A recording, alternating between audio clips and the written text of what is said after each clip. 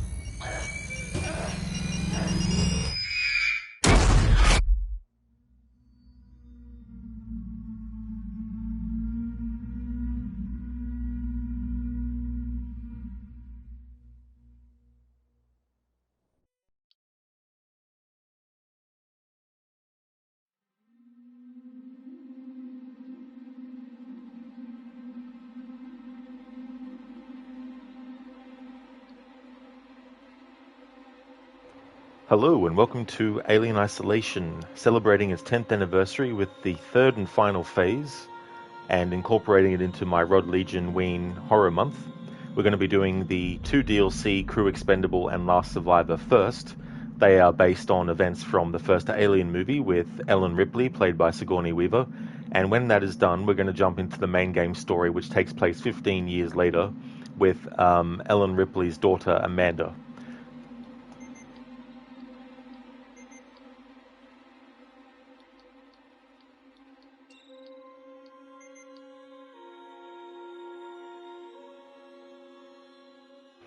The last phase I did was like a low light playthrough, so I had the settings for gamma down to 0, so 1, 2, 3, putting it back to what I normally would have it at, and put film grain intensity back on.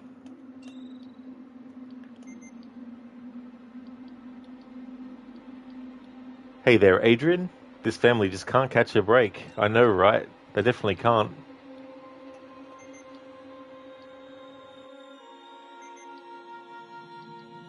Going to play this whole game on Novice because I don't have time.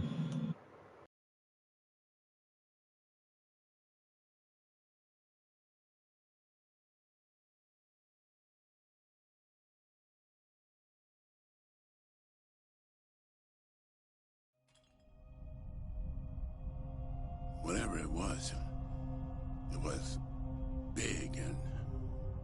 You sure took him into the air shaft? Disappeared into one of the cooling ducts. My question is, it's using the air ducts to move around. You know, the primary air shaft may work to our advantage. We can lead it through, down to the main airlock. Who gets to go into the vent?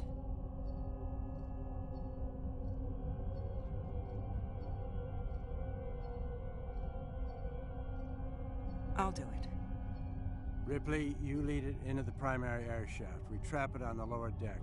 Then Ash opens the airlock. Lock down the maintenance hatches where Parker, Lambert, and me are tracking it on the way. Let's do it, people.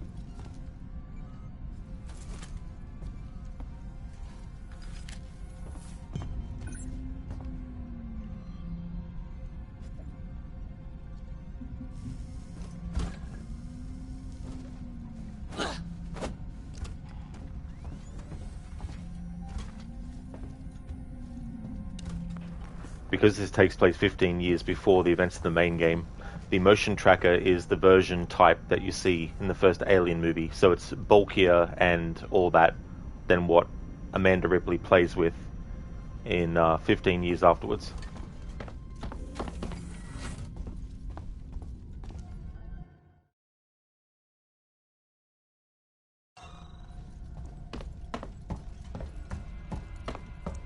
The security system has shut a number of doors, so you'll need to gather equipment en route. Mother isn't really helping the situation, unfortunately.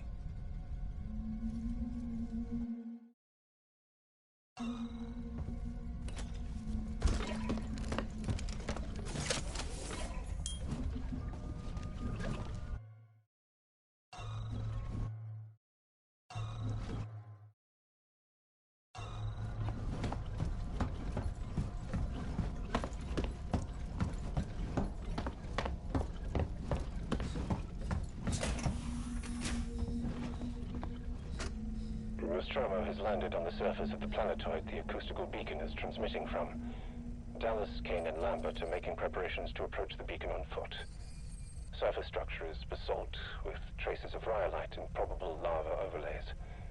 Atmosphere, inert nitrogen, a little oxygen, and high levels of free CO2. Pressure reads at 10 to the 4th dynes per centimeter. Quite the storm raging out there.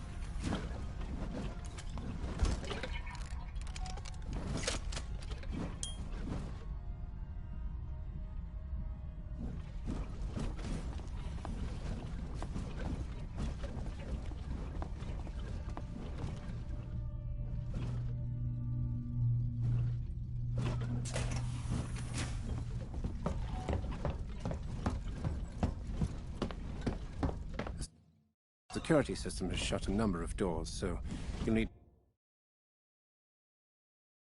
to gather equipment en route. Mother isn't really helping the situation, unfortunately.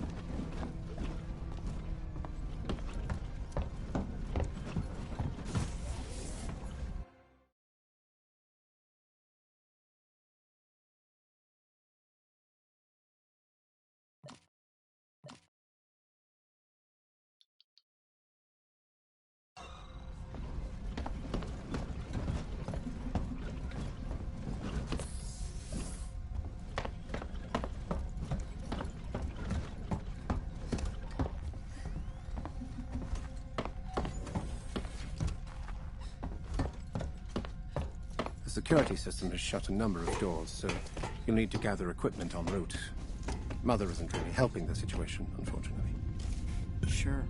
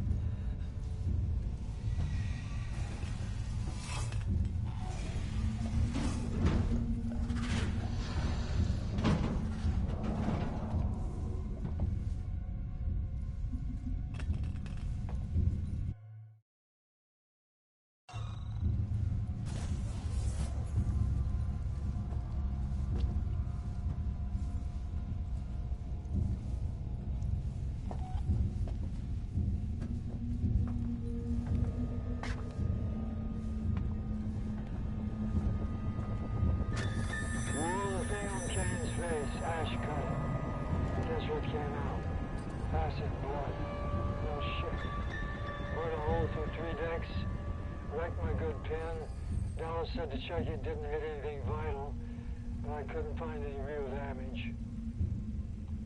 Gonna need one hell of a paint job, though.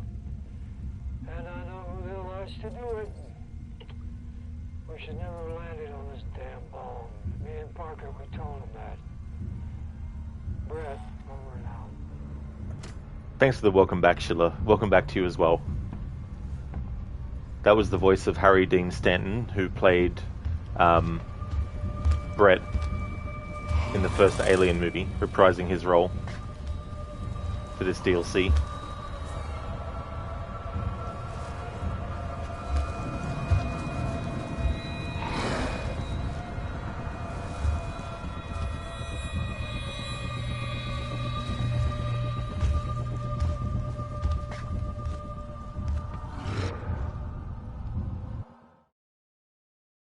No worries, dude.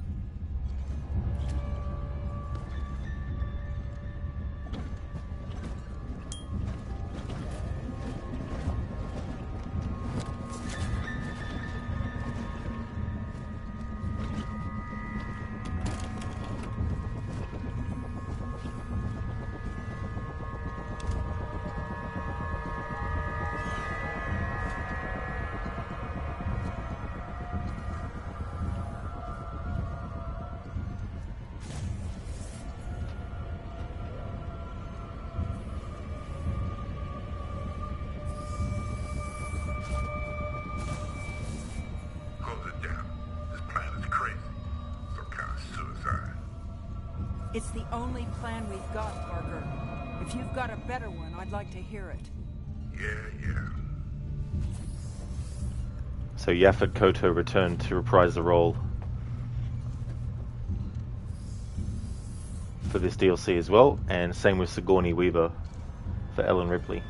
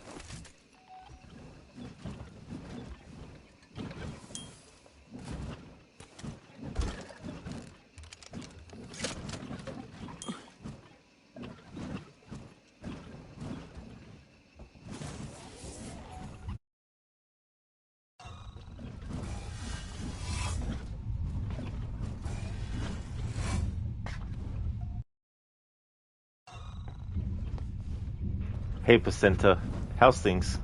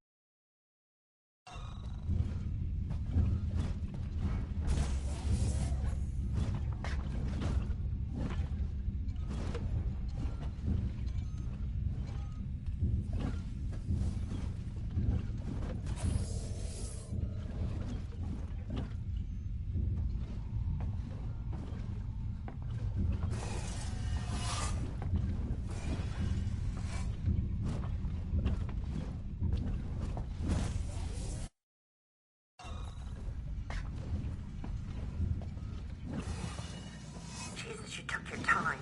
Set up my side of the system. I'm a sitting duck here. You're safe now, Lambert. Just sit tight. It'll be over soon.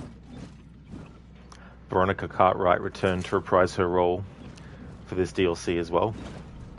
She was in the first Alien movie. The only actor voice-wise who doesn't return is Ian Holm, who plays Ash in the movie. He was very sick and elderly, of course, by the time they were doing the recordings for this game, so his likeness is used, but a different actor does his voice.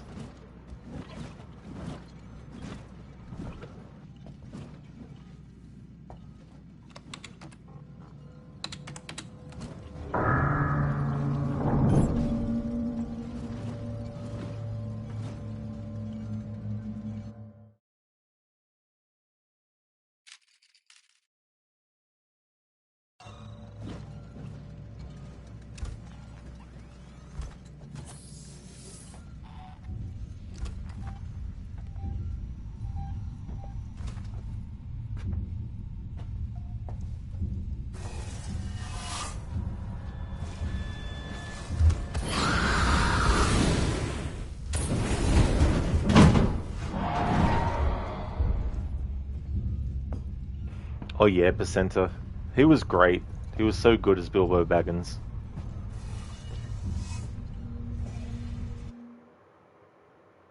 It's funny, in the Time Bandits movie, he played Napoleon.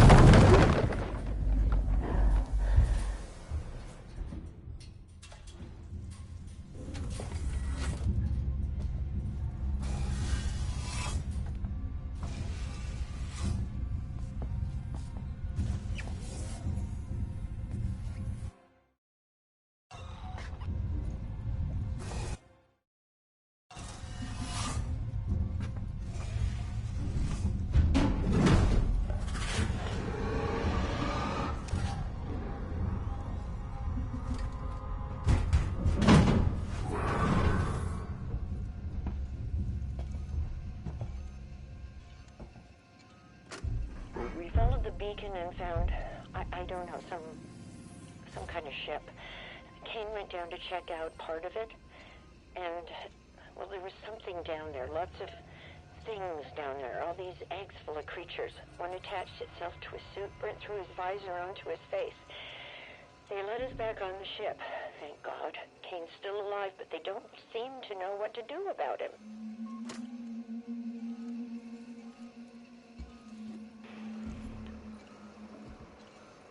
Wanting to try and make sure I get all of the recordings in this DLC.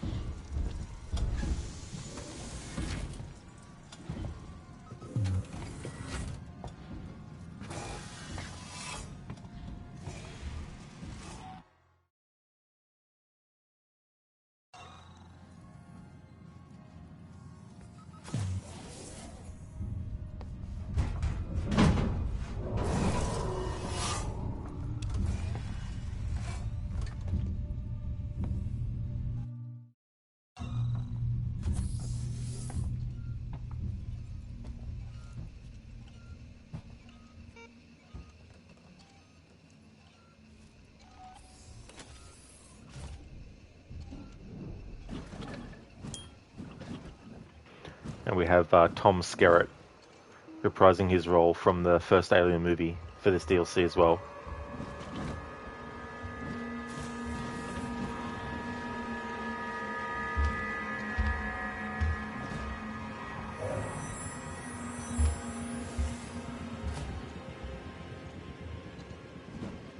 Hey there, DC. Mother!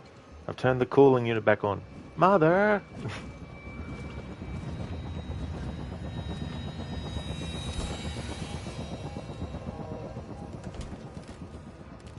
Good to see you, Ripley. By rights, it should have been me going in there. It was my choice, Dallas. Let's get this done.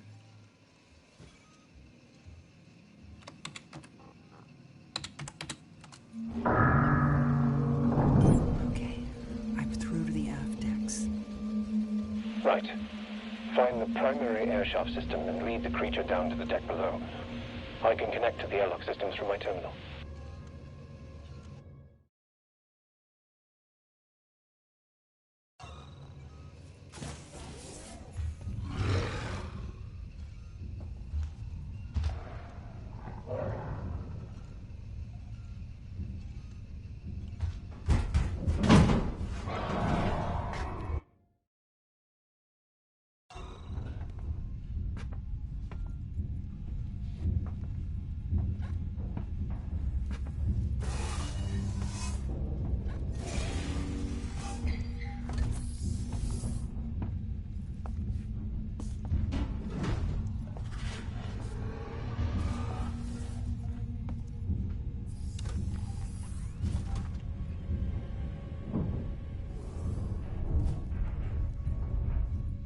DC Dallas, he doesn't look Texan though.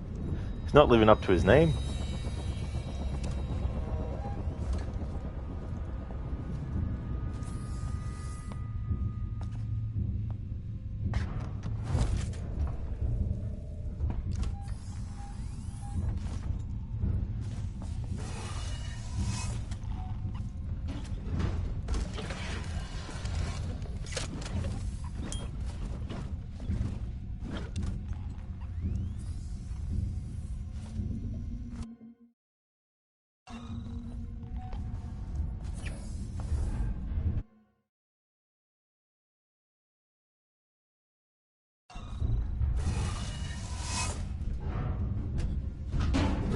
At the primary shaft. Wish me luck.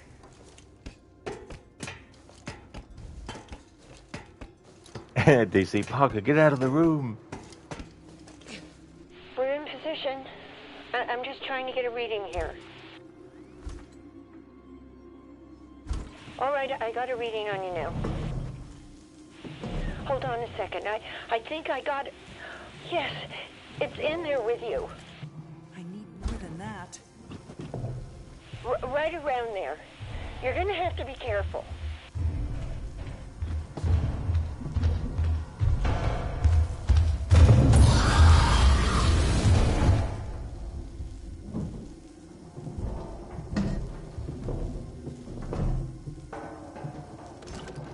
Move.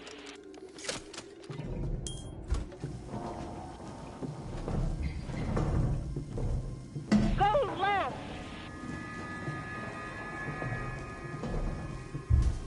Straight on.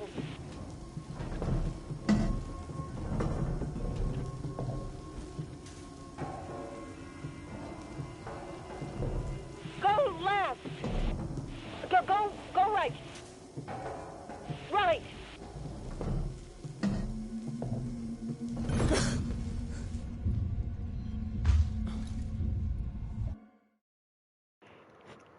DC, let Lambert know it's just Jonesy. That's all it is. It's just Jonesy.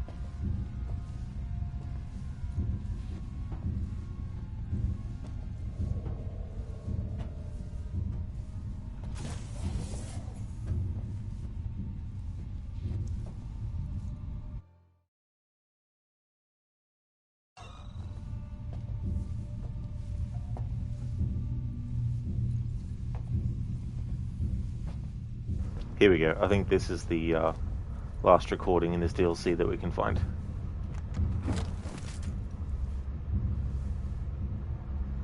DC, and yet in the movie, while in the docks, Lambert got Dallas killed, but she saves you, lol. That's true, yeah. I was reading up on this DLC because it had been years since I did it, and I originally thought that this whole scenario was just like an extra scene that they added, quote-unquote, added to the original Alien, and that the other DLC was recreating the ending scene. But even this is, definitely just fabricated. And even the other DLC where we play as Ellen, and it's the final scene of the movie, essentially, is not exactly the same either. So it wasn't supposed to be a one-to-one recreation of the movie's ending with this DLC, or the other DLC, I should say. This is Ash, Science Officer of the Nostromo. This is an official record in the ship's log of my actions today. A member of the crew was compromised by an unknown creature. I made the decision to allow him back on board without following established quarantine procedure. Looking at the bigger picture, I feel comfortable with this decision. It was a risk I was willing to take, and I will abide by whatever the company decides upon my return. There we go. Okay.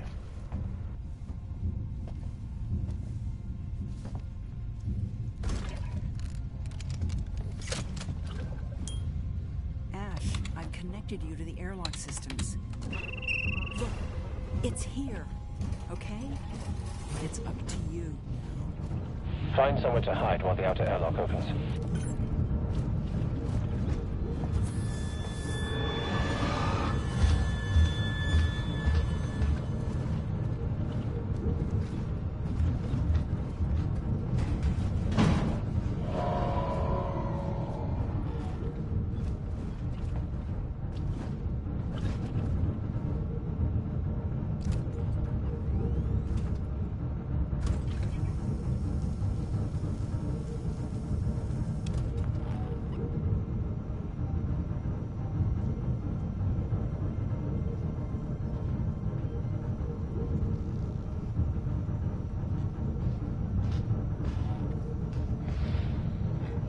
Airlock is primed. Wait for it to enter the outer airlock chamber and be ready to close it in.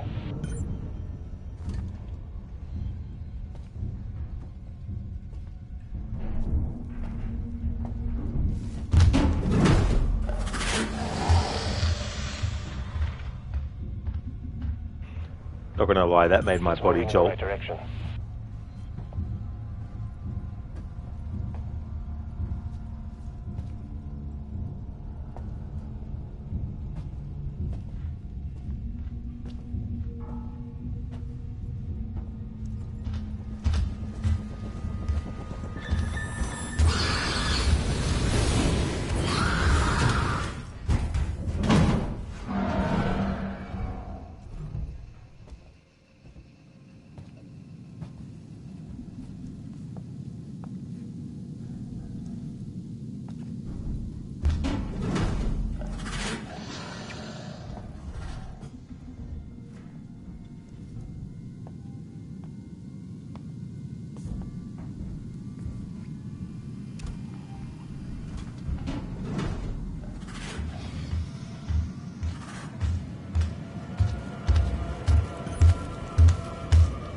Something strange happening here.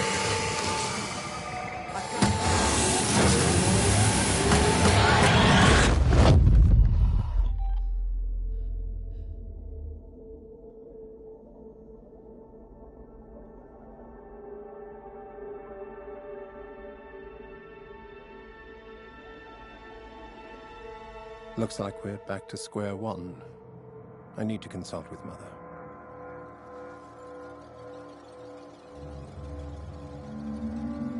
Bring back life form. Priority 1. All other priorities rescinded. You can't. You still don't understand what you're dealing with, do you? Perfect organism. Its structural perfection is matched only by its hostility. I admire its purity. A survivor, unclouded by conscience, remorse, or delusions of morality. Last word. I can't lie to you about your chances, but you have my sympathies. Sure, Ash, sure.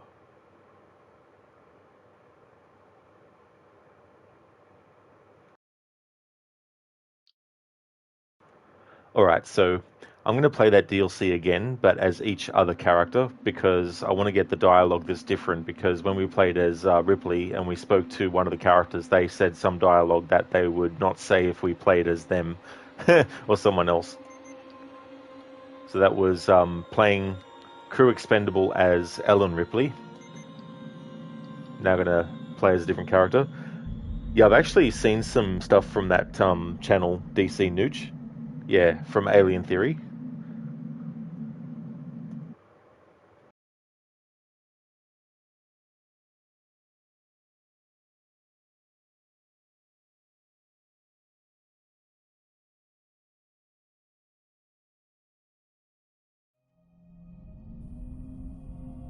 Whatever it was big and... You sure took him into the air shaft? Disappeared into one of the cooling ducts. My question is, it's using the air ducts to move around. You know, the primary air shaft may work to our advantage. We can lead it through, down to the main airlock. Who gets to go into the vent? Okay, so we did it as Ellen. Alright, so just to see how many characters we can do it as, so we got Parker, Dallas. Okay, so yeah, so it's only Ellen, Parker, and Dallas. Alright, so we're going to do it again, but as Parker. And I'm not going to listen to all the recordings again because we've already done that. They won't be different no matter who you play as, but I want to get the different dialogue from the actual characters when they talk to you based on playing as someone else. DC, cool. Lots of interesting Alien Universe side stories. Some sound great to make movies out of, but Hollywood sucks these days. Yeah. I don't know. I think the Alien sort of like movie franchise is sort of like doesn't have anywhere to go anymore. And where it could go would make it so different to anything that people wouldn't like it. So.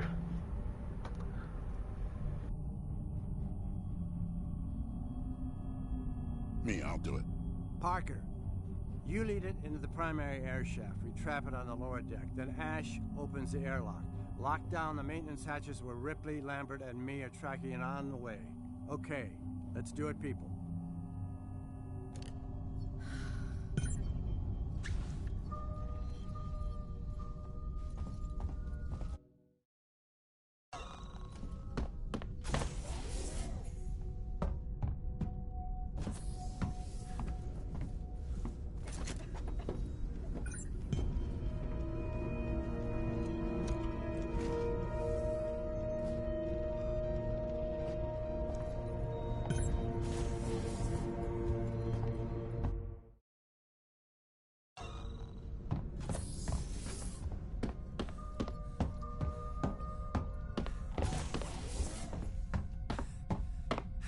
The security system has shut a number of doors, so you'll need to gather equipment en route. Ash's dialogue there is the same, no matter who you play as.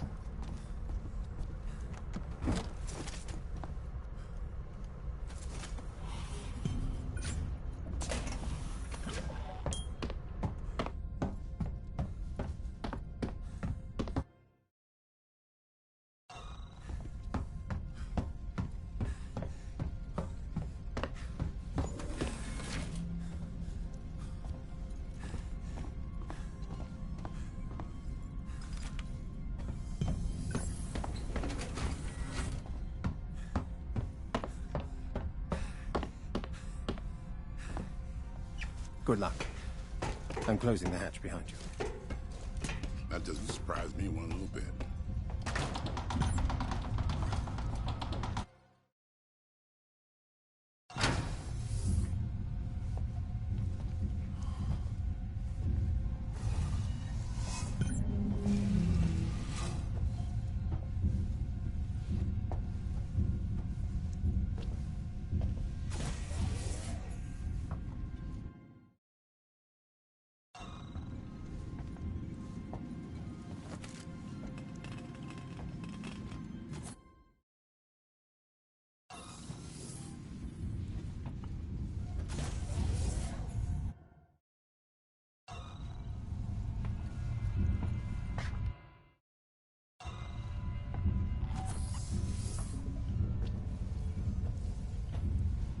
Parker. By rights, it should have been me going in there. You just remember that.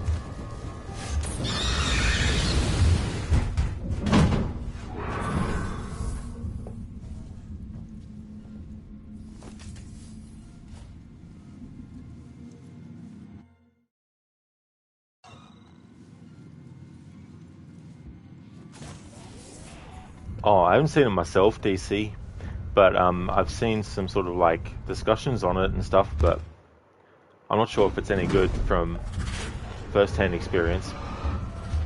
But I've already had things spoiled to me, not by anyone in particular, but just the natural part of the internet and not having seen the movie when it first came out, you know.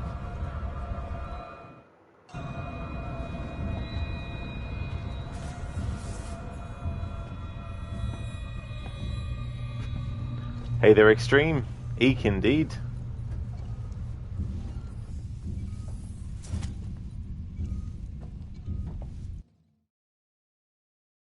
You sure it's a good morning? Well, it's evening here for me.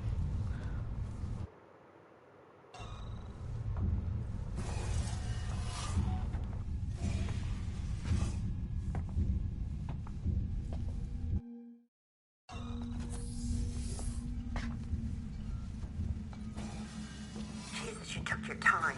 Set up my side of the system. I'm a sitting duck here. Anytime you want to take my place, Lambert, be my guest.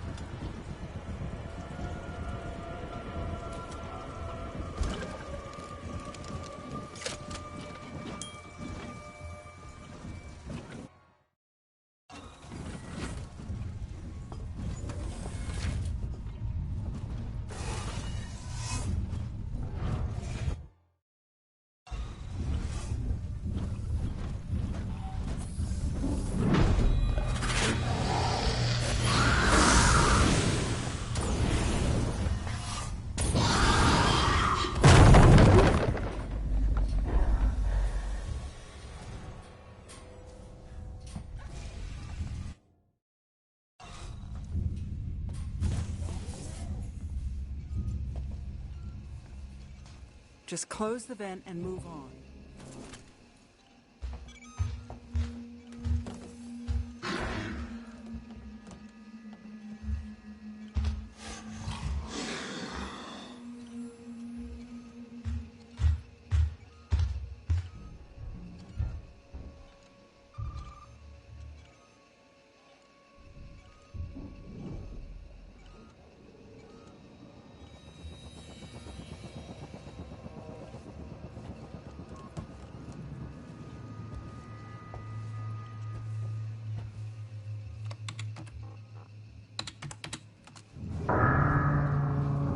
I've got to the aft decks. Right. Find the primary airshaft system and lead the creature down to the deck below. I can connect to the airlock systems from my terminal.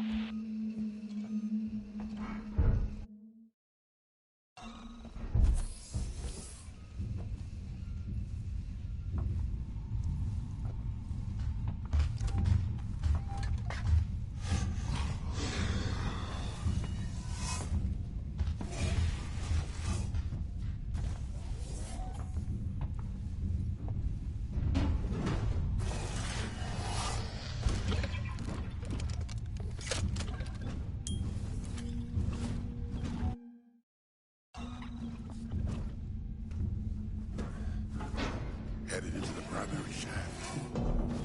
This had better work.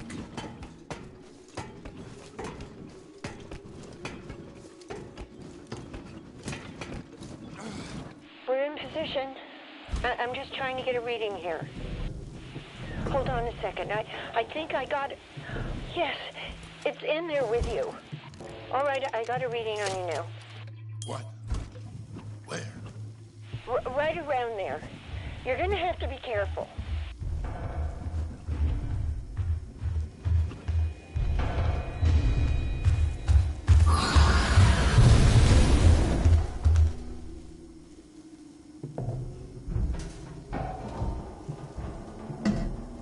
Oh, no.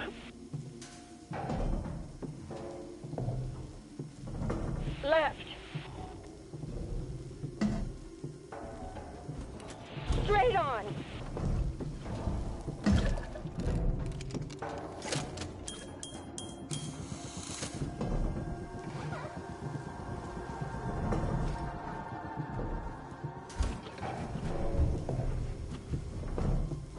Left. Right.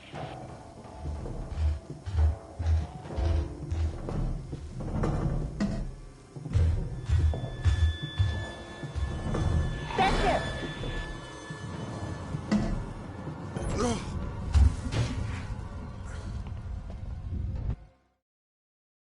Hello, Sadie. Good morning. I'm doing well, thanks. Things are going good. Finished Alan Wake 2, so that's now 3 games in the marathon for October finished. And now I'm doing the DLC for Alien Isolation. It's set before the main game, and basically you can play as multiple characters in this first DLC. And I've already gone through it as Ellen Ripley, and now I'm going through it as another character named Parker, all from the first Alien movie, and going to get some different dialogues and stuff. And there's another DLC as well that kind of recreates the ending of the first Alien movie, and then after I've done all that, I'll be jumping into the main story then, which takes place 15 years after this DLC content. How's things going with you? Hey there, James. Good morning. How's it going, dude? Sadie didn't even realize there was a DLC. To be honest, she couldn't finish the main game, and that's totally fair too, as well. I mean, there's definitely a lot of moments in this game that are very, very frustrating, especially how long it takes, because you might spend 10-15 minutes avoiding the alien to only just die, and you might have only saved like 20 minutes ago, so you have to redo all that again. But yeah, there's more than this DLC as well, but I won't be doing it too. It's more like a kind of like challenge mode, where there's different things, different people you can play as that are sort of like part of Sevastopol, which is the station in the main game. But I won't be doing that DLC because that's more just like never-ending kind of content, and so I'd rather just stick to very precise story stuff for this phase anyway, because this is also not just a playthrough for my Halloween month, It's also the final phase of celebrating this game's 10th anniversary as well. James, doing good, just woke up and started your laundry. Oh, very nice, James, that's cool. Sadie, you're good, you had a good lie-in, might play some Silent Hill later. Oh, that's great. That's good that you're able to get some good rest. That's excellent. Hope you enjoy Silent Hill later. Is it the remake of Silent Hill 2, or is there another Silent Hill game you're going to be doing? James, preparing for breakfast, but need to stretch your hand to the bag with baked shit, but you're lazy. Oh, that's definitely understandable. That's no worries.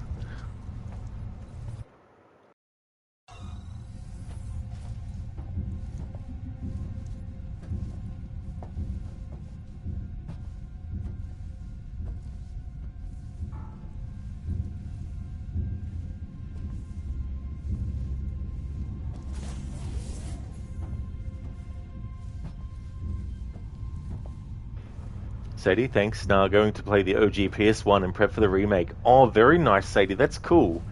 That's awesome that you're playing the OG Silent Hill 1. That's cool. Oh, you mean, sorry, the original Silent Hill 2. Sorry. When you said PlayStation 1, I was like, oh. But that's cool that you're playing that.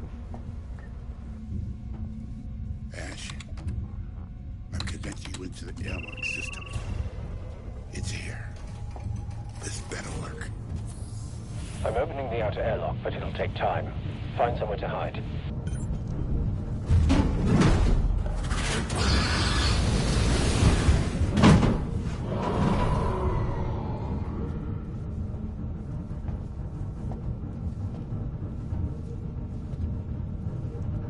Because this is based on the first Alien movie, the motion tracker is the really large, bulky version that's in the movie, which is the version that's 15 years before the version you use in the main game.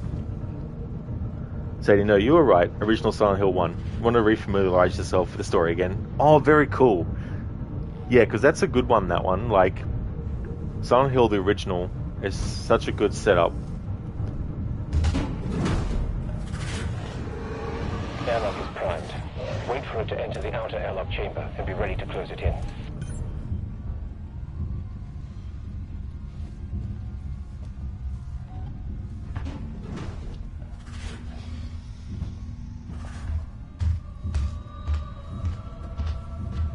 It's moving in the right direction.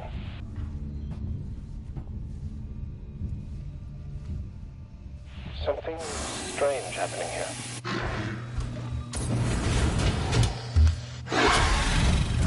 Prick.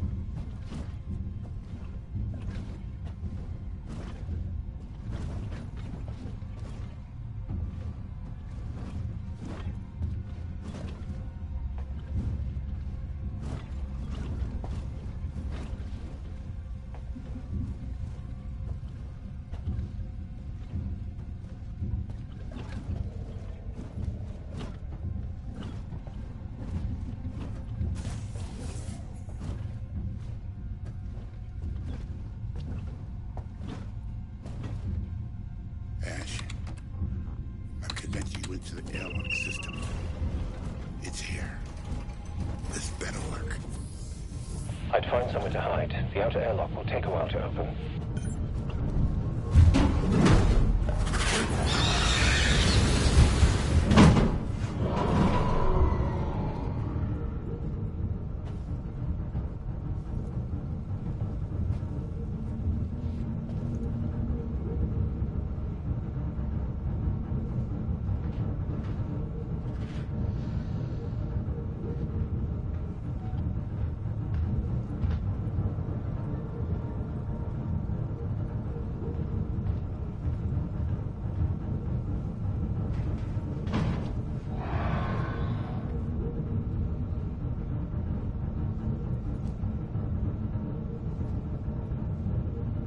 Airlock is primed.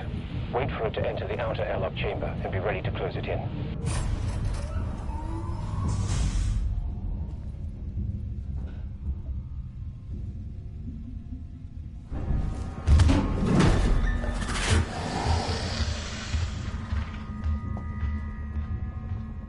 It's moving in the right direction.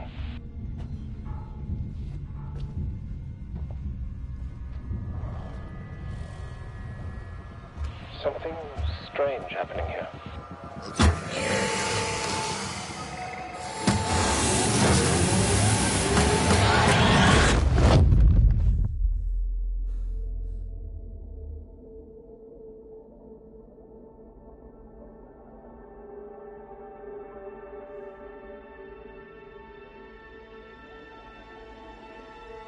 It was worth a try. We're going to have to think of something new.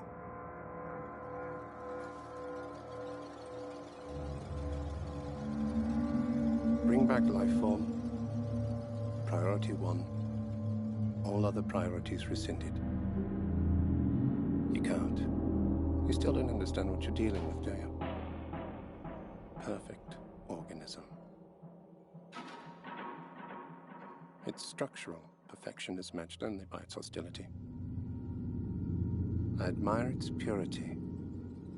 A survivor.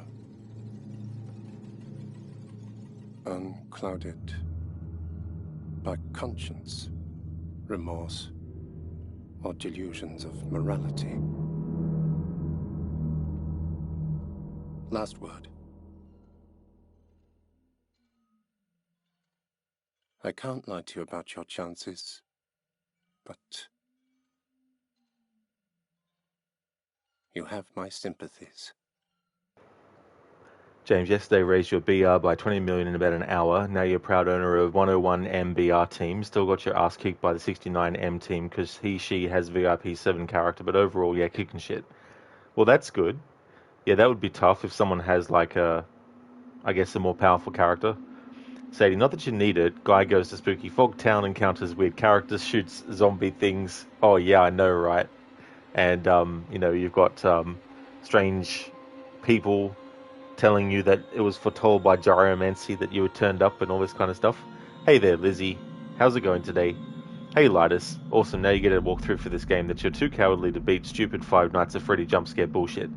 Yeah, so this is currently DLC content I'm playing through. It's set during Ellen Ripley's time in the first Alien movie, and I've played through twice now for this playthrough as different characters. So I played through as Ellen Ripley, and then just played through as Parker. Now I'm going to play through as the next character on the same DLC to get the different dialogue, because there's different dialogue depending on who you're playing as and who they interact with, because you're playing as them instead.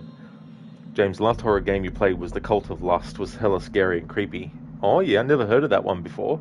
The Cult of Lust. So either that or the townspeople telling you it's in your imagination. Oh, exactly. It's like, nah, you're just imagining these things. What fog? There's no fog. Okay, so go through this DLC one more time as the final character that you can choose to go through it as.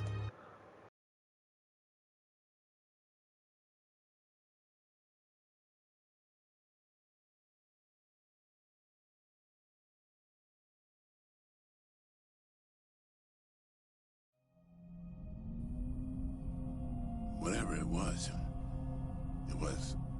big and... You sure it took him into the air shaft? Disappeared into one of the cooling ducts. My question is it's using the air ducts to move around. You know, the primary air shaft may work to our advantage. We can lead it through, down to the main airlock. Who gets to go into the vent? Well, we've already played as Ellen Ripley for this DLC. We've already played as Parker for this DLC. So the final character you can select from to play as is Dallas. So we're going to play through it as him now. James, well, the story was that your wife girlfriend has been kidnapped by some lust cult she wasn't part of. She knew some people from your neighborhood, and you infiltrate this mansion to try to find her. And because she was pregnant, it adds more scare to the game. And after the tutorial, she told you that they took your baby, and you try to find it. In the middle, your wife is getting mind controlled by the demon of head of the cult. Yeah, you got to watch out for those cults. They always like doing that kind of culty stuff. But yeah, I don't think I've heard of that game before, James. That's an interesting concept. This one's mine. I lead into the primary air shaft. We trap it on the lower deck. Then Ash opens the airlock. I'll lock down the maintenance hatches where Parker, Ripley, and Lambert are tracking it on the way. Okay, let's do it, people.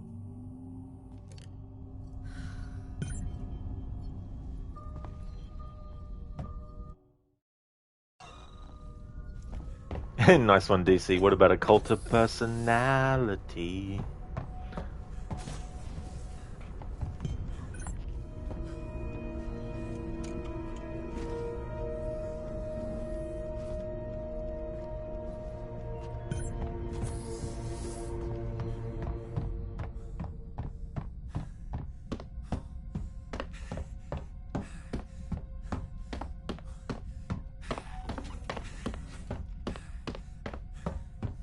The security system has shut a number of doors, so you'll need to gather equipment en route.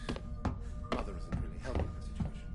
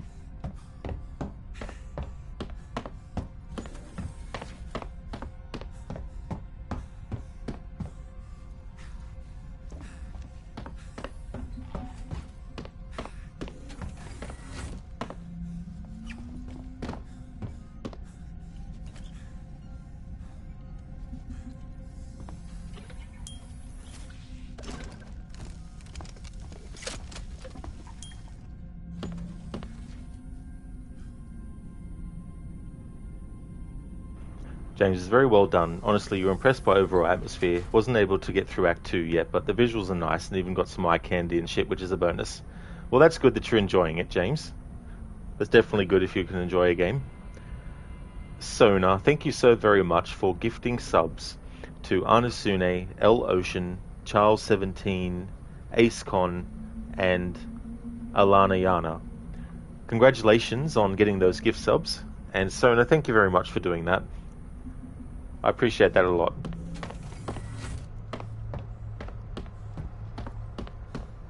The security system has shut a number James, not of as eye doors, candy so as Succubus, you'll but need to gather yeah. equipment Well, that's en fair route. enough. We can't all Mother be isn't eye really candy. helping the situation, unfortunately. Good luck. I'm closing the hatch behind you. Okay, Ash. See you on the other side. No worries at all, Sadie. Thank you for leaving the lurk. I hope that you enjoy your cup of tea as well.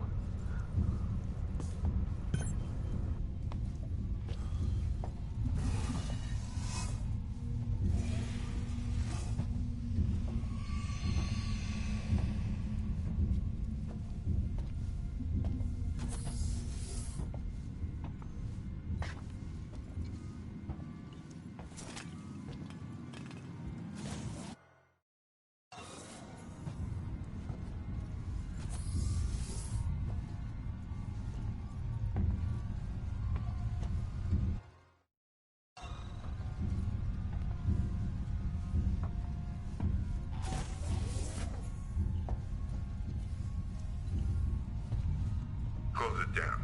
This plan is crazy. Some kind of suicide.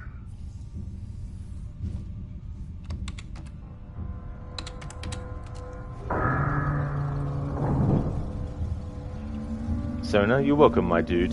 Thank you so very much for that.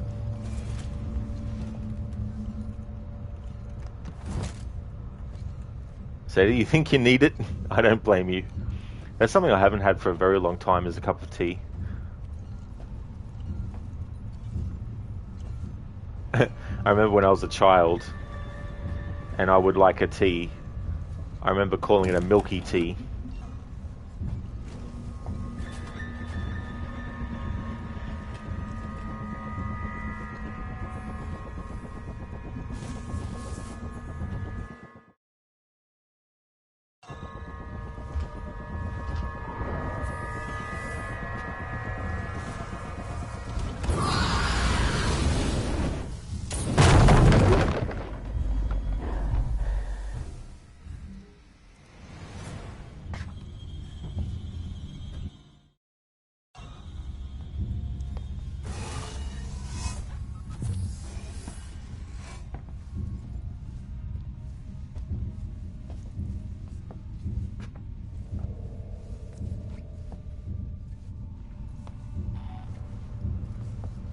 So phase 1 of celebrating this game's 10th anniversary was getting all the collectibles.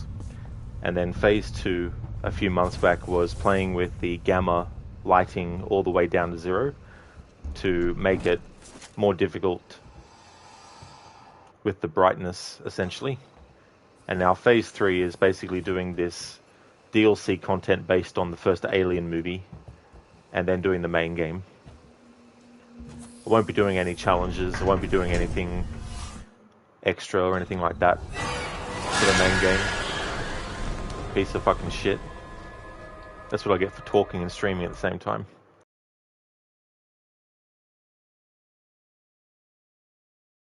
Okay, Ash. See you on the other side. Now we're gonna do the first one again.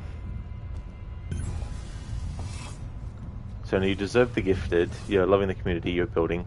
Well, thank you so very much, sir, and I'm glad that you enjoy. That's awesome.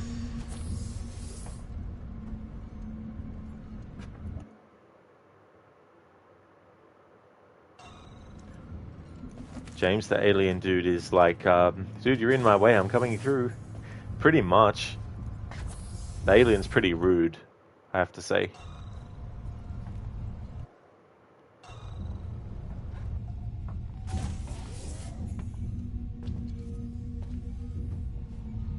Close it down. This plan is crazy. Some kind of suicide.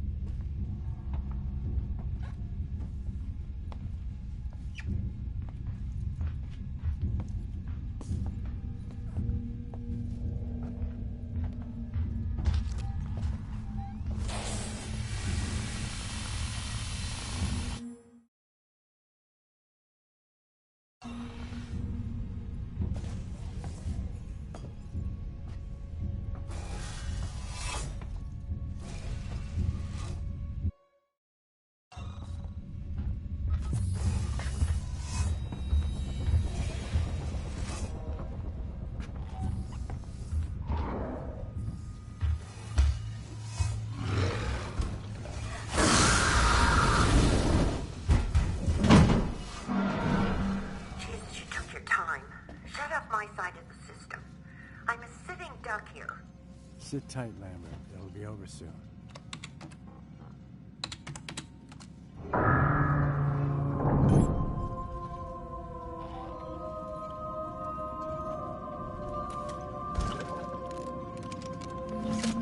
James, things like spiders. When the spider's in your room, it's in room now. Same goes for the alien. You think she owns the ship now. Because as we all know, only females leave the side of the queen to hunt. Males are guarding queen and keep her company. Yeah, that's definitely a good point as well.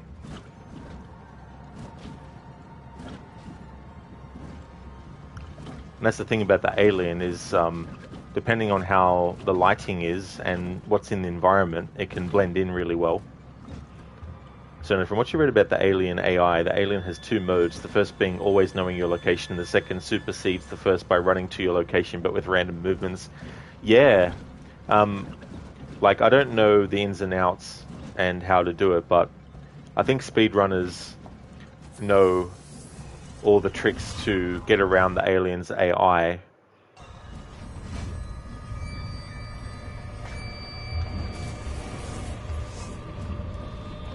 To be able to actually, even on the hardest difficulty, I think I remember there was something about whichever direction you move as you go through, the alien's hearing, so to speak, doesn't work anymore, or something.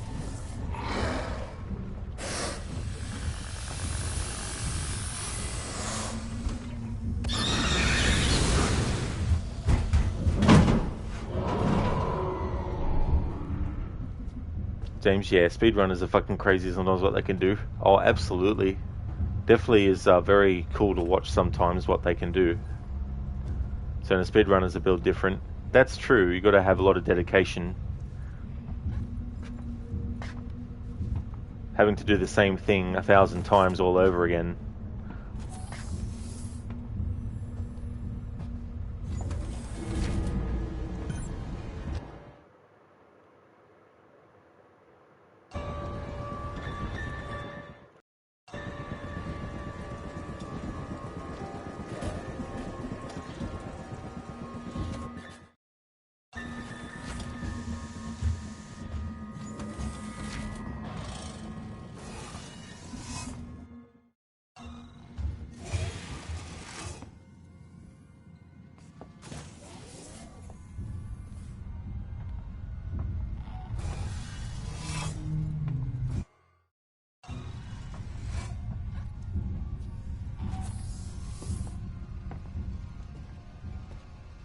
Just close the vent and move on.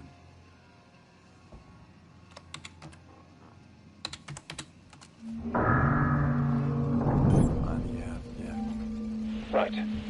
Find the primary airshaft system and lead the creature down to the deck below. I can connect to the airlock systems from my terminal. James, yeah, you're always amazed when you're watching AGDQ marathons and shit. Oh, exactly, yeah. Yeah, I've seen some of those over the years. Hey there, Caleb. Welcome back. You got excited for Alien Isolation? Oh, very nice. Yeah, for the Phase 3 of celebrating its 10th anniversary, I'm incorporating the DLC related to the first Alien movie into the playthrough. So since they take place 15 years before the events of the main game, I wanted to do this content first. But to do something extra as well, I've played through this DLC as 2 of the 3 characters already that you can play through it as. So now just playing through as Dallas. I played through as Ellen Ripley and then as Parker and now as Dallas. And then once this is finished, we'll be moving on to the next DLC, which is a recreation of the ending, or a reinterpretation of the ending of the first Alien movie.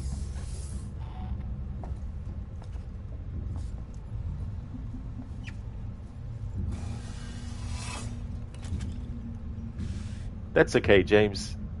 Oops, sorry. I thought you were going somewhere. I thought you said be right back. Caleb, yeah, you sold your 1S and 1X with a copy of this game, so you haven't played it since? Oh, really? That's fair. But you played the DLC missions. Oh, cool. There's another DLC that you can do, but I won't be doing it as part of this playthrough because it's essentially never-ending content, you know, but wanted to at least do the movie-related stuff. James, that reminds you watched Romulus again 2 days ago. The movie is fucking brilliant. Well, that's good that you enjoyed it. I still haven't seen it yet, but I already know some of the things about it, so doesn't really matter, though. I'm at the point in my life where I can't avoid spoilers anyway, so it's just like I don't watch movies very quickly anymore. Caleb, but you played the DLC missions. Yeah, lol. You'll get it again. Oh, nice. Yes, it's such a great game. I'm going into the primary shift. Start crossing your fingers.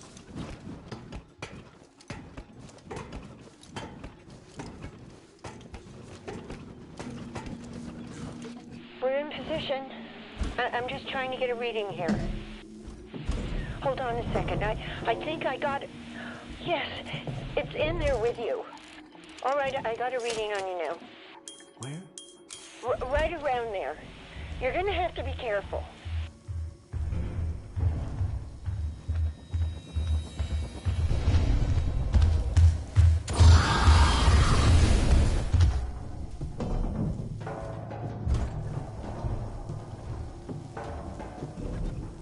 Move.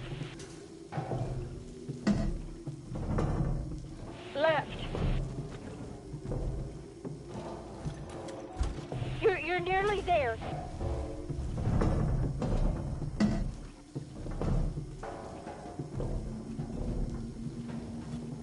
Go left. You're nearly there.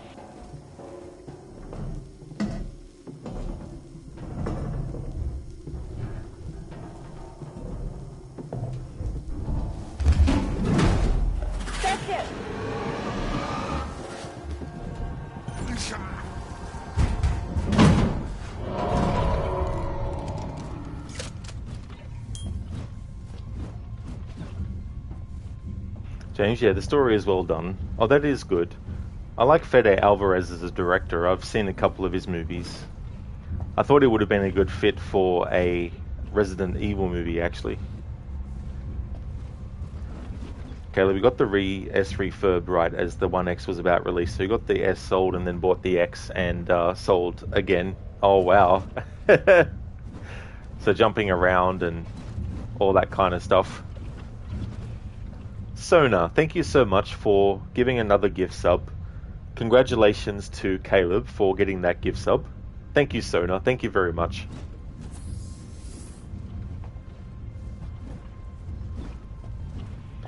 James, and the main character's cute, so even better. Well, that's good. Can't have a story without a attractive main character.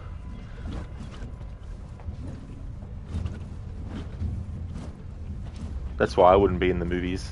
Ash, I've connected you into the airlock system. It's here. I'm opening the outer airlock, but it'll take time. Find somewhere to hide.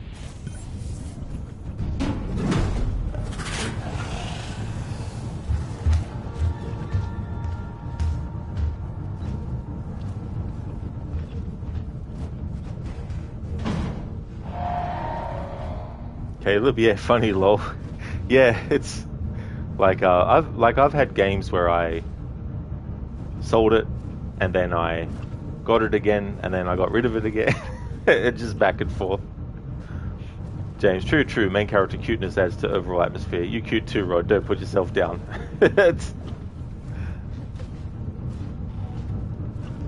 Sony, you're welcome.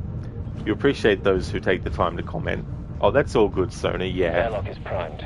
Wait for it to enter the outer airlock chamber and be ready to close it in. Yeah, it's good to do that. Always like to try and get to everyone's comments. Caleb, so the same thing, lol. Exactly. You know, it's like a bit of a revolving door with all that stuff. Hey there, Shaky. How's it going, dude? It's moving in the right direction.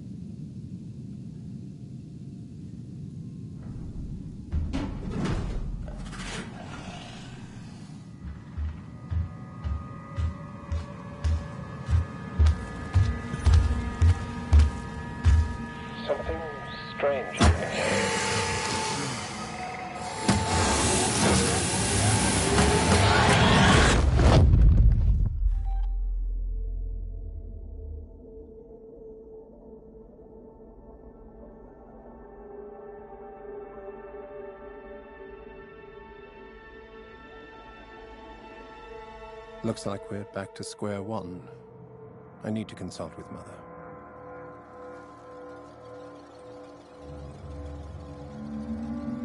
Bring back life form. Priority 1. All other priorities rescinded. You can't. You still don't understand what you're dealing with, do you? Perfect organism. Its structural perfection is matched only by its hostility. I admire its purity. A survivor. Unclouded by conscience, remorse, or delusions of morality. Last word. I can't lie to you about your chances, but you have my sympathies. James, yeah, so much for Flames hurting her. She just walked past you. Yeah. Damn, her ass was well done. You never noticed that. What a cake. So if you imagine Rod being in a room with 28 people, different people, that's a classroom full, and his voice rarely falters.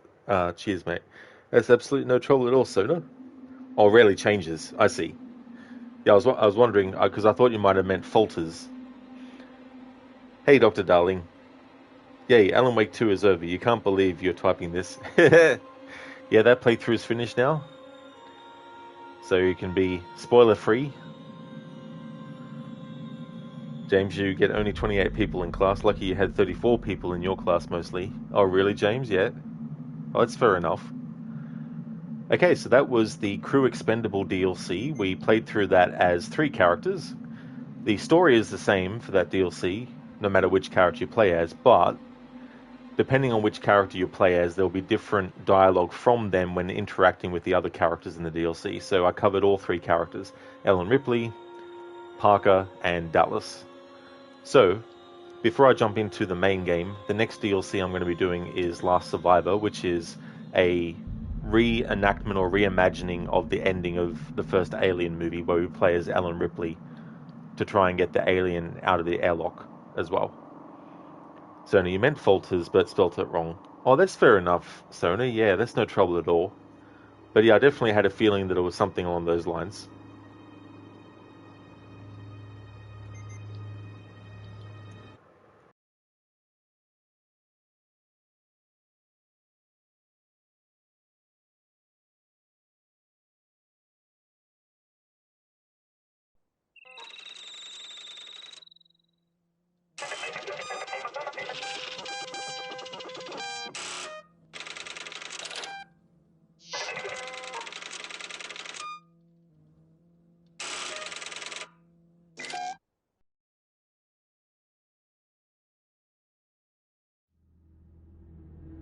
We're gonna blow up the ship. We'll take our chances in the shuttle. Good. We're gonna need coolant for the air support system. Parker! I powered up the shuttle. Have you got those coolant tanks ready? We're doing it. You want to give us a hand down here?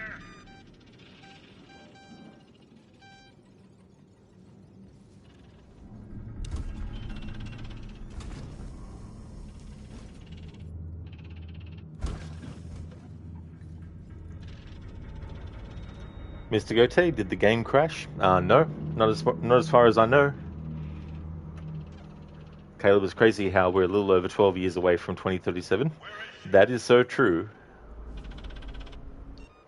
Yeah, you're not wrong there, like crazy. James, oh yeah, the coolant. You can be an alien movie. You can't be an alien movie game without a coolant. Exactly, it just wouldn't be an alien movie otherwise. The perfect organism at the 800 with commando training. It can give birth, be an action hero, find its long-lost twin brother, and teach in the kindergarten. Thank you, Mr. Gote. Thank you, Dr. Darling, for redeeming the Arnie impression. Very nicely done. Nice referencing of Arnie's certain movie roles.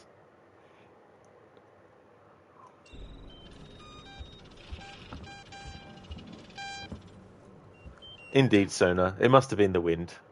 That's exactly what it had to be.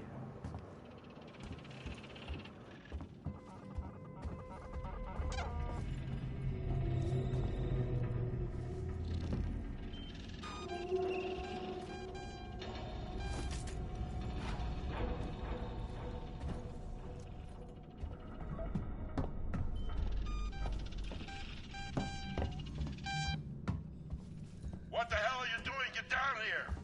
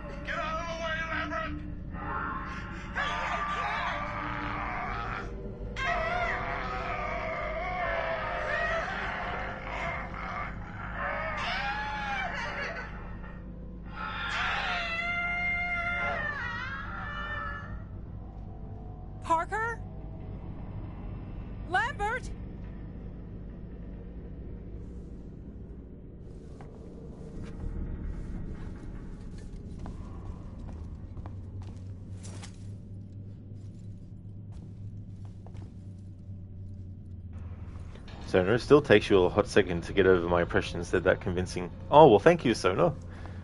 Yeah, they're fun to do as well. James, well, the only wind here is the solar wind, and believe you don't want to be outside when it blows across your face. It has a speed over 500 kilometers an hour and temperature over 700 degrees Celsius with high dose or radiation. Holy friggin' shit. Yeah, don't want that kind of wind. I'd rather a fart in my face than that wind. Caleb, yeah, they really are good. Thank you, Caleb. Cheers for that.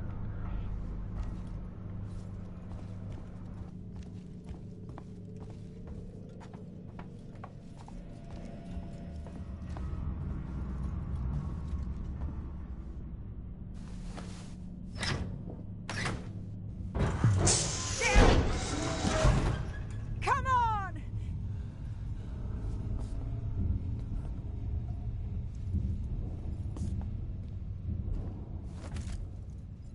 Hey there, Naked. Welcome on in.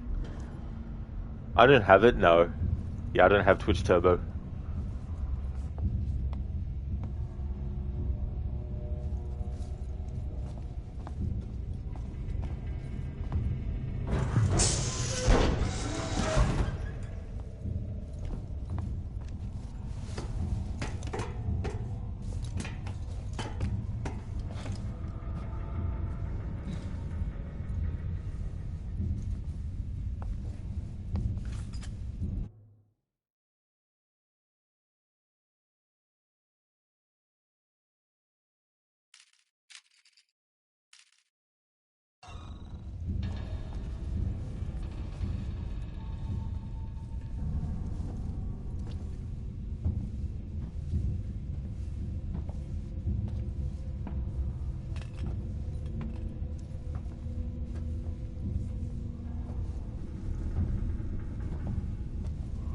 Lambert? Lambert!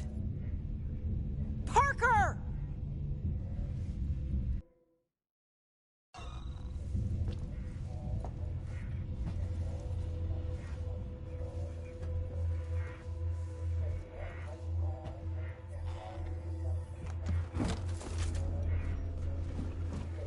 Oh, shit.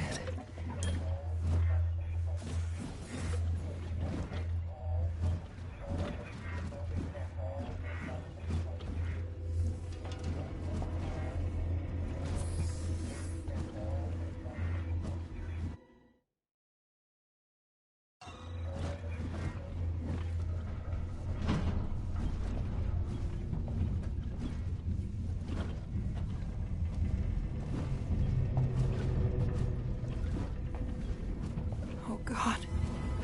No. Rest in peace, Parker.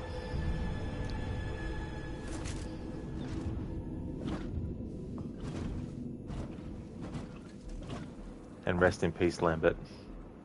Oh, God.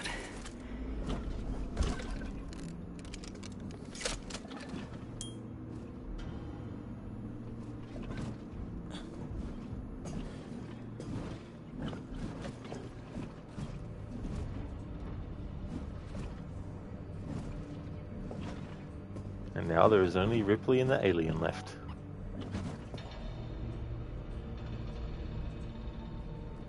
Next, your avoiding ads have become so difficult you're most inclined to getting turbo. Yeah, that's true.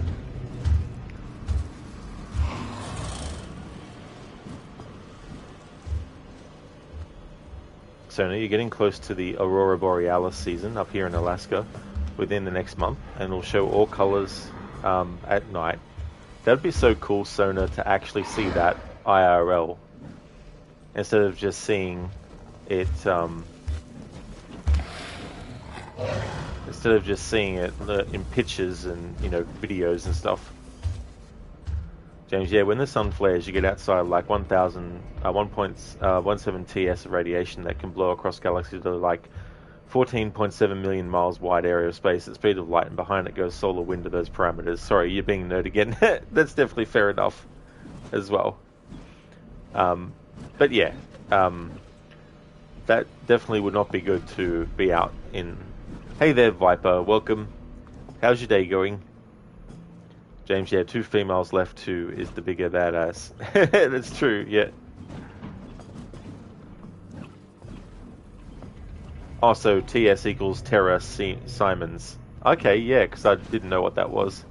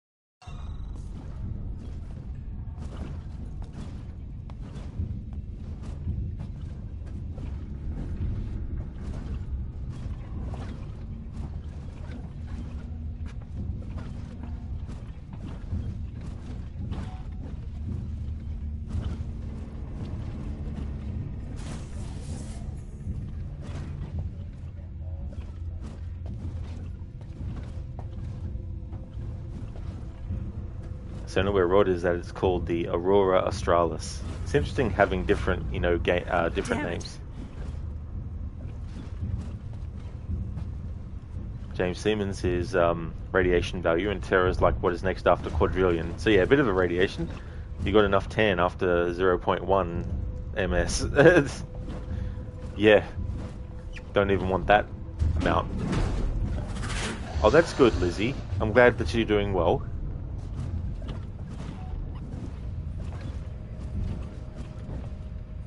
Please work. Thank you.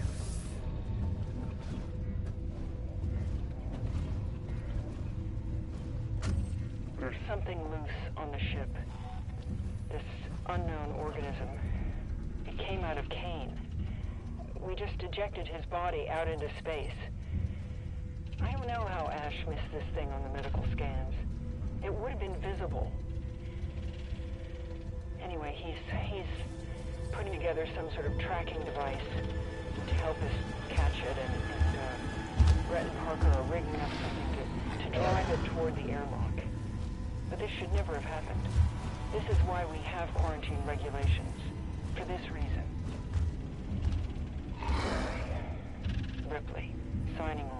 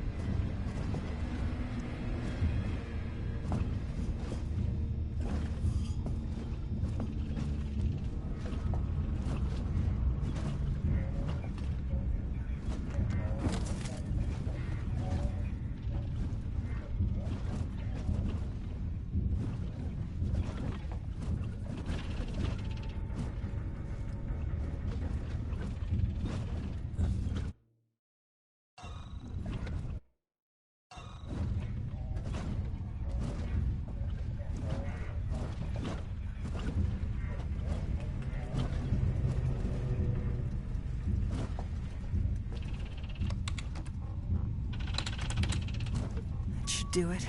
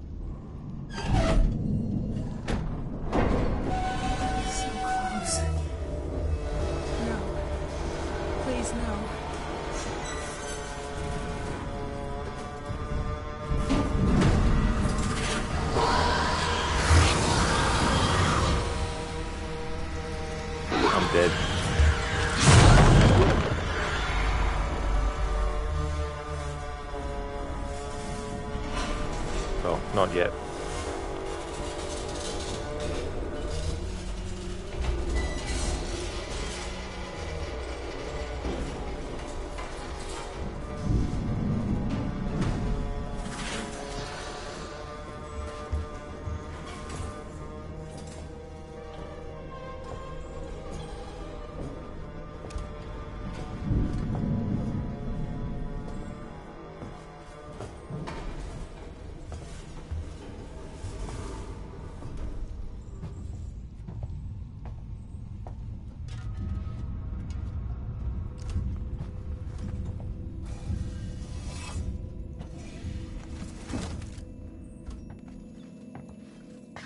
Come on, Ripley.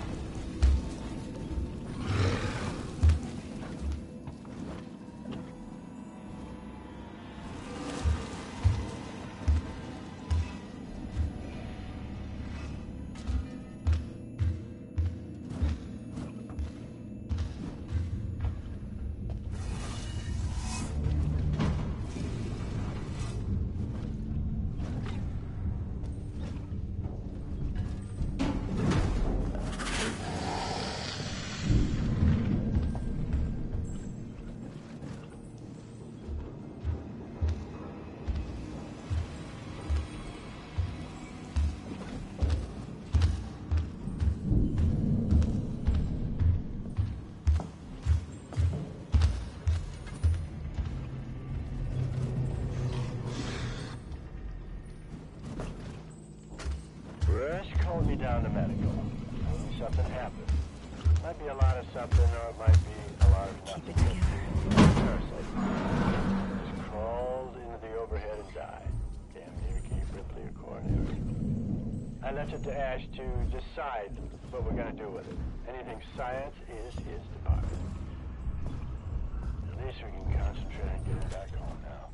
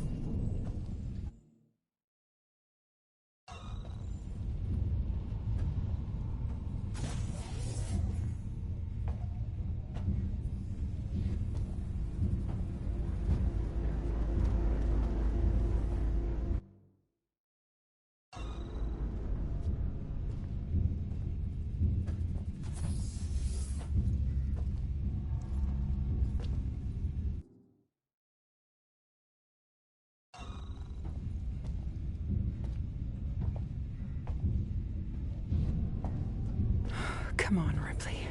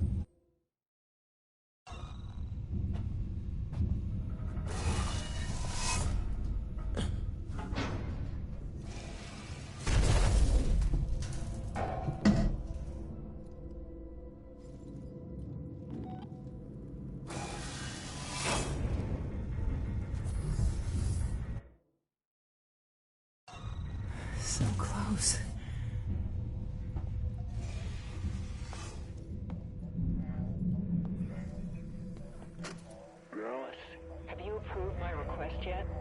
I haven't seen any movement on it.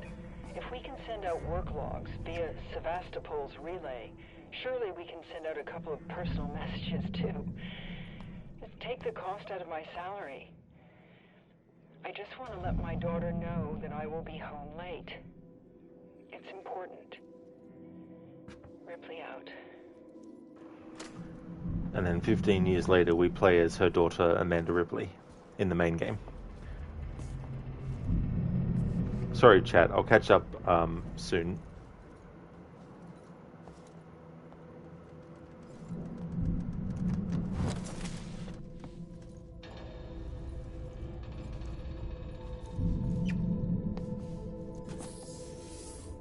Keep it together.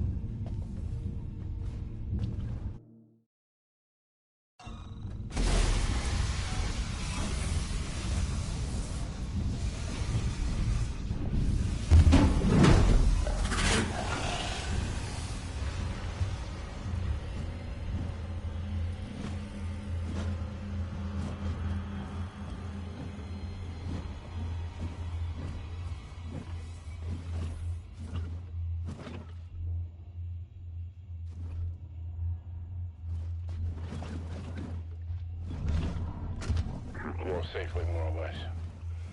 We're still blind on beacon, C6, and the reserve power's out. But the ship's in okay shape.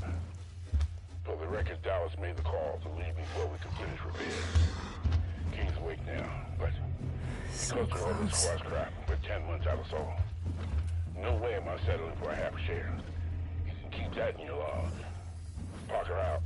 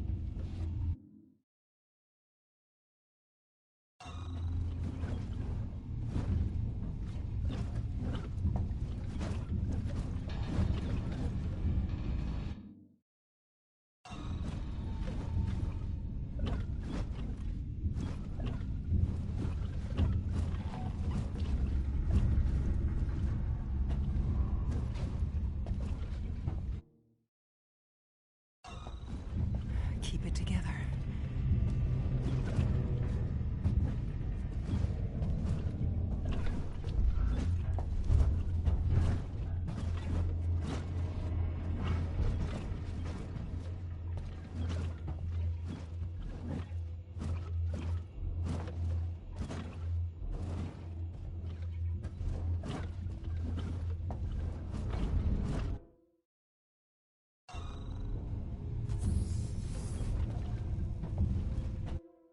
Alright, I'll catch up on chat for a bit.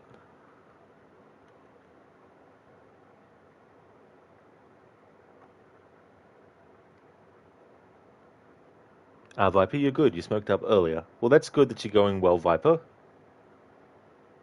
So not all the Southern Lights. Yeah, I've also heard about that too. Heard about it called that.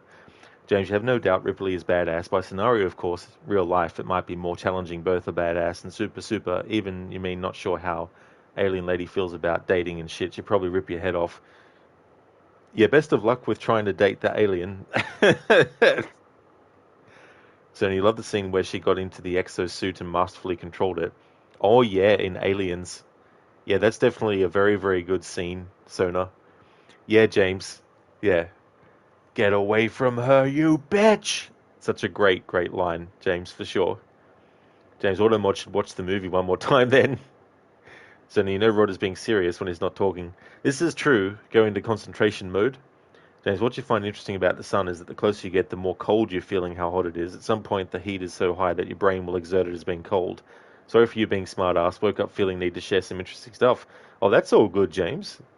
Yeah, I'm curious about things to do with, outer space and all that kind of stuff. So don't feel like you're not able to talk about those things. Definitely post comments about that stuff if you like. I might not know too much about it, but doesn't matter. Like, definitely still talk about it. So, no, cold psychological means fear. Yeah.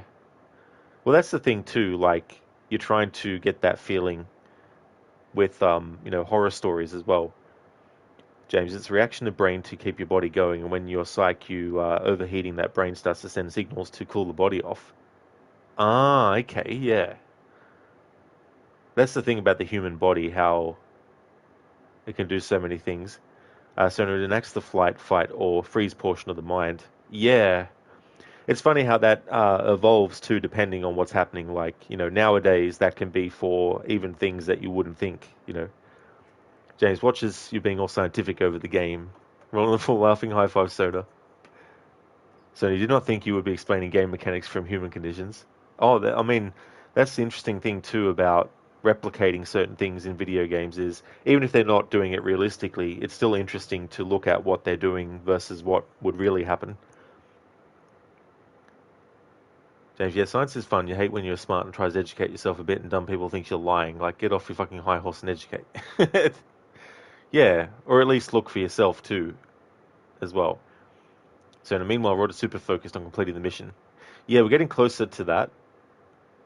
I'm surprised I've gotten this many hours out of DLC content. This is almost 2 hours. But then again, I've never played through the first DLC as all three characters before. But I wanted to do that for this 10th anniversary Phase 3 playthrough. James, yeah, Rod is badass female trying to get killed by second badass female. That's right, yeah, Ellen Ripley's running around trying not to get killed. Adrian, this is one of those, man, I wish I had an OLED games. Oh, yeah. Yeah, I've just got a regular television. James, yeah, you wish you're not glad that some basic knowledge of some shit that is around us helps you feel smart and useful even when you're not. But being dumb might get you easier through life sometimes, probably. Maybe. So you tend to hoard useless knowledge and people ask, why do you know that? Well, you never know. Like you might end up on a game show or something and that might be one of the questions they ask. And you can be like, I know that. Yes, Sona must have been the wind. Got to watch out for that wind. James, yeah, that is funny too. You know that Polar Fox changes her fur color as year progresses? No, and why do you know this? Not sure, just interesting information. Yeah, that's it. You never know where you might be able to use it. So in a shooter's survival instincts, as the weather changes from warm to cold, the fox will blend in the environment. Well, I mean, that definitely makes sense.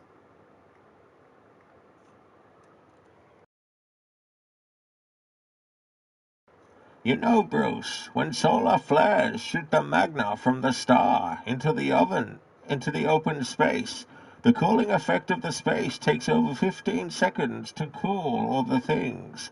What are you talking, Bane? Ha! A bit of knowledge. That ease up the pain, Bruce. Take it as professional courtesy. Thanks for redeeming that as a Bane impression, James. It's like, but Batman's supposed to know everything, though.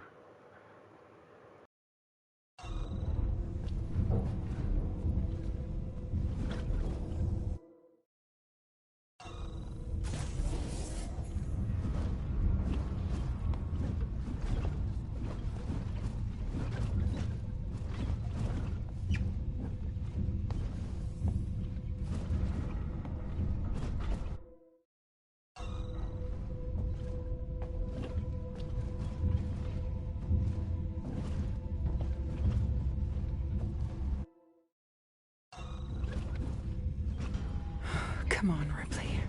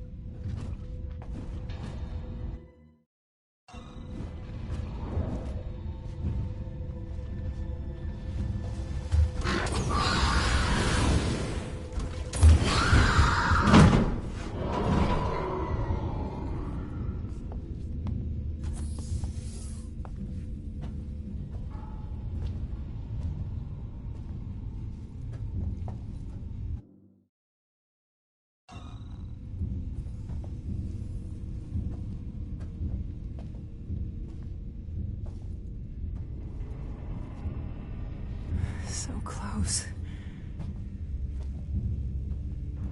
And James mixed a bit of movies together. Dr. No, Batman, and John Wick. What a combination. I didn't pick up on that. So you're not just talking out of your ass. Exactly. That's it, you know. Never know when certain knowledge might come in handy. James, no, it's really that. When the cold season comes, the fox changes her fur for more warm one and is getting white to be able to blend in the environment for a better chance to find food and shit. Be more hidden from predators like mountain lions and shit. Yeah, that's the other thing too. Like these things that happen which in turn allow certain things for them to do related to other animals that might be out to kill them, you know. So you just said that. That's true, yeah. James, but about dating the alien challenge accepted? Good luck. Florence officer's log. Due to a much depleted crew, the Nostromo's warrant officer is in the process of collating with Mother. There is a somewhat high probability of her discovering Special Order 937. I am containing the incident. The organism is deadly, and it's entirely likely that, whatever the outcome, its safe procurement and analysis is assured. Ash signing off. Come on, Ripley.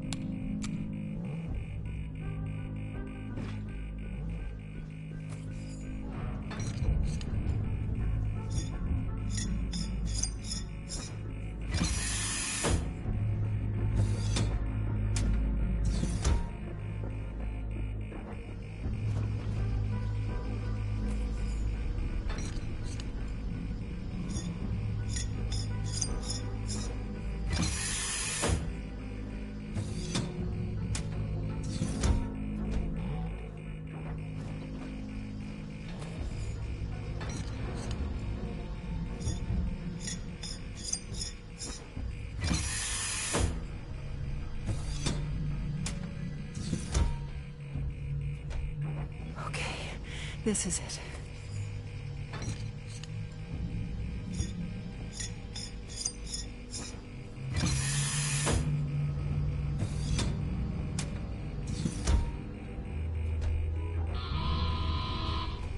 Danger.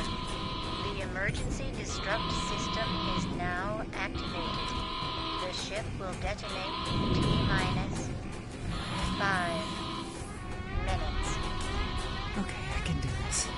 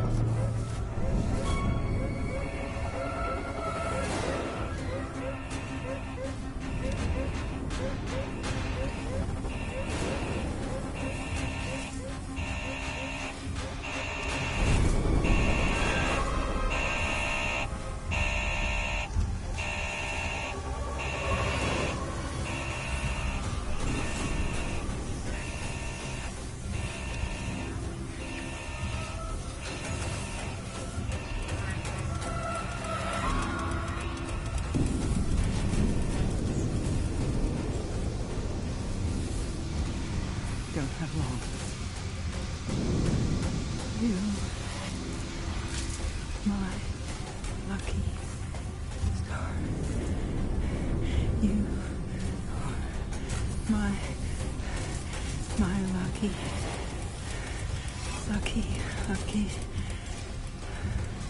You are my lucky star. Lucky. You are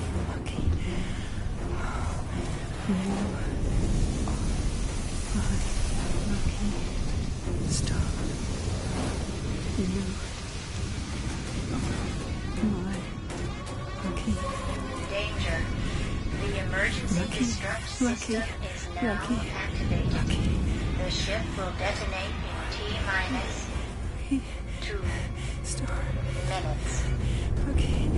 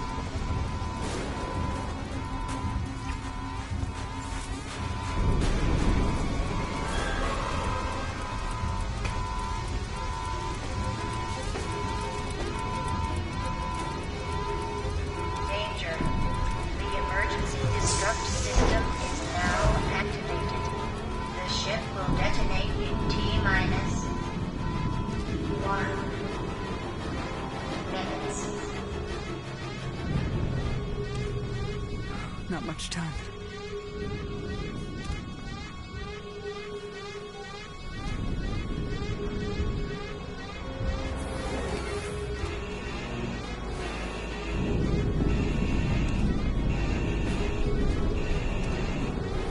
Danger. The emergency destruct system is now activated. The ship will detonate in T-minus 30 seconds.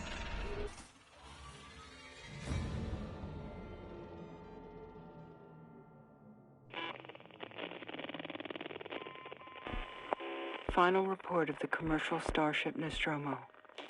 Third officer reporting. The other members of the crew, Kane, Lambert, Parker, Brett, Ash, and Captain Dallas, are dead. Cargo and ship destroyed. I should reach the frontier in about 6 weeks. With a little luck, the network will pick me up. This is Ripley, last survivor of the Nostromo.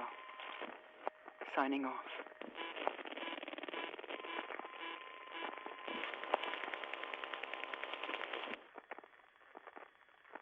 I'll see you soon, Amanda. Be a good girl. I love you. She never sees her again. 57 years later, she wakes up after being discovered in the movie Aliens. And so that is the final of the 2 DLC content related to Ellen Ripley that I want to actually do for the playthrough. I played through Crew Expendable as all 3 characters that you can play through it as. Ripley, Parker, and Dallas. Was able to get the different dialogues depending on who you played as. And then we just did the Last Survivor DLC as well. And that's a good way to lead into starting the main game, which is set 15 years later, with Ellen's daughter Amanda going to Sevastopol Station and also encountering the same organism that her mother did 15 years before.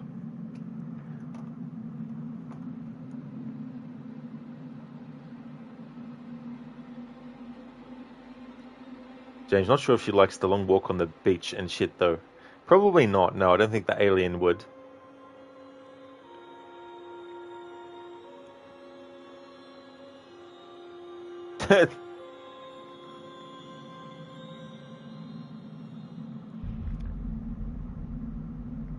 Hey there, Ryu.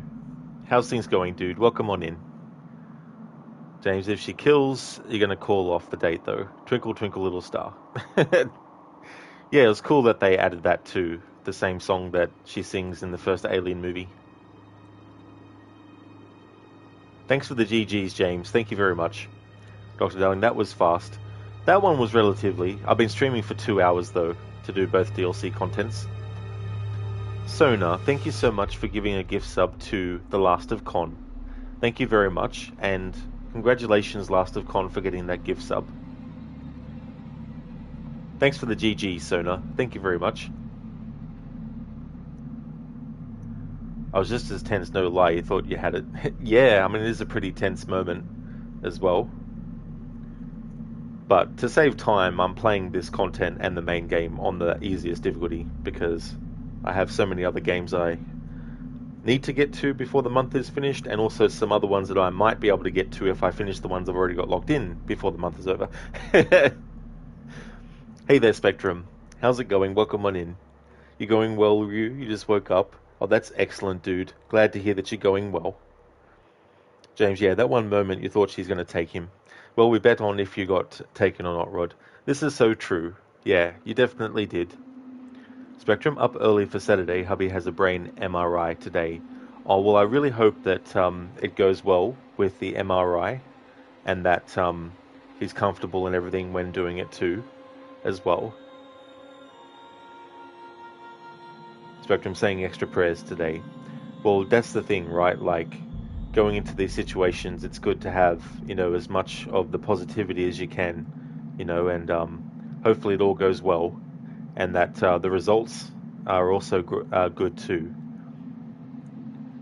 So you and James had a bet to see if you would perish to the alien. Yeah, I noticed all that kind of stuff going on. But yeah, thank you for the gift sub though. But yeah, don't feel like you have to give gift subs. Like, I appreciate them, but I don't like people feeling like they have to. You know, like, it's muchly appreciated. James, no, not really. You came a bit late. That's fair enough. So did you know he was playing on easy? Yeah, I was choosing the easiest just to get through it quicker. Alright, so having done that content is now to jump into the main game story. So now it's 15 years on.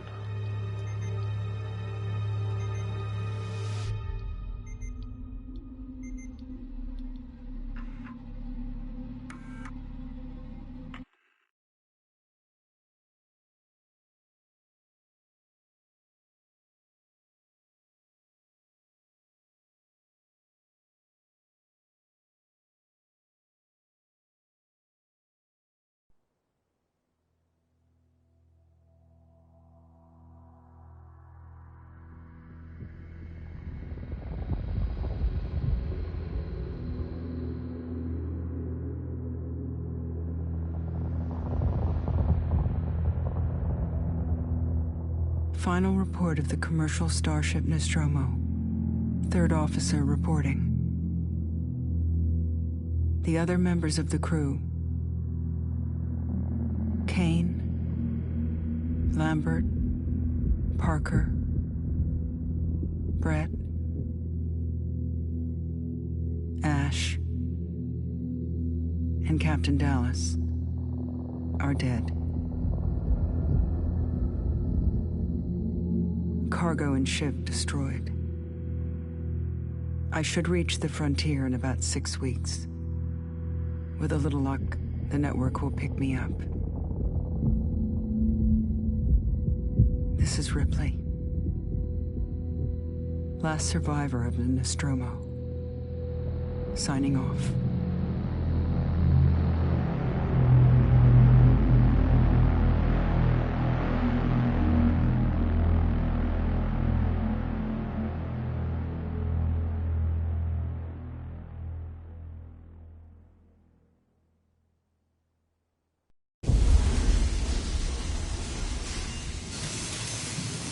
Ripley? I'm Samuels. I work for the company. It's It's about your mother. We think we may have found her, Amanda.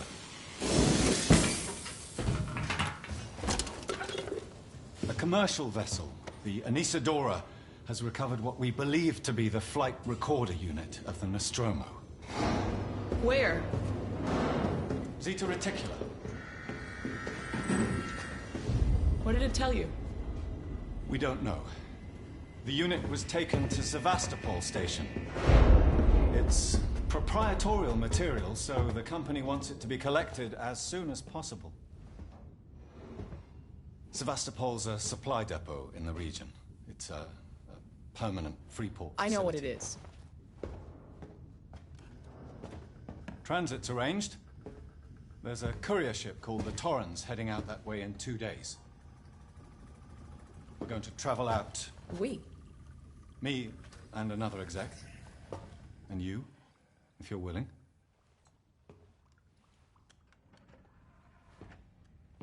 Look, Ripley, when this job came across my desk, I read the case history. I know why you're working in the region where she went missing. You're still looking, aren't you? I've been cleared to offer you a place on the Torrens if you want to come along. Maybe there'll be some closure for you.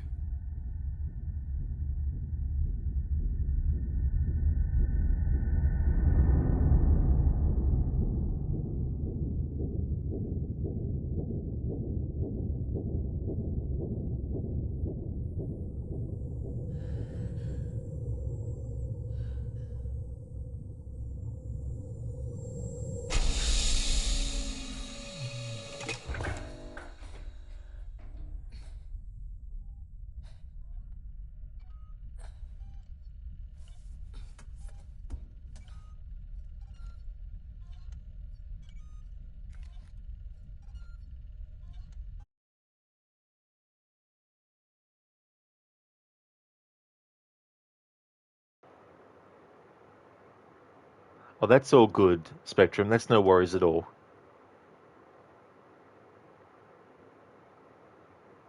James, you came in a bit late. Oh, that's definitely no worries. So no, it was all fun. It's the cost of your morning coffee. Well, thank you so much. James, yeah, the alien was not as hard on him because finding Rod cute and shit, you mean. Hey there, Crooked. Welcome on in, Senny. Good day to you as well, dude. How's your day going? The bread is dead?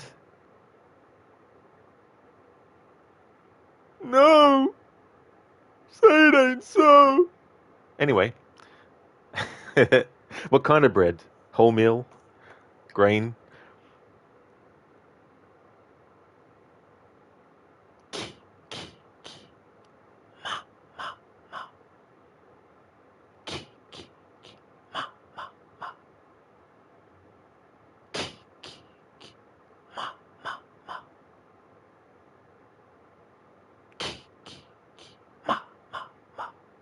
Thank you, Sona, for redeeming the Thank you. Spectrum, that was an actual sound clip. That's true, yeah. Yeah. Yeah, it's interesting how they came about it for the Friday the 13th movies as well. The company, like it's a swear word. Exactly, Spectrum. Yeah. They call it the company, but it's actually Weyland Yutani that they're referring to, of course. Crooked, isn't corporate a swear word? It is. I'm surprised that AutoMod didn't flag that word there, Crooked. It didn't flag it. What the hell is going on? James, thank you so very much for using your bits to enlarge that emote. Tacos. They're damn delicious, those. Sona, thank you so very much for giving the gift sub to Spectrum. Thank you very much for doing that. And Spectrum, congratulations for getting the gift sub. That's awesome. Thank you very much. Sona, you're not a sore loser. Definitely not, no. That's for sure. Thank you very much. James, well, good taco all day or not? Yeah, I mean, taco is absolutely delicious. I haven't had tacos for a long time. Spectrum, 6 a.m. for you, maybe a breakfast burrito? Oh, yeah. Yeah, that'd be really good too as well. Crooked white bread with corn syrup, American style. With that corn syrup. You got to have that. So at 2 a.m. AK time. Oh, yeah, Alaskan time. Lizzie, stop it, Rod. Not at 3 a.m. Oh, yeah, the ki ma ma ma. Yeah, imagine hearing that just without watching me doing a stream, but just randomly hearing it. James, thank you so very much for giving those gift subs to Matda, to Busted Bunny, to DLD, to Rushable, to Grace, to Lizzie, to Amazing Grace, to Bandarin, to DC Nooch, and to Like as well. Thank you so very much for that generosity, and congratulations to all of you for getting those gift subs.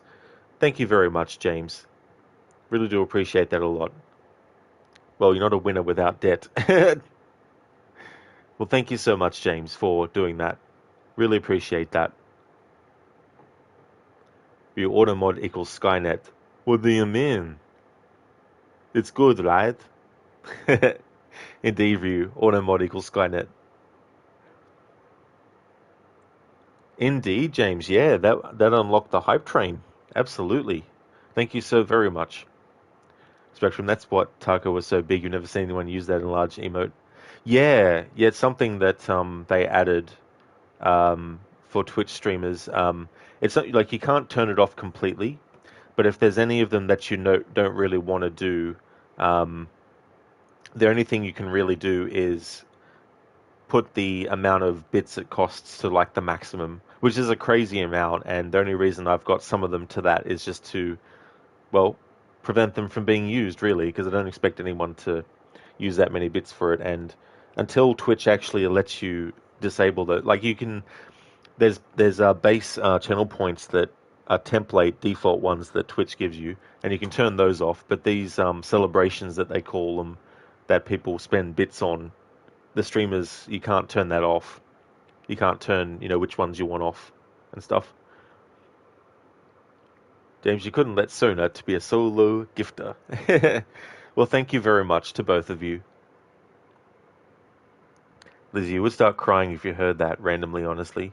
Yeah, I mean, it'd be very freaky, like those sorts of sounds.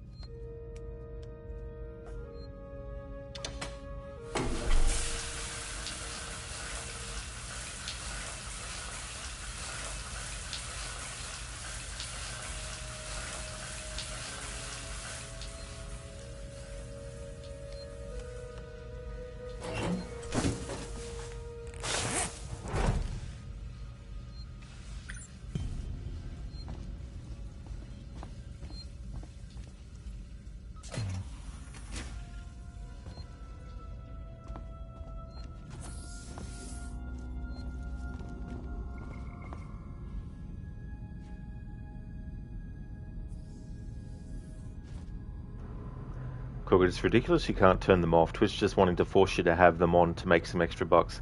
That's so true, Crooked, because I'm a believer in if people want to do things, then it should be something that they feel like they want to do, not because it's expected and not because it's forced, but because they genuinely want to as well. And so not being able to turn those off, and it depends on streamers to streamer, but like the one where you enlarge the emote, for example, I thought that was, one that I wouldn't mind because it doesn't come up on the actual stream itself. And not that I have anything against people who have that stuff on their stream. I'm just saying personally for my own content, I don't like to have stuff flashing on the screen and stuff. And I think a couple of those do that as well. and there's also a minimum amount of bits, so you can't just, like, I've got it set to a minimum of 1 bit. Like, some streamers put a minimum on how many bits people have to actually give the streamer before the streamer lets the, if you know what I mean. So, for example, some streamers might have it that you can't provide bits to the streamer because the streamer has set it to a minimum of 10 bits has to be done, you know. Personally, I don't want to do that, so I put it down to 1. And so that means that if people just want to do 1 bit, which is definitely appreciated, then that's the minimum that they have to do. I didn't like the idea of having, you know, because some streamers are like, yeah, you have to do 20 before the bits are actually accepted, you know what I mean? And I'm like, nah. So I put that down to 1. But with those celebrations, you can't actually put it to 1 bit for those ones as well. So I think the minimum is 9.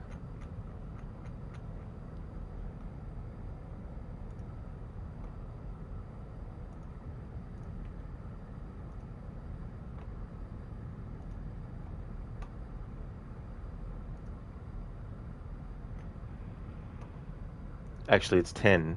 Yeah, so the minimum amount of bits you can put on these power-ups, as they're called, is 10. And the maximum is 10,000. And because I don't mind the actual one where the emote is enlarged, I've got that allowed at all, you know, at the minimum.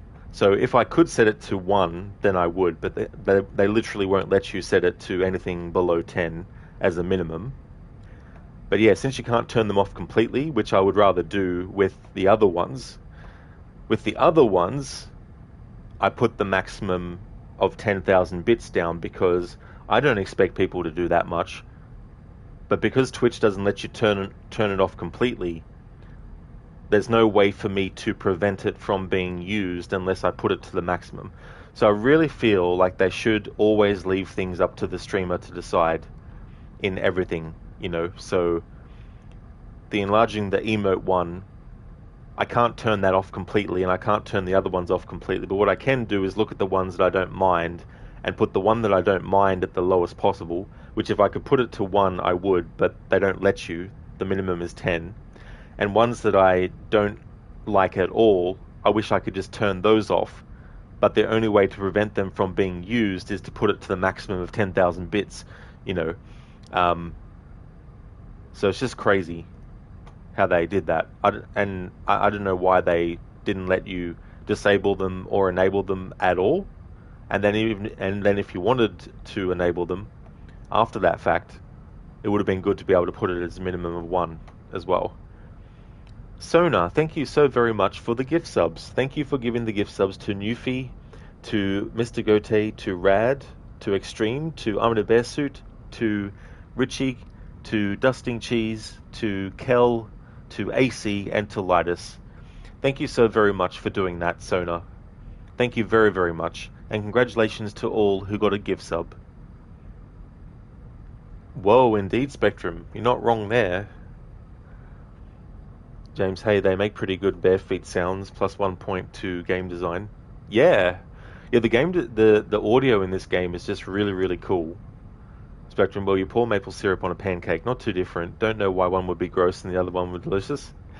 Yeah, I mean, it's funny, like, I guess there's like the look of certain condiments that could throw people off on its own, but then mix it with something else, or sometimes the smell might be bad, you know.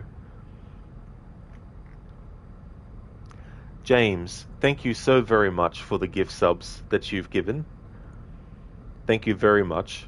Congratulations to Elisa, to Unique, to Iz, to Royal Twix, to Kingdom Hearts, to AJ, to Vivana, to Theme, to Stab, to VL Sir.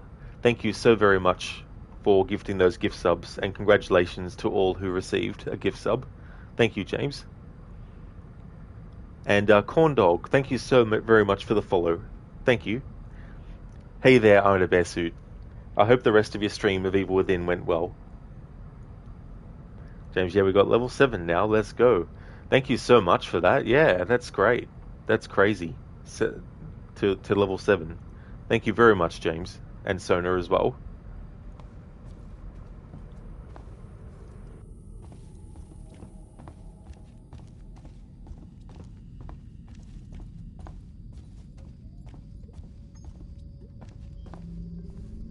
Ah, Ripley. Samuels, did you wake up early? Well, I don't really need as much sleep as the rest of you. I was just inspecting the Torrens facilities. A well-maintained ship. I realize it's a very similar model to... The Nostromo? Yes, M-Class. A later pattern, but close in spec. I've worked engineering jobs on ships like this. Of course. Is Taylor up yet? She's not a seasoned traveler. Hypersleep may have been punishing for her. Haven't seen her. I'll go check on her. I think Taylor is enjoying some delicious food or drink.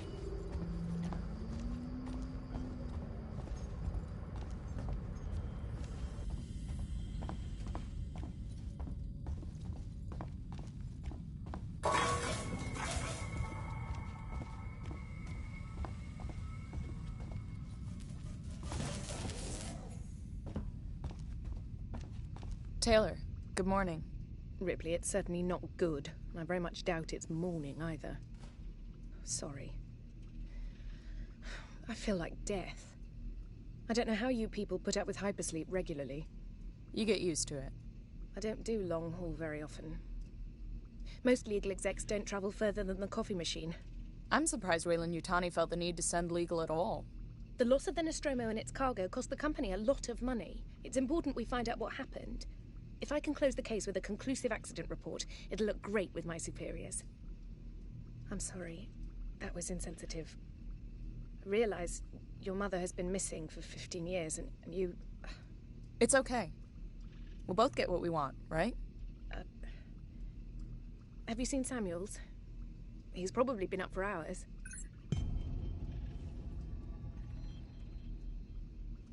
All personnel to the bridge. Approaching Sevastopol Station. Looks like we're up.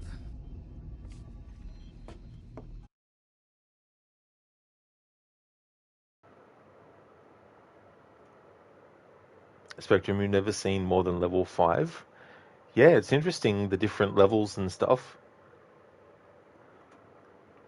Sona, thank you so very much for giving the gift subs to Badilla, to Adrian, to McBacon, to Fried Tofu, and to Cola Cat Killer. Thank you very much for doing that, Sona. And congratulations to you all for getting those gift subs. Dusting Cheese, thank you so very much for the follow. Thank you. James, the max you got is like level 22. Oh, wow.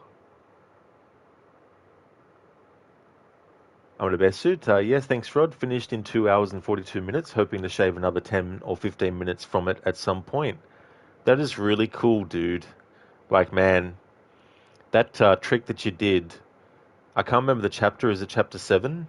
I'm not really good with remembering necessarily most of the chapters and what was in which particular chapter, except for chapter 6. I know that one quite well. But that was a cool trick that you did, to skip out all those minutes worth of having to get those other kind of like slabs for the things that they lock into as well. But GG's on that, Arnabear, so that's really cool that you got through in 2 hours and 42 minutes. Hey there, in Mita. How's it going, dude? Indeed, Bearsuit. Delicious. Yeah. Yeah, the same actress who plays Lucy Thorne in Assassin's Creed Syndicate plays Taylor here. James, enjoy emotes, peeps. Absolutely, yeah, that was crazy. Thank you so very much for that. So that was a hype chest. So we got a Goblin Jam emote. That's cool. So in a friendly banter, you can say, "This is so true." Yeah. But thank you so much for all those gift subs. I really do appreciate it. It's going well in Meta? That's good. I'm glad to hear that, dude. As for me, I'm doing well. I finished my playthrough of Alan Wake 2 earlier, and then for at least 2 hours and a half of this stream, I was doing the DLC with Ellen Ripley, Amanda's mother, of course played by Sigourney Weaver. So I finished that content, and now we're in the main game, set 15 years later. Bearsuit Nobody forgets Chapter 6 ever. Definitely not, no. Oh man, that on Akumu mode, just like, ugh. Glad to hear that it's going well, Amita, and thank you so very much for the GGs as well. Thank you. So this is now the 4th game out of the ones that I've got lined up for October. But, depending on how I go with the ones that I've got locked in, depends on whether or not I'll add the other ones I've got in mind. But going on good pace, because this is still the first week of October, and I've already played through 3 of the games that I had lined up or locked in. Alan Wake 1, Alan Wake American Nightmare, and Alan Wake 2. Sona, you deserve it. You love what you have built. Well, thank you so very much, Sona. Muchly appreciated. Amita, you are lurking while preparing lunch. Oh, very nice. That's cool. Well, I hope you enjoy your food, Amita.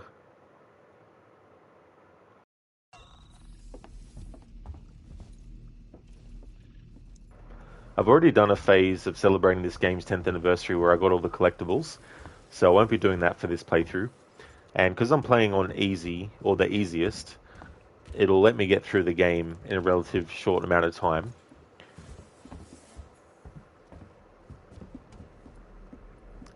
Nice one, Spectrum. Yeah, that was one of the new emotes that I put up for Horror Month. It's a part out of Alan Wake 1 where you see a TV screen and Alan, the live-action version of him, is saying some things. And so I took it from one of those videos. James, yeah, anytime, Rod, don't think much of it. Having fun is always good. Well, that's awesome, James. I'm glad that you've been having fun. And thank you so very much. Code Goblin Jam must have quite wicked aftertaste. Yeah, I don't know what Goblin Jam would actually taste like. Yeah, I don't know. It might taste like sugar. Not sure. Spectrum, thanks for using your 10 bits to do the supersize of the animated emote. Thank you very much. Alan's keeping an eye on us. Hope you all had a restful journey. The Torrens is in very good order for an old M-class, Captain. She was a wreck when I bought her. Took a few years and a lot of contracts to refit. She pays for herself now. You said we're approaching Sevastopol Station. Are we docking? I believe your contact is Marshal Waits, is that right? I'll hail Sevastopol and arrange boarding with him. Good. Let's get this done. Don't worry, Miss Taylor. Routine. In and out. Connor, how we doing? SMG loaded and calibrated. Approach vector locked. Prep comm so I can say hello. Channel open, Captain. Does everyone have their briefing documents? You can watch the approach on the monitors.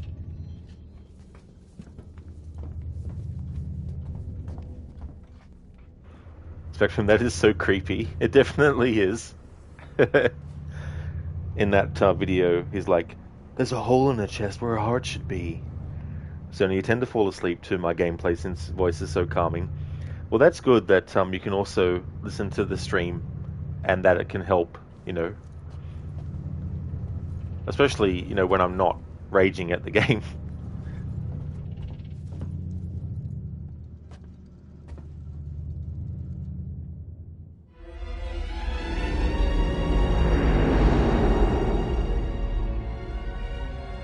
Can we see it? Switch to monitors. Sevastopol Station. Is that damage? It looks like damage. Punch up 74, tight angle. Looks like the dry dock bay is screwed. I can't bring the Torrens into that. This is the commercial vessel Torrens out of St. Clair, registration number MSV7760, calling Sevastopol Traffic Control. We're carrying 3 passengers on a Wayland. Yutani Bond, you're holding the Nostromo flight recorder unit. We request immediate permission to transfer the passengers portside over.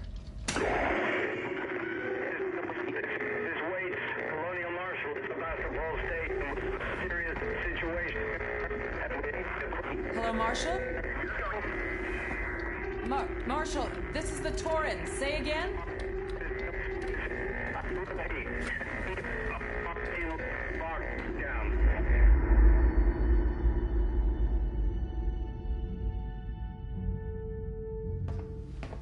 station's comms seem pretty screwed up, so I fitted Samuel's suit with a radio booster. I can only keep the Torrens in transit for 24 hours. You'll have heard from us by then. Safe trip.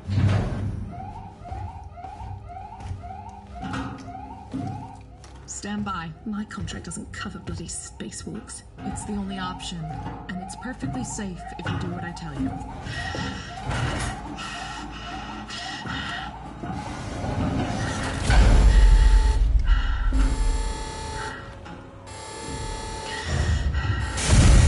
Depressurizing. Oh, fuck. Hating this. Just shadow me, Taylor. You too, Samuels. Affirmative.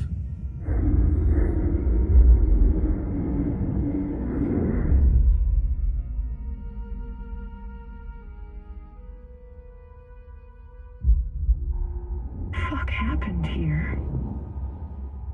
My God, Ripley. You're doing good, Taylor. Just keep moving. Taylor, Ripley, hold on.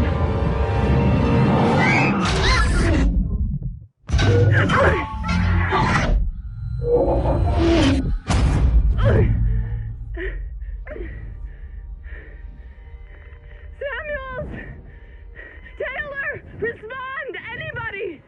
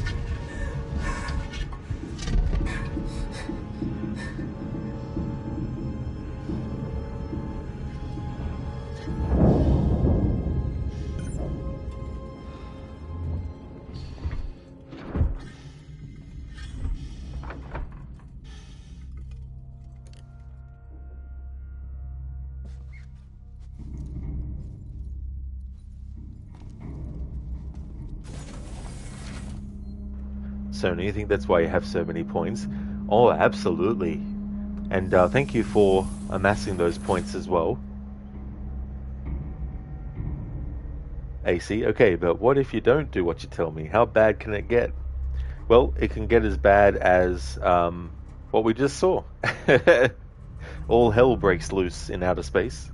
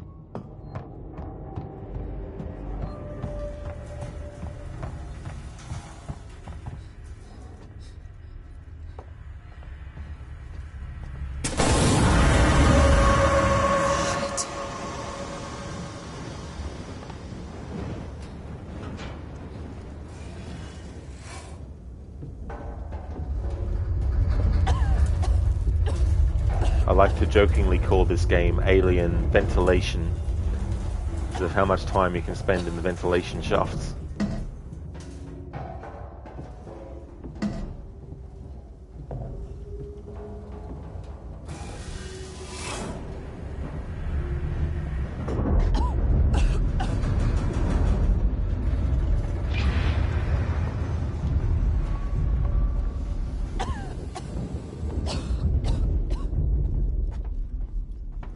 Yeah, exactly, Caleb. That is so true. Plus crouching as well. If only there was a term for crouching that ended in a shun, like ventilation, isolation. So, no, did your opponent fall asleep? No, James is still there. Until now, he's going to check his laundry. That's no worries at all, James. Thank you for leaving the lurk, dude.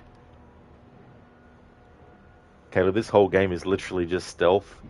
Yeah, I mean, I tend to be crouched pretty much the whole majority of the playthrough, except points where there's androids only. When there's no alien to worry about, I just run around.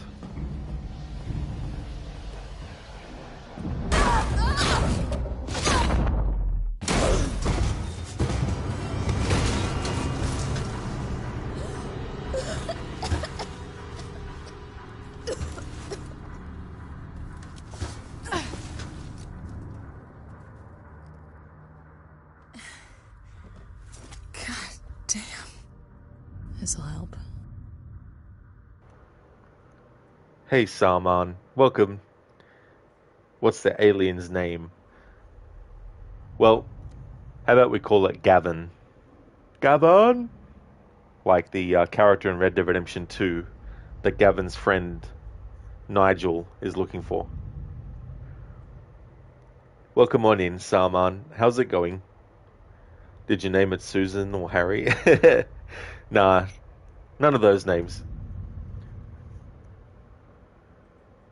Code, nope, it's Karen. Yeah, the alien just wants to speak to the manager of Sevastopol. Dr. Darling, where is Gavin Lee? Give me Lee!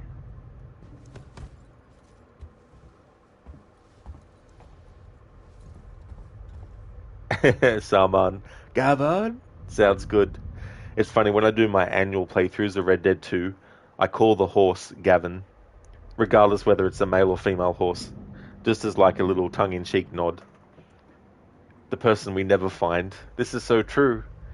Yeah, I remember all the theories about who it was and all that kind of stuff, but what I like is the fact that there's the saying, Nigel no friends, and because the character who's looking for Gavin is named Nigel, to me that's just a reference to that saying, Nigel no friends. You name every host Roach? Because why? Because The Witcher. It's very clever. Yeah, I like how Geralt names all his horses the same.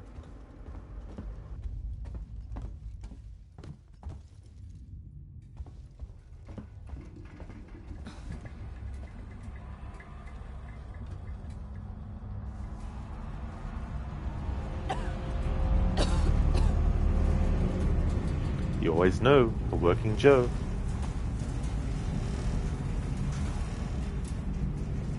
Running causes accidents.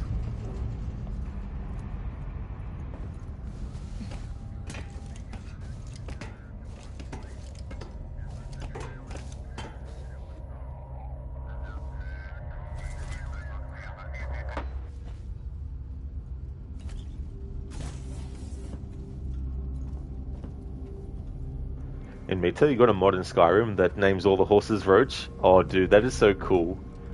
I like even simple mods like that, where it just changes the name of a character or something. Hello? Anyone here?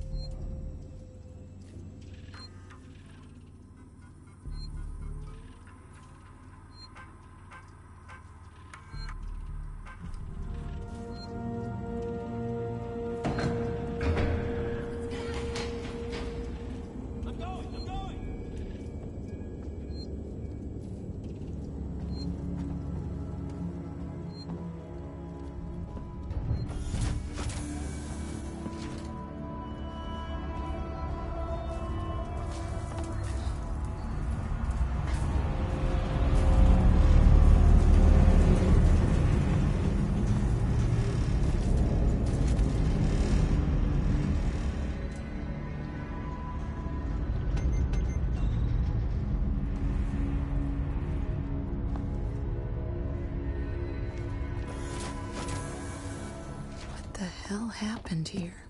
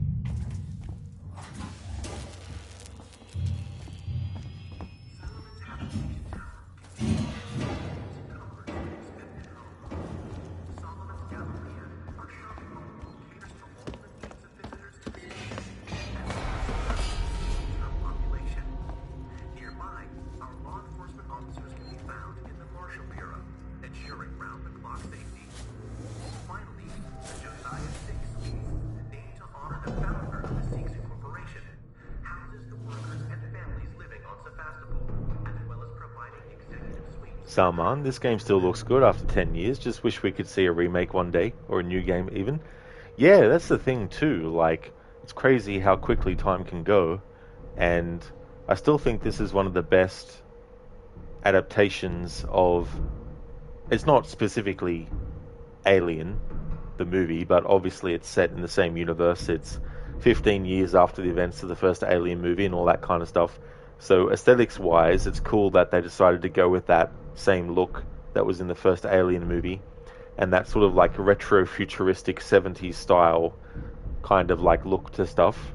And I think they did a great job with this, and I'm glad that they did it as a first-person game. Originally it was going to be third-person, which, I mean, you know, given how the story is and all that kind of stuff, I wouldn't have minded, but I do like that they went with first-person instead. I think it's more suitable for it as well.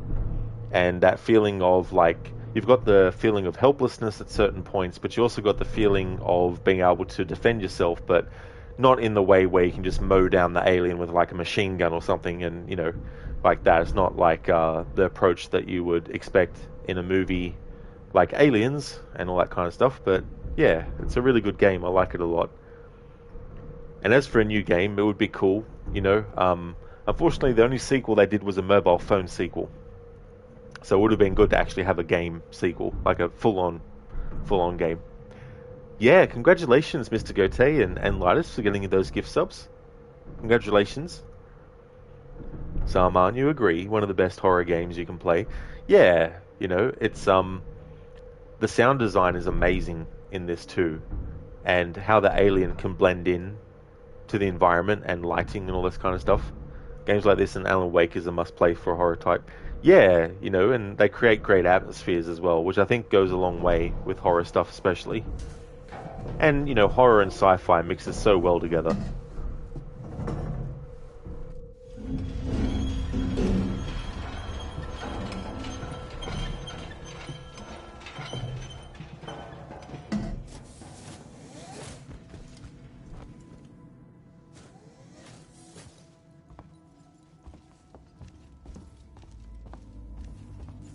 This whole damn place is falling apart.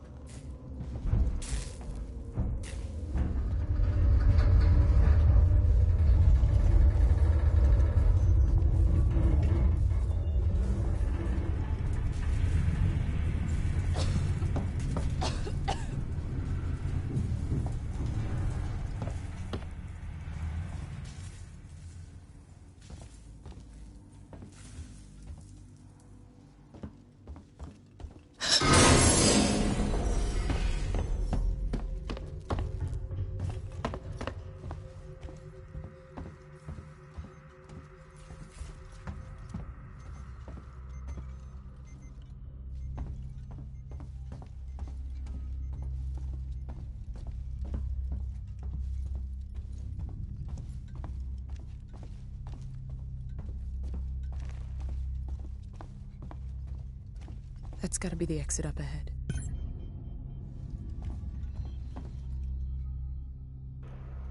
Salman, yeah, that'd be cool. The Xeno would act very differently in highest difficulty and quite random on each encounter, not each, but most. That's so true, yeah. It's funny though how you can sort of like do a ring around the rosy with certain parts of the game environment with the alien too, which, you know, can add to the tension because you're trying to hope that you don't get its attention and that you're being able to be safe from it.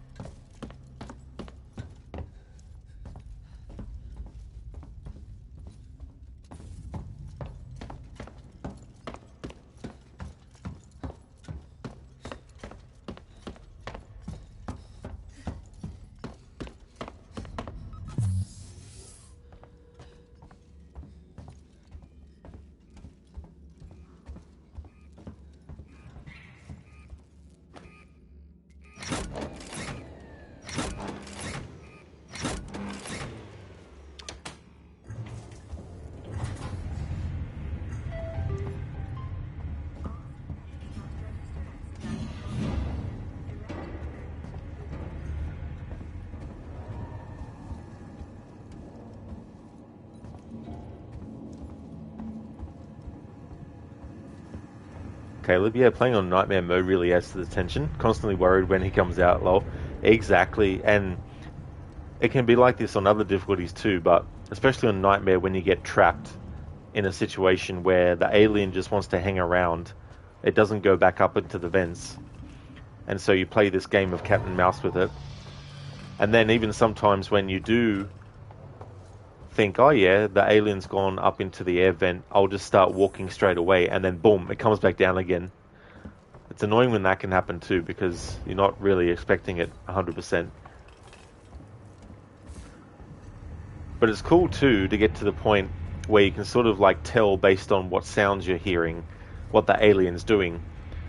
So I think to play this game without any audio at all would be interesting as a challenge too. Just to show how much is actually, how much you can hear plays into things.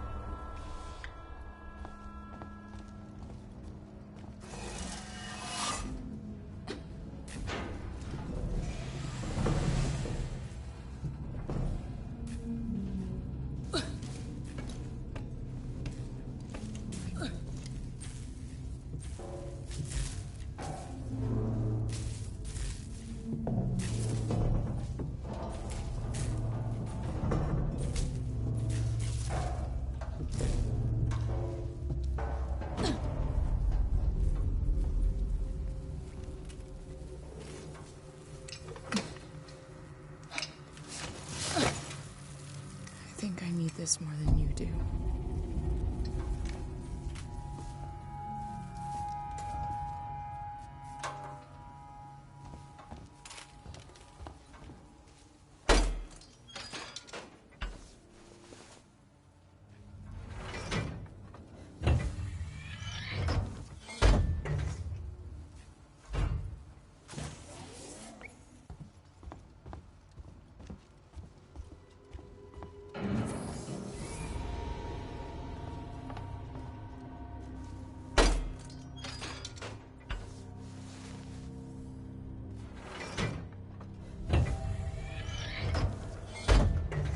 Caleb, that's how you go by too, is by ear and sounds.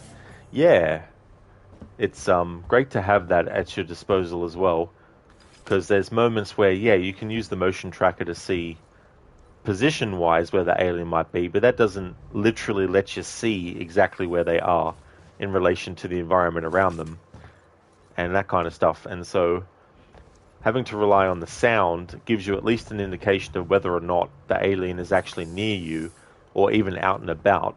And if you can hear the sound and remember what it sounds like when it climbs up into the vents, then that gives you a lot more of an advantage as well. Salman, speaking of, be careful. Definitely have to be careful in this game.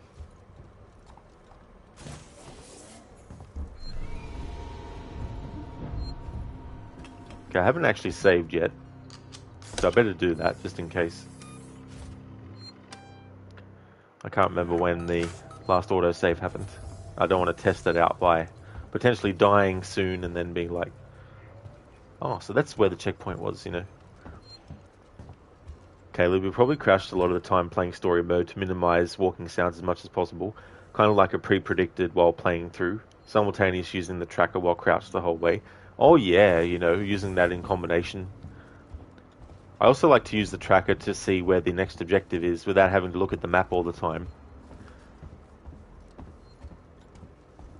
It is, Saint, you're not wrong there. Absolutely. Yeah, it's always good to drop a save when you can. Yeah, if only life worked like that. Oh yeah. Imagine being able to literally make things just pause for you while you do other things.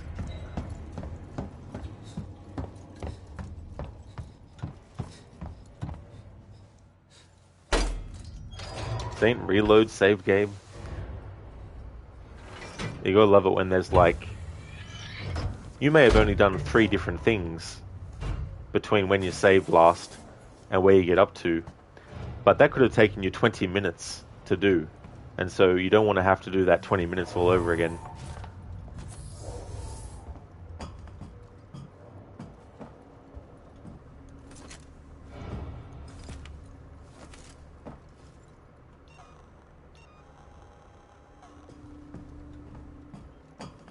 Salman, you don't have a map on Nightmare difficulty, which makes it a lot harder.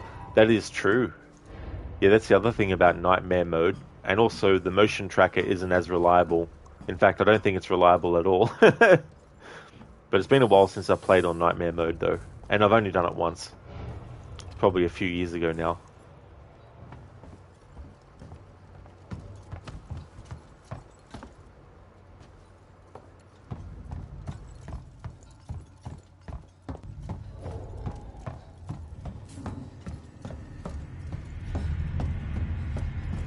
Alright, so we're now going to meet Axel.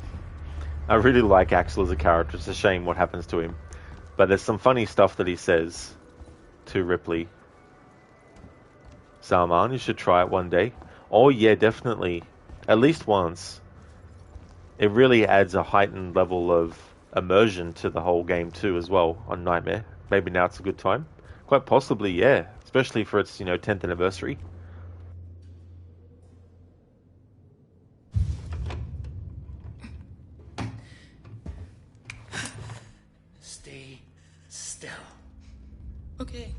Okay.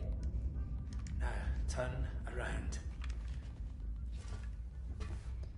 Come on! I'm Ripley. Where'd you come from? Ripley? Off station. A ship. There's no ships here! There are now. Well, that's good news, because things are not so good here. Something blew just now, rocked this whole place. I saw it. But lady, that's the least of our problems. Yeah? Yeah. Something's on this station. Something you wouldn't believe. Like what? A killer. You get it? Okay. Okay.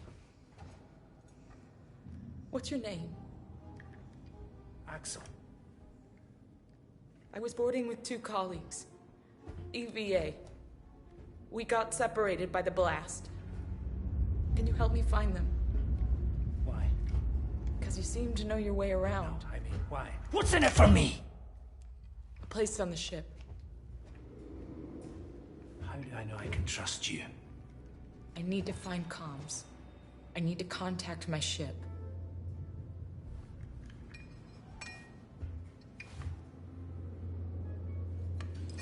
This is your lucky day. Let's go, sweetheart.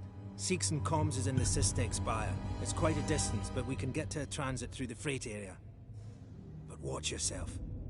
We can get into all sorts of trouble there, okay?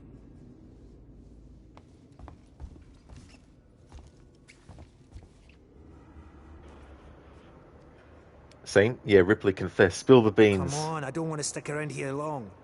Exactly, Saint. It's like, tell us what you know.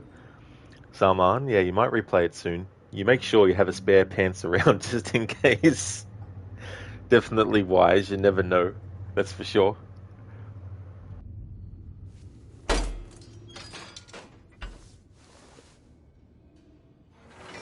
I love what Axel says to these two characters we meet soon.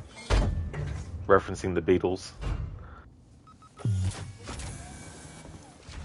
Was that you following me back there? Had to keep my distance. Can't take any chances.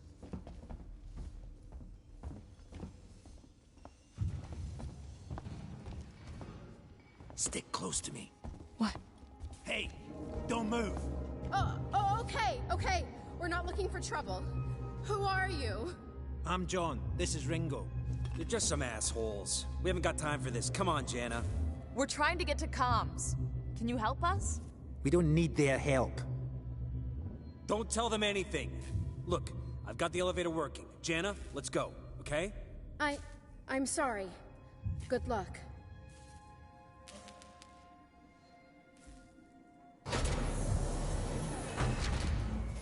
What the hell was that about? Why are you so damn aggressive? Everyone's running shit scared, keeping to their own. Safer that way. I'm John. This is Ringo. I love how he says that.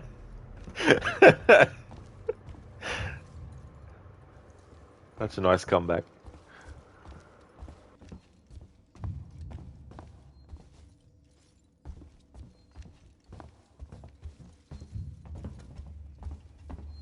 I hope this ship of yours is the real McCoy.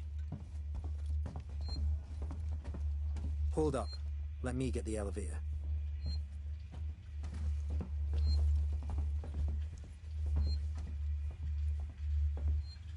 Allow me. Place is old. Needs a special touch.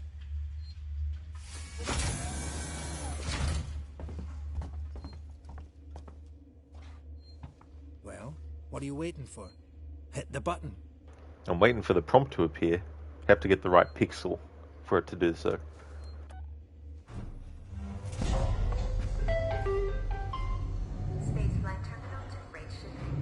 Keep the noise down here. There might be people around. I'd appreciate it if you told me what the hell was going on. Right now. Listen, darling. When we get to the ship, we can kick back, braid each other's hair, and chat all you want. Yeah, when we get to my ship. I need to know what's going on. Right fucking now. Fine. Like I said, there's a killer. A killer? What does that even mean? I ain't seen it, but it's here. Picking us off one by one. What are you saying? A psycho? A person? No, something else. A monster.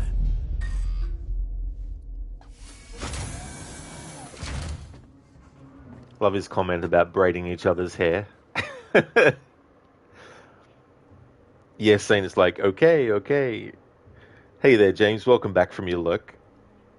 Lizzie, why is live action Alan Wake scarier than the game model? That's a good question, Lizzie. I suppose also, too, where he's trapped.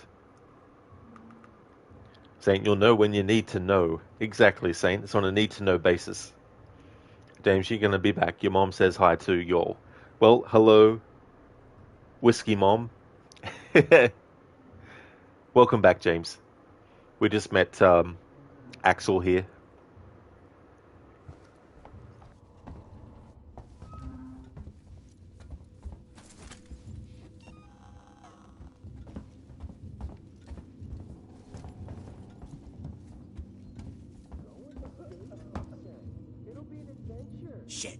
We need to move. This way. Get down. This is bullshit, man. We should be looking for a way off. Are you crazy? There's no way off. At least we're safe down here. For how long? What if they come for us? Then we shoot the crap out of them. Now shut up. You're making me nervous.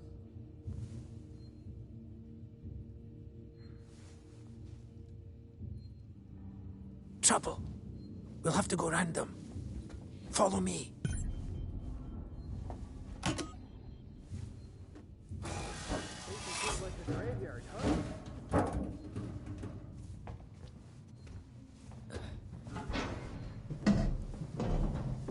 Friends of yours?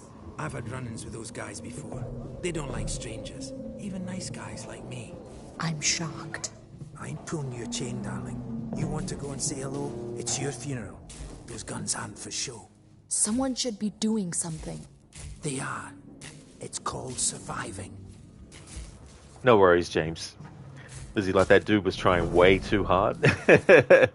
Which one, Lizzie? You're talking about Axel here or Alan? Everyone's turning on each other. The fear, it makes people crazy. I've noticed.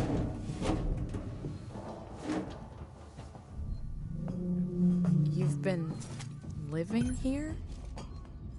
What can I say? My butler's on holiday. Grab what you need. You don't know when you'll get another chance. What can I say? My butler's on holiday. Been hunkered down here for a week now, waiting for a ship. Waiting for you, I guess. Hey there, Matt Dar. Welcome, and congratulations on getting the gift sub. I hope you're having a good weekend. Oh, Lizzie, you're meaning Alan. I got you now. Yeah. Poor Alan. Needs his 100 coffee It can get thermoses. pretty dark around here. You should take that flashlight over there. Make sure you're stocked up on batteries.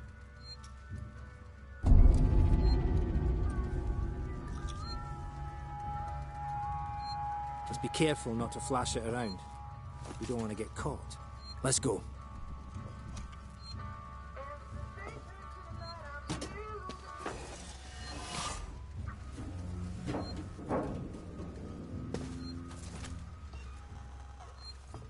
This way.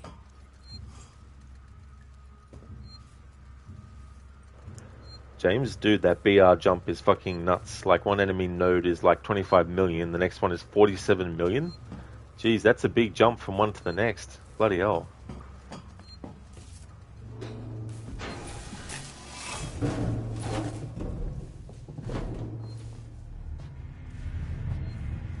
What now? I'll watch the vent. There's another vent round here somewhere. I marked it so I wouldn't forget it. How about you look around? We're not going anywhere until you find that vent.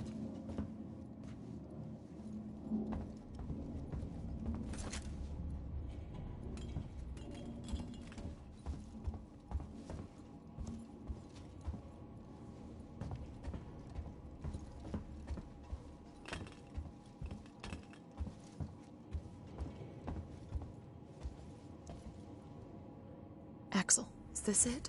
Hold on. I'm coming.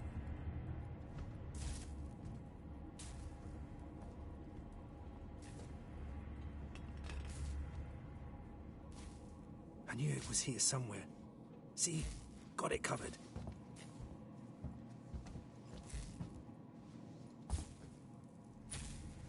Come on.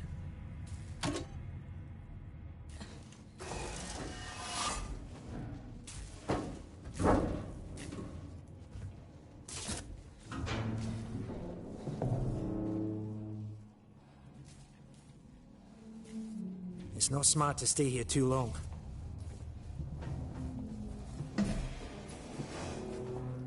James, like, it's okay still for you because you have 101 million, but still. No, that's definitely good you got that much.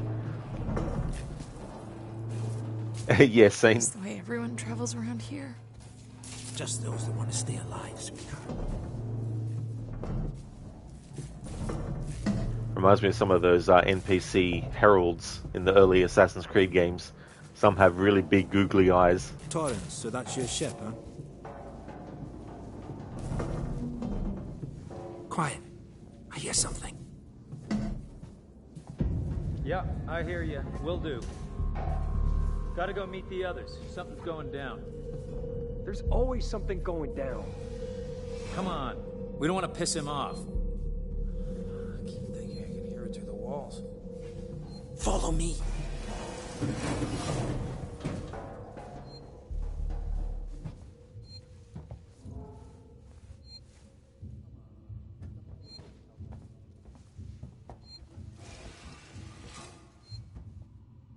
Okay, gotta be quiet here.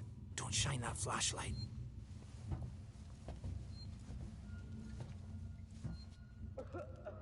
Quietly.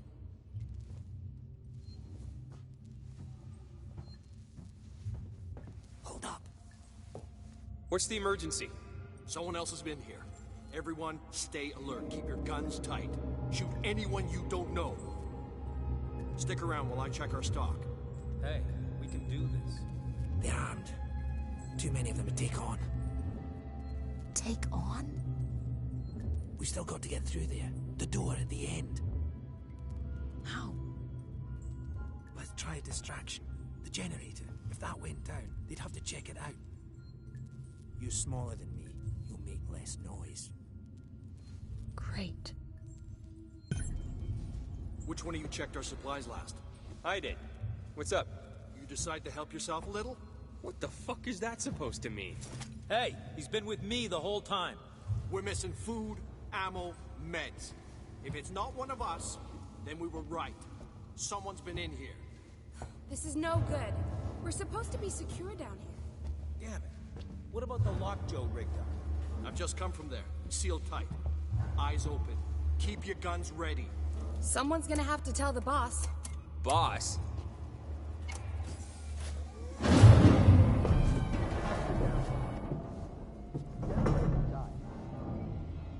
It just turned itself off? No.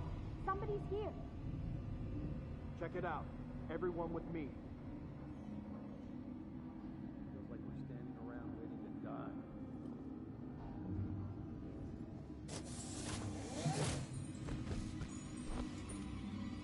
Who's there?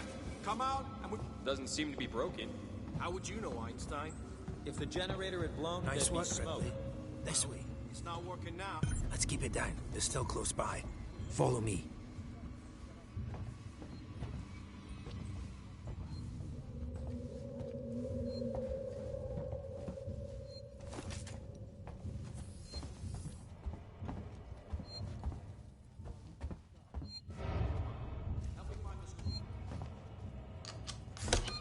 I never have, Saint. No. Time shift.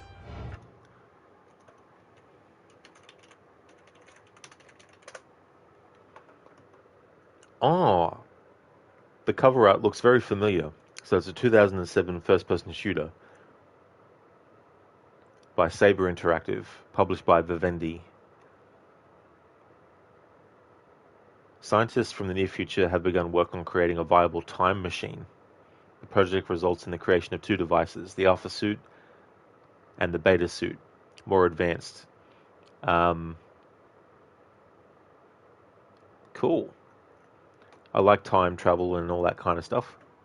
Yeah, I definitely haven't played that one, Saint. James, yeah, you grinded yesterday some BR, been able to raise it by 20 million to upgrade the gear, so all good. Finished some Anima Path too, so yeah. Oh, nice. Well, that's good to make progress and feel like you are making good progress too, you know. Hey there, Wayne. Welcome. You just finished getting 100% sync on that bomber mission in Brotherhood. Thank God that's done. GG's on getting that done.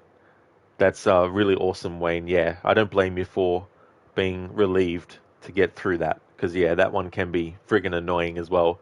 That one and the tank optional objective I find the most annoying. Saying 2009 game, if you're a fan of old school games, you'll love it. It's an awesome concept. Oh, yeah. I really like time travel stuff. That doesn't necessarily mean, of course, that everything time travel I'm going to love, but stories involving time travel, definitely very interesting. Hey there, RV, welcome. I'm doing really good, thanks today. Things are going well. How about yourself?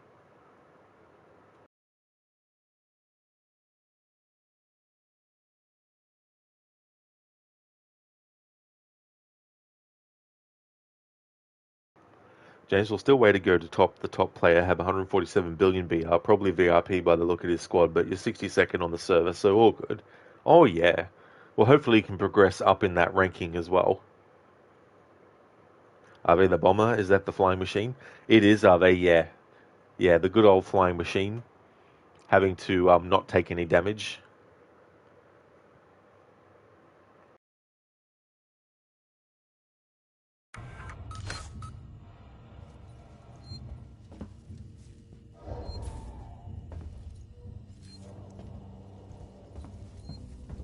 How much further? Nearly there. Transit's just up ahead. Let's just hope your ship's still there. Sevastopol not quite what you're expecting, eh? I'm not even supposed to be here.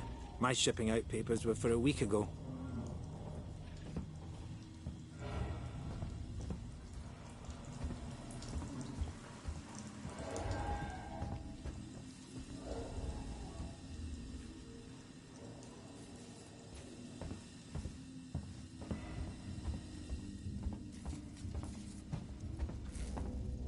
It's powered down.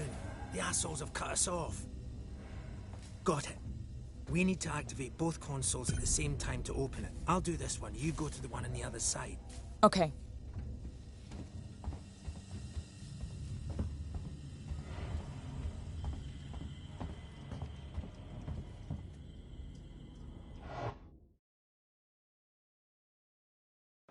That's right, Scene. Yeah, Da Vinci's flying machine. It's a shame that you can't use it more often. For story stuff, that is. But you love the flying machine mission when it works, which is rare on modern PCs. Oh, is there something weird about like the frame rate you have to change, is it? Spectrum, whoever posted the giant taco earlier just inspired your breakfast. You just put a taco breakfast casserole in the oven. Hash browns, taco meat, and eggs and cheese. That is a great idea, Spectrum. That's really cool. What a great combination of stuff, too. That really sounds delicious. Hey there, Kite. Thank you so much for the raid. Welcome on in. Welcome to you and your raiders as well. I hope everyone's doing good. Hey there, Alien. Welcome on in. Hey there, Kite. Welcome on in.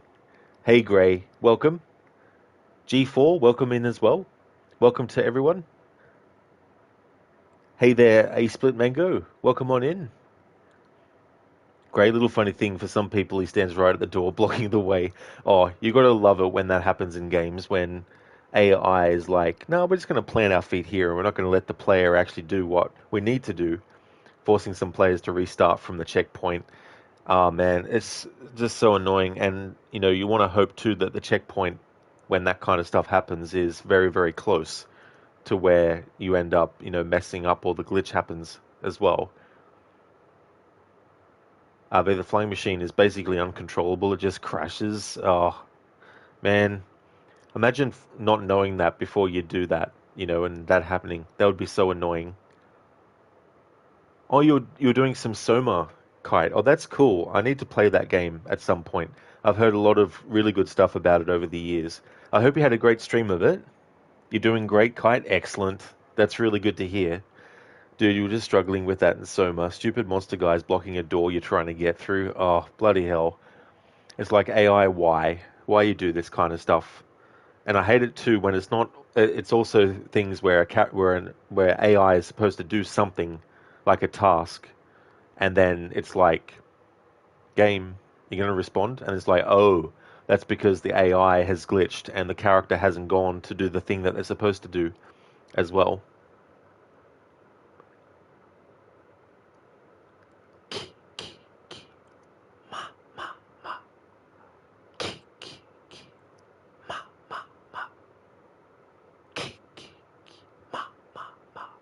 Thank you, Ave, for redeeming the Thank you very much. Ave, honestly, you thought you were not understanding how to control it. Oh, that's definitely fair enough, Ave. Yeah. But no, that would have been really weird to not know that that was what was causing it as well.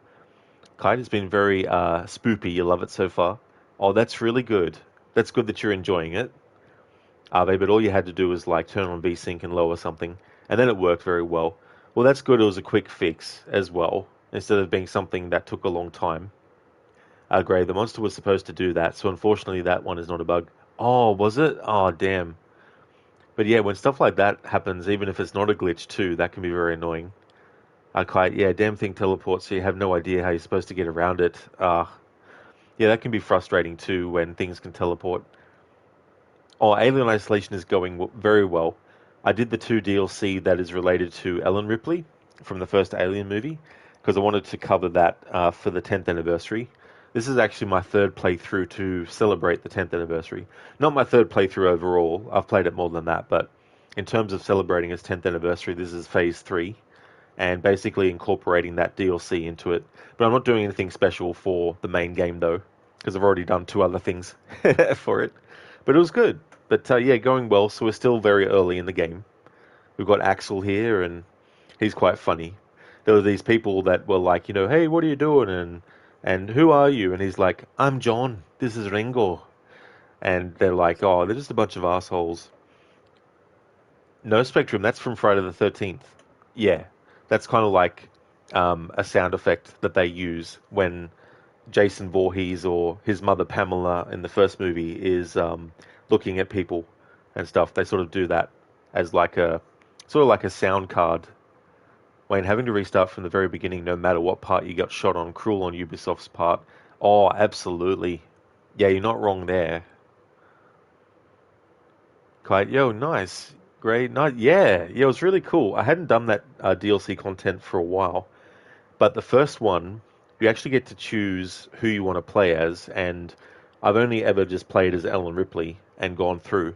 But for this 10th anniversary, I thought I may as well make the most of the DLC and actually play as not only Ellen Ripley, but also Parker and Dallas as well.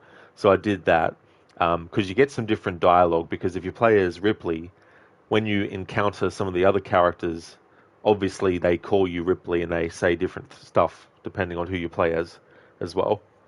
I forgot to answer you. You're doing good. You got back to work on Wednesday, but you're still not 100%. To be honest, you're not now either. But the fever was all gone, so you're well enough, though the week got you really tired. Sorry to hear about that, Ave, that you're not 100% yet as well. Especially having to be at work while you're not 100% too. But I'm glad that you're doing good otherwise. Gray, you want to tap his head a couple of times. It's like, hello. Makes me think of Back to the Future.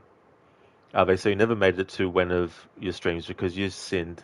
You fell asleep super early. Oh my god! How dare you, Ave? How dare you do things that aren't related to my stream? How dare! It's all good, Ave. You don't need to be sorry. It's definitely understandable too if you're not feeling 100%. Life is a comedy up close and a tragedy from afar. Thank you, Saint, for redeeming that as an Arnie impression. Yeah, I mean, I think it can also be the other way around as well, Saint. Spectrum, though you've only seen Friday the 13th once back in 1980, don't think you ever saw any of the sequels.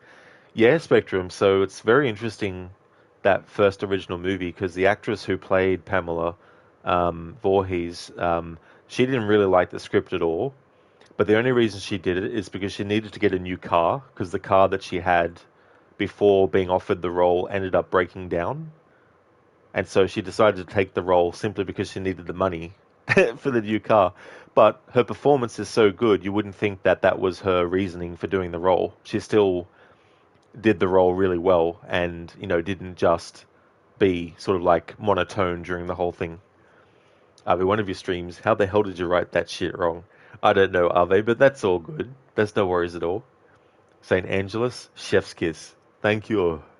Kite, unfortunately, you need to head off and do post-stream stuff, but have a great rest of your stream. That is totally understandable, Kite. Thank you so very much for that raid. I really do appreciate it a lot. And thank you, I definitely will.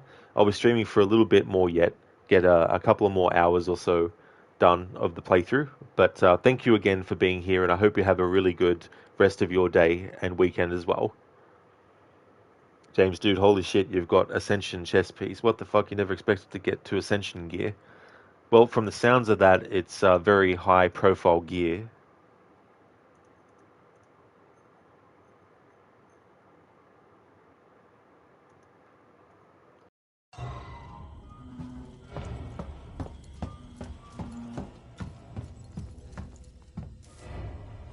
Ready. On 3. 1, 2, 3. Axel, behind you.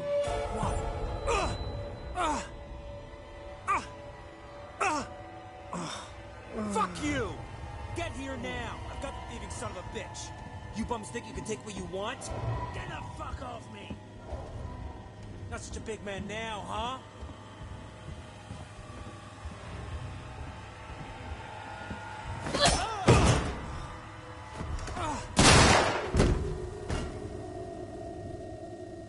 Fuck. Let's go. The others are on their way. We need to go! Now! Hey, you bastard! Move it! Shoot him! Shit, I think he's dead. They killed him. Come on! You killed that guy! Because he was going to kill me, you saved my life. This is about survival.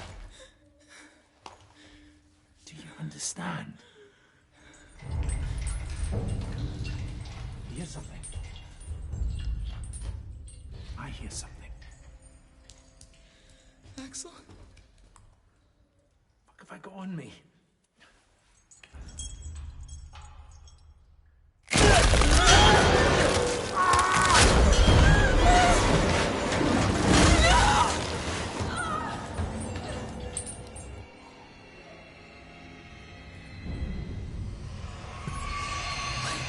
What the hell was that thing?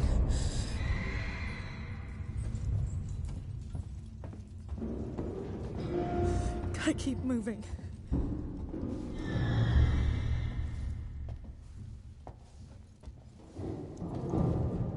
Rest in peace, Axel.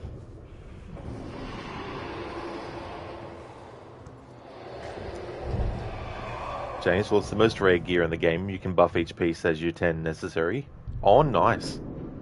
That's really good, James. Saying, but is it aesthetically pleasing? Now, that's definitely a good factor too, as well. That can come into play with a lot of stuff.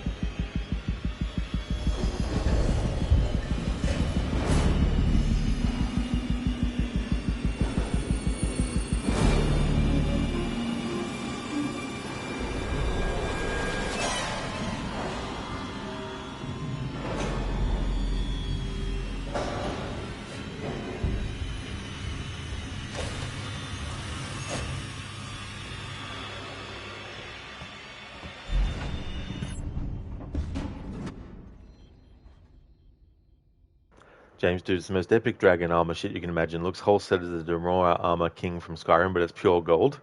Oh, really? Pure gold? I wonder if you can sell it in the game, and if it would be really high price. Ave, now you heard the peeping inspected here. Once upon a time, everything was alright. Used to be safe, not a worry in sight. What's that from, Ave? I don't think I've heard that before. Oh, beeping, not peeping.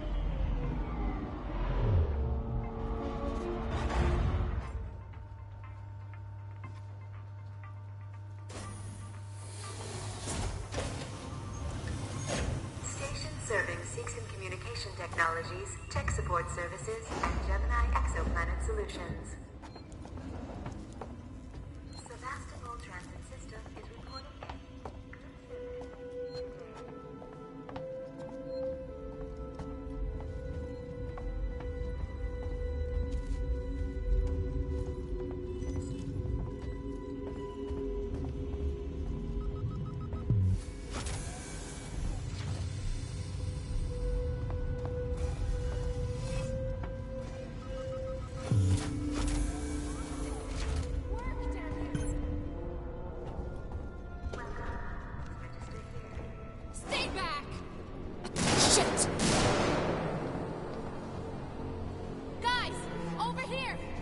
Someone's here!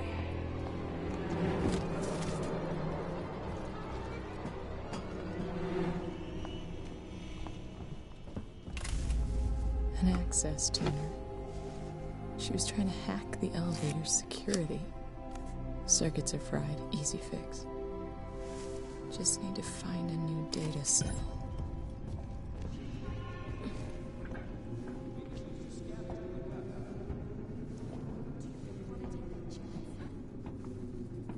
Okay. We find her, kill her. This way. She's downstairs.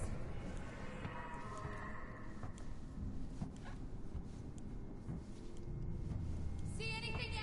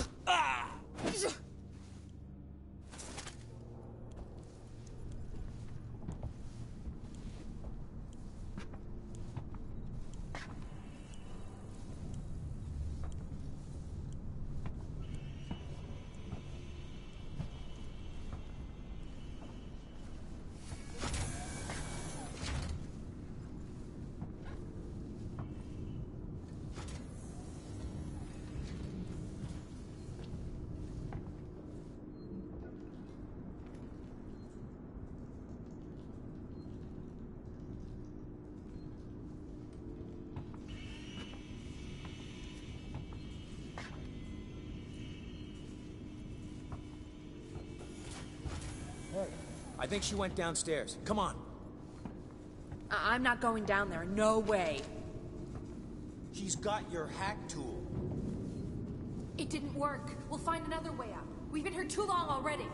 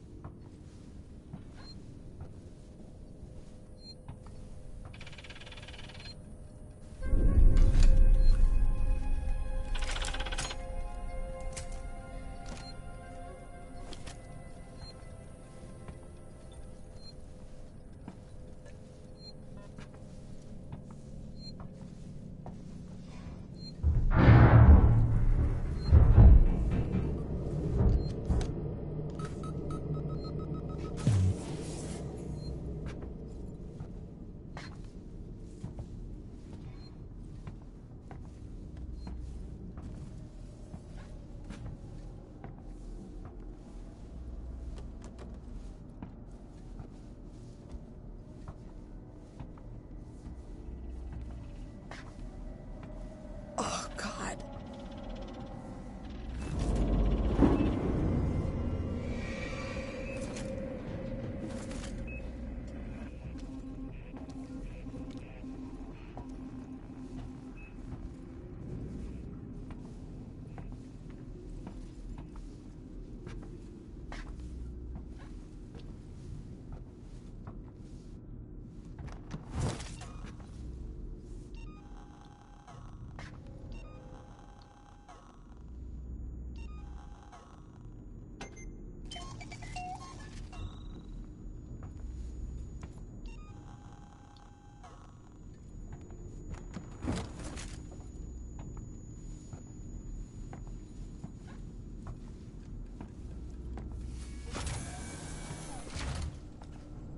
Oh, God.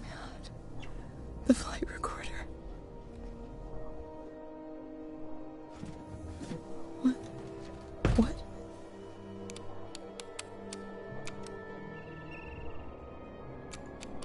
No! God damn it!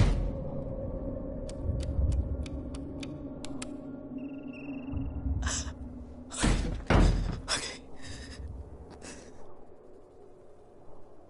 Stay focused. On optimist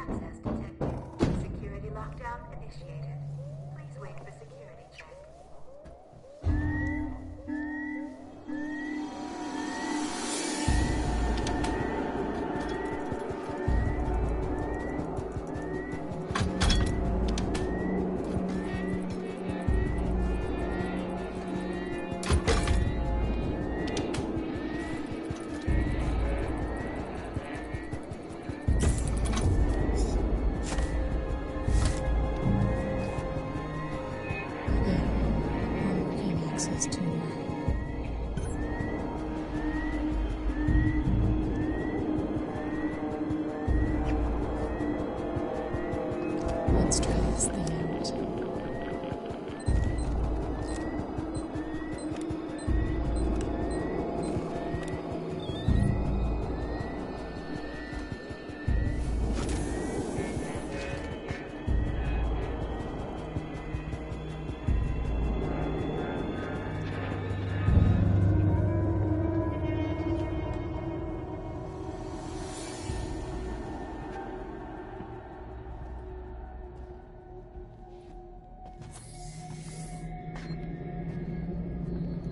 Sorry, chat. I'll catch up in a moment.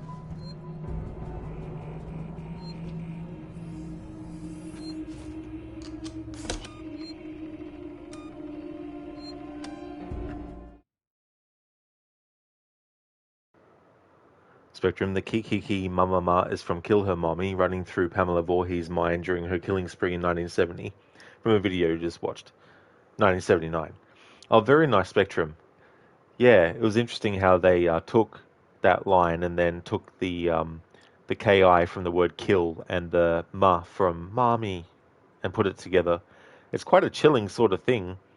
There's definitely been different variations of it too. Like sometimes it's just been like ch cha cha cha and things like that too.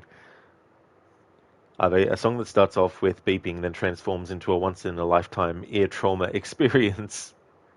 Don't think I've had the pleasure or displeasure. James, no, you need to keep it, but price-wise, it's like 10,000 euros. Holy shit. Gray, your favorite part about this game is that a Mad Lad fan of the game decided to smack it on VR, not the dev studio, a fan.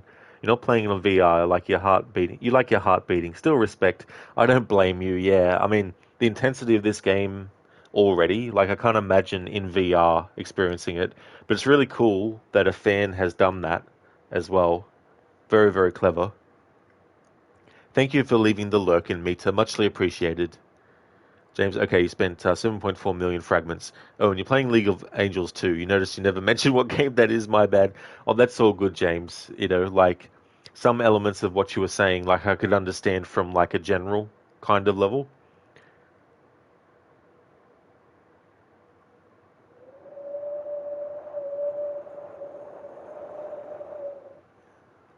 Yeah, saying it must have been the wind. I think that's what that was. It wasn't my voice making that sound at all. I think it was the wind. I know that's not the context in which you're redeemed. It must have been the wind. But sometimes I like to play up that redemption when it gets redeemed, depending on what's happening.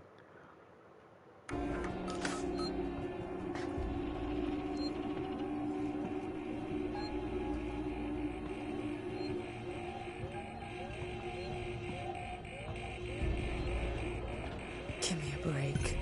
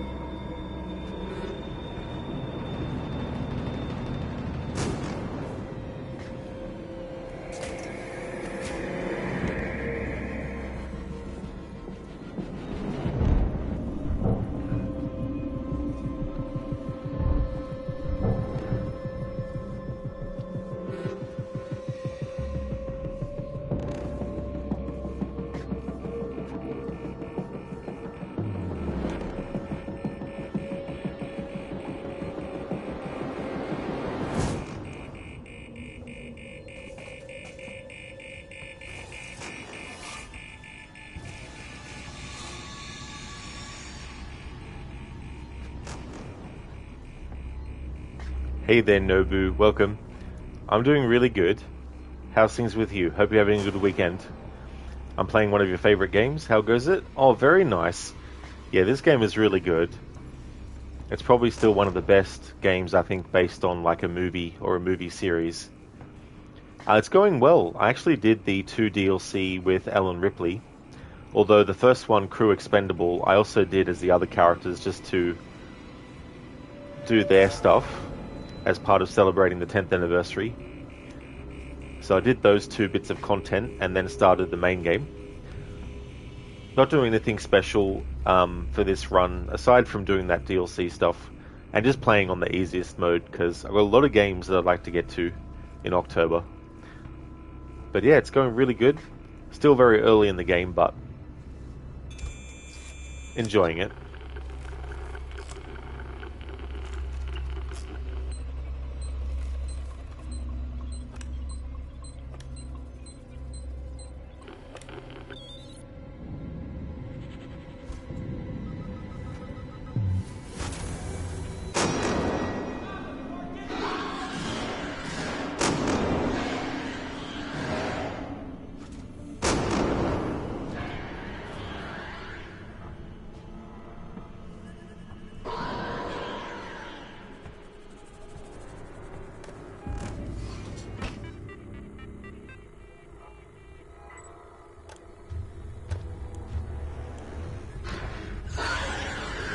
Shouldn't have done that, Rod. You piece of shit. Why did I bother with that? Good thing I saved it when I did.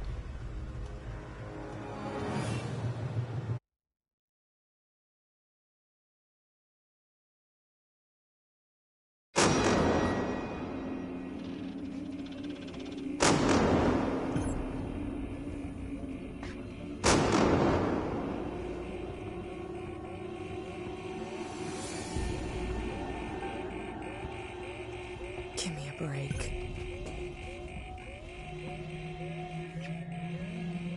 Yeah, Nobu wrecked indeed. A friend of mine, Lucinda, has a really cool wrecked animated emote. This AI is pretty brutal. Have you ever played it on Nightmare? Only once. Yeah, I played through it on Nightmare a few years ago. And it was good to play through it on that mode for once. I don't know if I will again. But it just goes to show that even on easy, well, the easiest. Oh, fuck. I pressed the friggin' control stick to the right, but I mustn't have pressed it hard enough. There we go.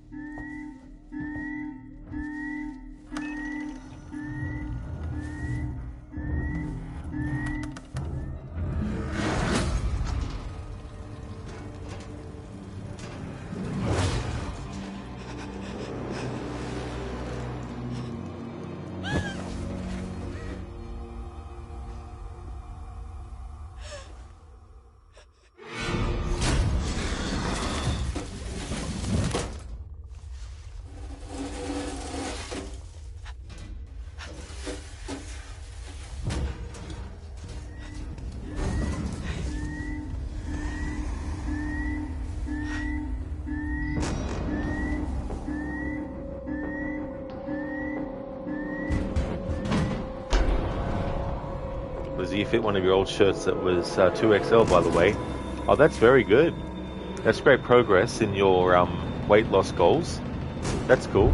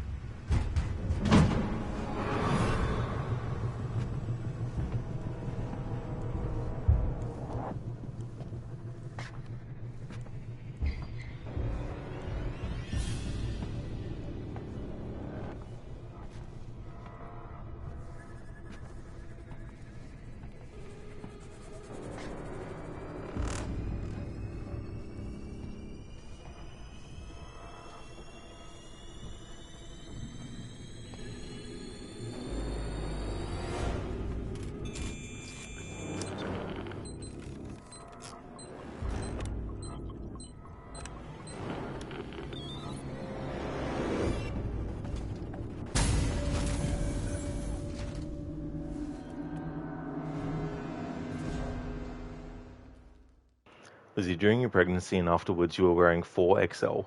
Well, that is good that you've come down 2 sizes from that. That's really good progress, Lizzie. James, dude, your mind is blown. You always thought that endurance is for your heroes to not get debuff. Now you found out that the more end you have, the less likely the character gets critted. What the fuck? That is so cool. Well, that's good when things like that, where you can discover that as well, can be a bit of a surprise too.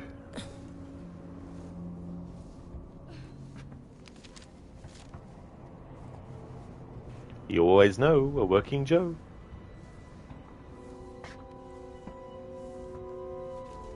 Hello? My name's Ripley. Amanda Ripley. I need your help. Please take a seat. Someone will be with you shortly.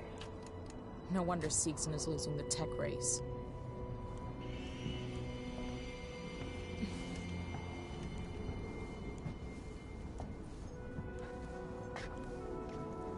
For your comfort and reassurance, our working Joe synthetics are designed to be instantly recognizable. Surveys have shown that consumers are often uncomfortable dealing with advanced human real androids. Seegson working Joes are unmistakable, so you always know exactly who you're dealing with. Be reassured. That's the Seegson promise. Your user comfort is our priority. James, it's like 1+ and all that, so you can eventually get that enemy can't crit for shit. Well, that definitely would give you an advantage then, that's for sure.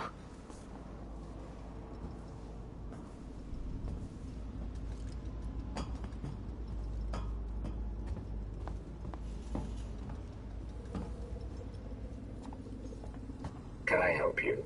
I need to get into comms control. It's urgent. That is a restricted area. It's an emergency! Don't you realize what's going on? Apollo has the situation in hand. Your registration is almost complete. Forget it. I'll find my own way in. I wouldn't advise it.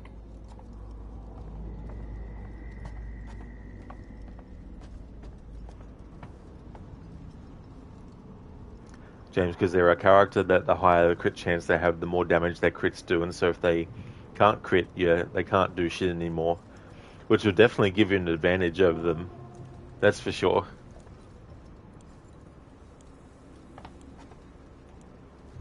Some kind of tracker. It's been modified.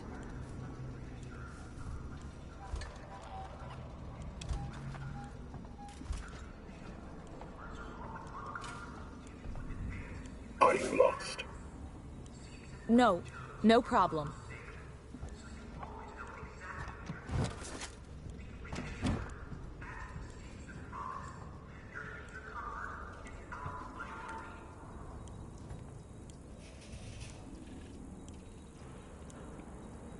Nobu, that voice over the speaker reminds you of the AI droid guy in Detroit Become Human at the carousel scene. Oh yeah, like the what do they call it? The shit, I've forgotten what they call them. The Jerrys. Is that what you mean? His voice also reminds me of the narrator in Batman Arkham Asylum. The one that talks about the asylum's, like, you know, benefits and stuff. James, like, Elector with high crit can one-shot even full elite. Damn. That'd be great to have that advantage. Destroy things in one hit. Are they Jerry? Noble, yeah, the Jerry. Yeah. The Jerrys were cool.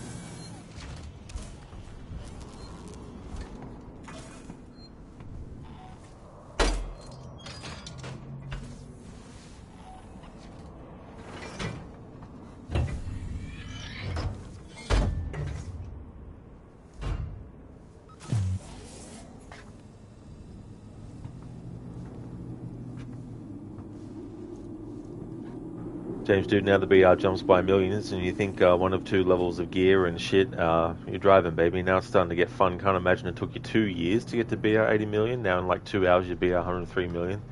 Damn, that's a lot of time. Like, holy shit.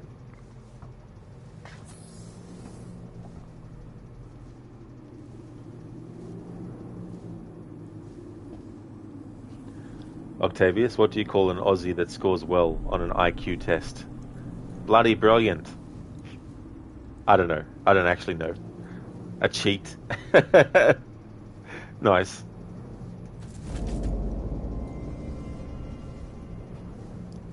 James, yeah, you've been on off the game for about 4 years or so. Well, that's good too, that you've got some benefits for spending that much time, you know, to get those rewards and get up to that level.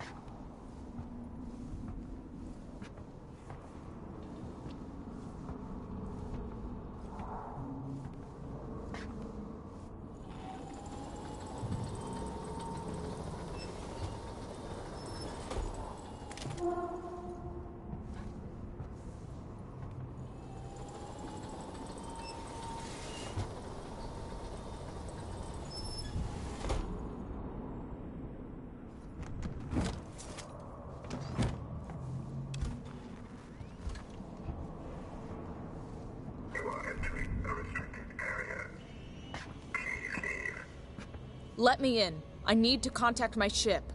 I'm sorry. I can't allow that. Ripley, Amanda. You have now been locked with Apollo. Welcome to Sevastopol. There's gotta be another way inside.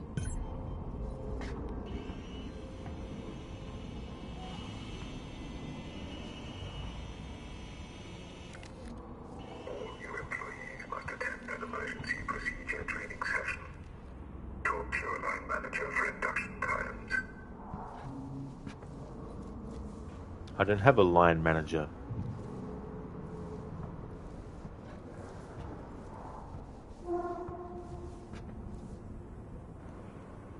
Hey Lucinda, good morning, welcome. How's your day going so far? How did the rest of Alan Wake 2 go? And how was Alien Isolation? Anything special about this particular playthrough? Alien Isolation is going good. Alan Wake 2 went well. The last stream was much shorter. I think it was only 2 hours to get through what I had left. But that playthrough went well. Got done what I wanted to get done. And for this playthrough, nothing extremely special. I did do some 2 DLC content that is basically Amanda Ripley's mother from the first Alien movie. There's 2 DLC where you do some content based on the first Alien movie with some of the other characters and stuff. It'd been a while since I did that content, so I thought I'd do that for this playthrough.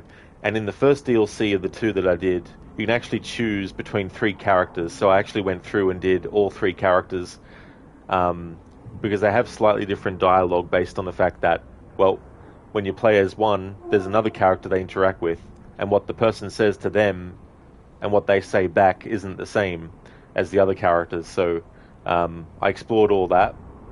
And then the other DLC is basically a recreation of the end of Alien, where Ellen Ripley is the only one left, and she has to get off the ship before it self-destructs. But as for the main game, though, not doing anything extra apart from that with the DLC content. Plus, I'm playing on the easiest difficulty as well. I did for the DLC too, and I'm going to do the same for the main game as well. But yeah, it took about 2 hours to do the DLC content. James, yeah, the game throws resources at your stunning speed, but take them away at even bigger rate. That's the thing, like the pro and cons and the balance of stuff.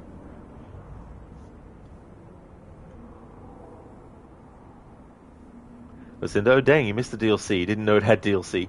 Yeah, so that's 2 of the ones that they have. There is another one, but it's more like challenge rooms. And it's sort of like one of those things where it's not that interesting, really, I don't think. Like, you play as certain characters that you don't meet in the main game, but are mentioned, and all that kind of stuff, but I don't know. There's just nothing about that DLC where I was like, oh, I must do it. So I thought doing the other DLC was good enough. Plus, it keeps it focused on the Ripley family as well, playing as Ellen in the DLC and then playing as her daughter 15 years later in the main game. Octavius, don't forget to get hydrated. Definitely not, no. Definitely not. Listen, are you going okay? You got to sleep in this morning, but you had a hard time getting to sleep last night because of your sinuses. I'm so sorry to hear about that, Lucinda, when things like that just get in the way of being able to actually get to sleep.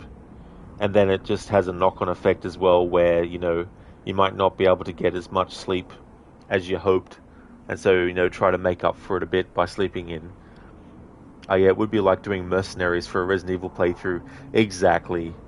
Yeah, like, I don't know, sometimes, you've got to draw a line. And the other thing is too, like, this is the third phase of celebrating the 10th anniversary, so I think I've definitely given the game quite a lot of celebration for its anniversary as well.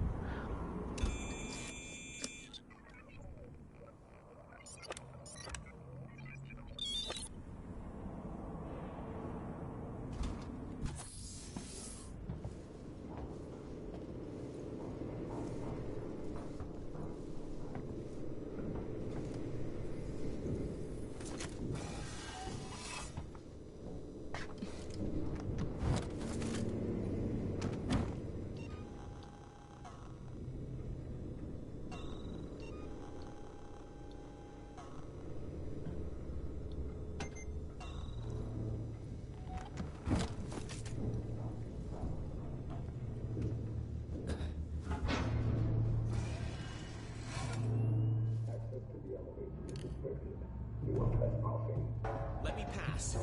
It's me, Hughes. Don't you recognize me? Listen to me. We've got to re-establish long-range communications. You're becoming hysterical. Get back! I'm warning you! Tut. Let's resolve this amicably.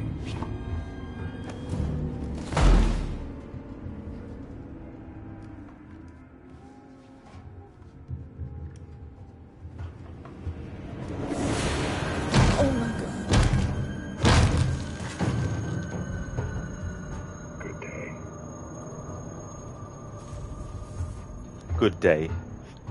Yeah, a good day. Not for him, though.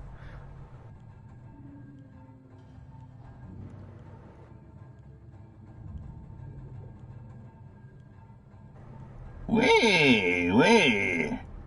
Get off her, bitch. Thanks, Bane, for redeeming that impression.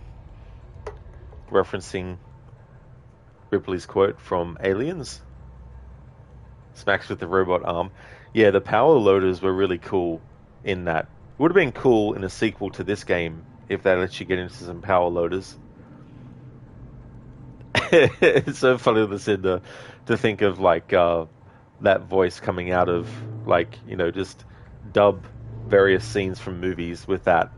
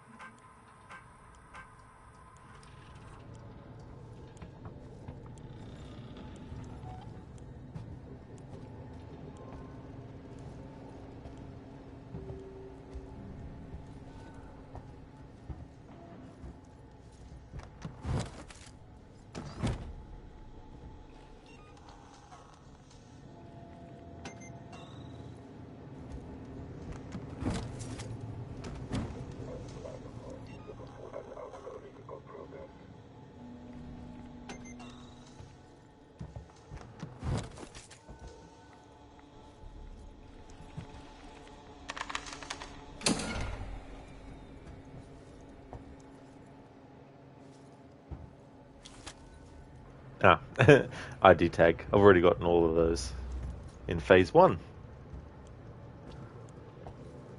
Because all the other playthroughs I did before Phase 1 of this game's 10th anniversary this year was not worrying about getting all the collectibles. So it's good to finally do that. So I never have to do that ever again. James, yeah, it'd be awesome if the scene would be here at the end. It well and truly would be.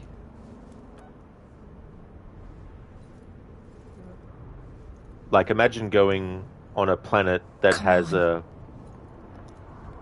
Weyland-Yutani facility that has, like, you know, aliens and face huggers and everything. And Amanda wants to sabotage the whole place and blow it up or something. You know, going in there and then, you know, all hell breaks loose and then getting in the power loader and, you know, all that kind of stuff.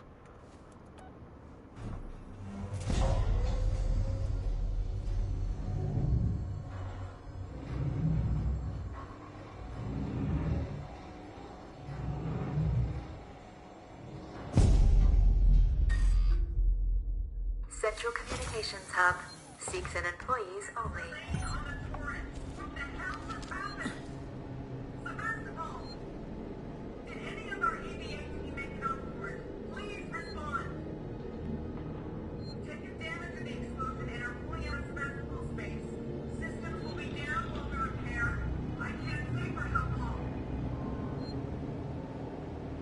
James, yeah, gonna warm your food, kind of getting hungry. Definitely understandable, James, that's for sure. I hope you enjoy it.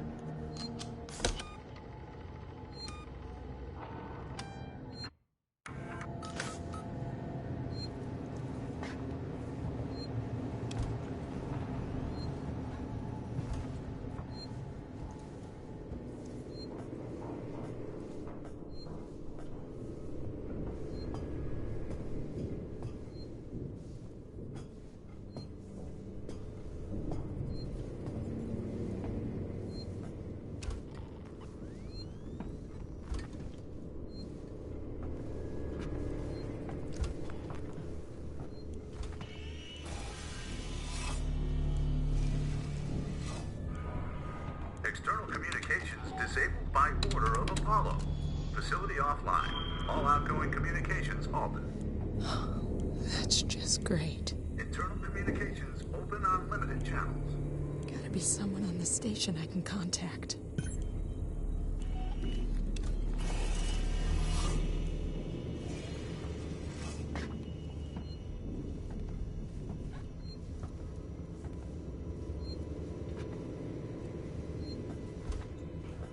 James, that's a pretty cool way to save a game.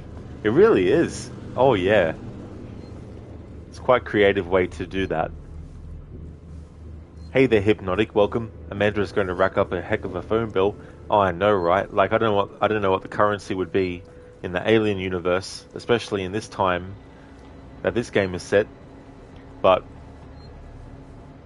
wouldn't like to get that bill.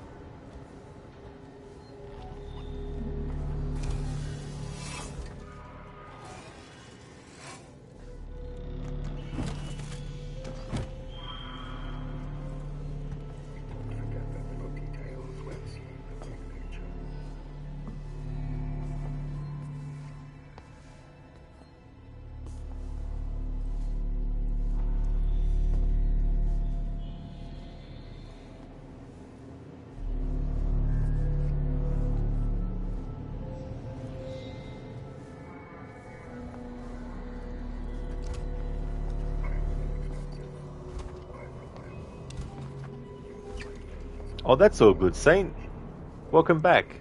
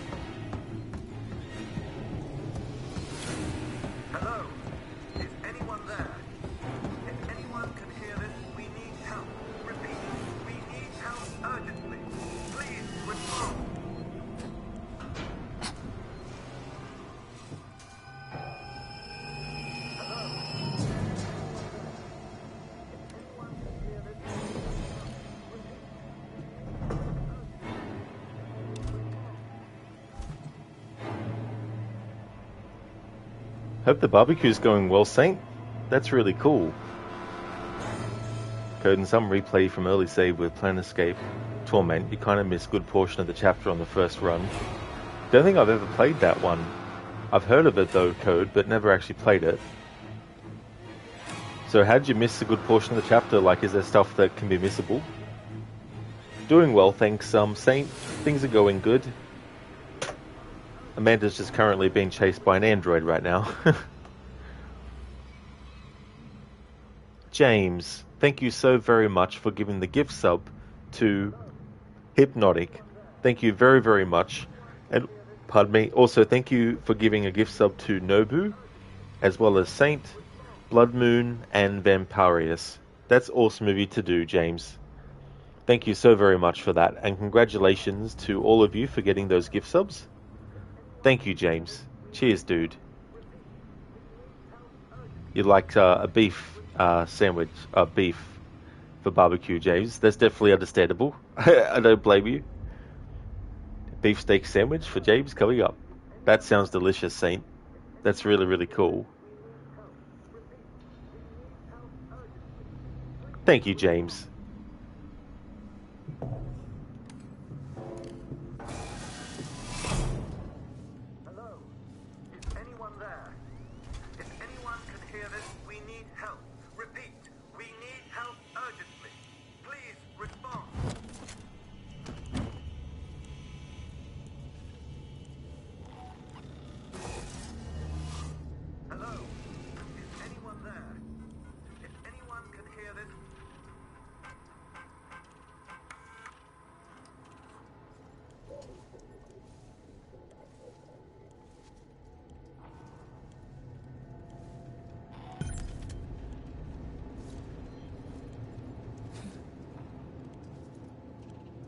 Oh, nice, James. You got a train icon.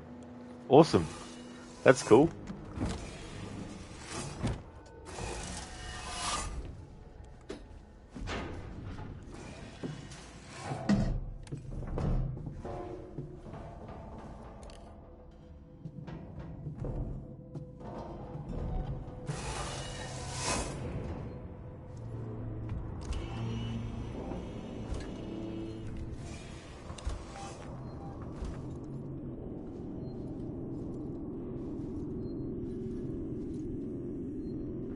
James, you forgot your ketchup. That's all good. Don't worry, you won't have much to catch up on by the time you get back.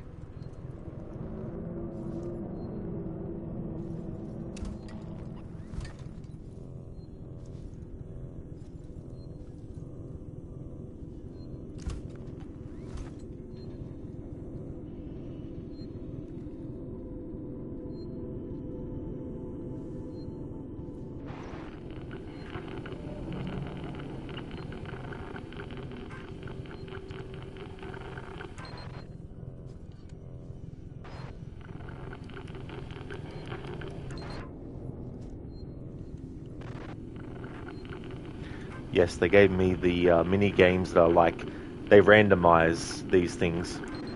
I preferred the ones that they gave me. Samuels! You're alive! It's Ripley! Ripley! Taylor, it's Ripley. We were getting worried. I made it! Where are you? We're at a transit station now. It's right by medical. Okay. Samuels, listen to me. It's not safe here. Seegson's got this place locked tight. Their goddamn androids are killing people! That's impossible. It's contrary to primary synthetic programming. I've seen it, Samuels. I guess Seegson's got a different idea about synthetics. And there's something else here. A creature. It's big and it's lethal. Ripley, slow down. A creature? It's a life form. An unknown type. Some kind of alien organism. It's extremely dangerous. You and Taylor need to make... Taylor is hurt. She was injured by debris during the crossing. How bad? I can't move her. I need medical supplies. We need to treat and pack the injury. And the Torrens? The radio is broken. I can't contact Verlaine. We're on our own. Shit. Okay. I'll come to you. Keep your eyes open. I'll send a transit car to you.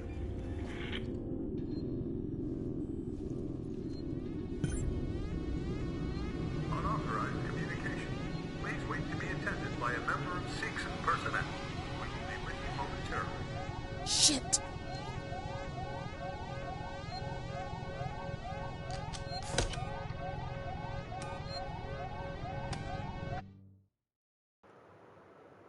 Hypnotic, you don't think you could really survive in this situation? You think you would be in the corner making a mess, lol? I don't blame you, Hypnotic. I mean, I'd be the same too.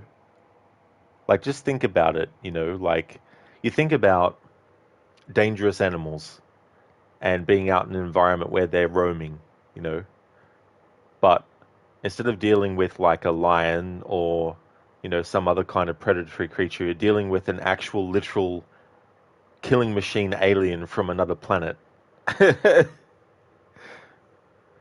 Code, the later chapters seem to have a point of no return, and players can thus miss the whole area with quests, items, experience points. In this case, the whole team of 5 missed extra couple of levels, which is a no-no. Enough difficulty without being under-leveled. Jeez, like, it can be tricky when games do that kind of thing, you know. Even if you try to be very thorough, I hate when you are, but you still miss stuff. Welcome back, James. Yeah, Lucinda, I just couldn't help myself. Had to make that pun. Lizzie, you don't like that pun? That's fair enough. Hey, Orochi, welcome. You like that 80s take on the computer and save areas? Really like at the same time of the original Alien movie? Absolutely. Yeah, I really like how they took that approach, because there's been so many movies since the first one that have a different style and look to them. So I think sticking with the style and aesthetic of the first Alien movie was really, really good. Because when you think about it too, it's only 15 years removed from the events of Alien, so a lot of the technology and the way it looked would still look that way, even that further into time and stuff. Or potentially could. James, yeah, like you've put it on the counter just to leave it stand there. Dude, I've done that so many times with things. And even going into a room specifically to get something and something else distracts me, and then I forget what I went into the room for originally, and then I go to sit down, I'm like, shit, that's right, that's what I wanted to grab, you know, like salt or something, you know. Hey, Cheesy, welcome. I know we're gonna die in here. Game over, man. Game over. We're in some real pretty shit now, man. Why don't you put her in charge? Hypnotic, she said the thing. She said the thing. Absolutely. Said the thing.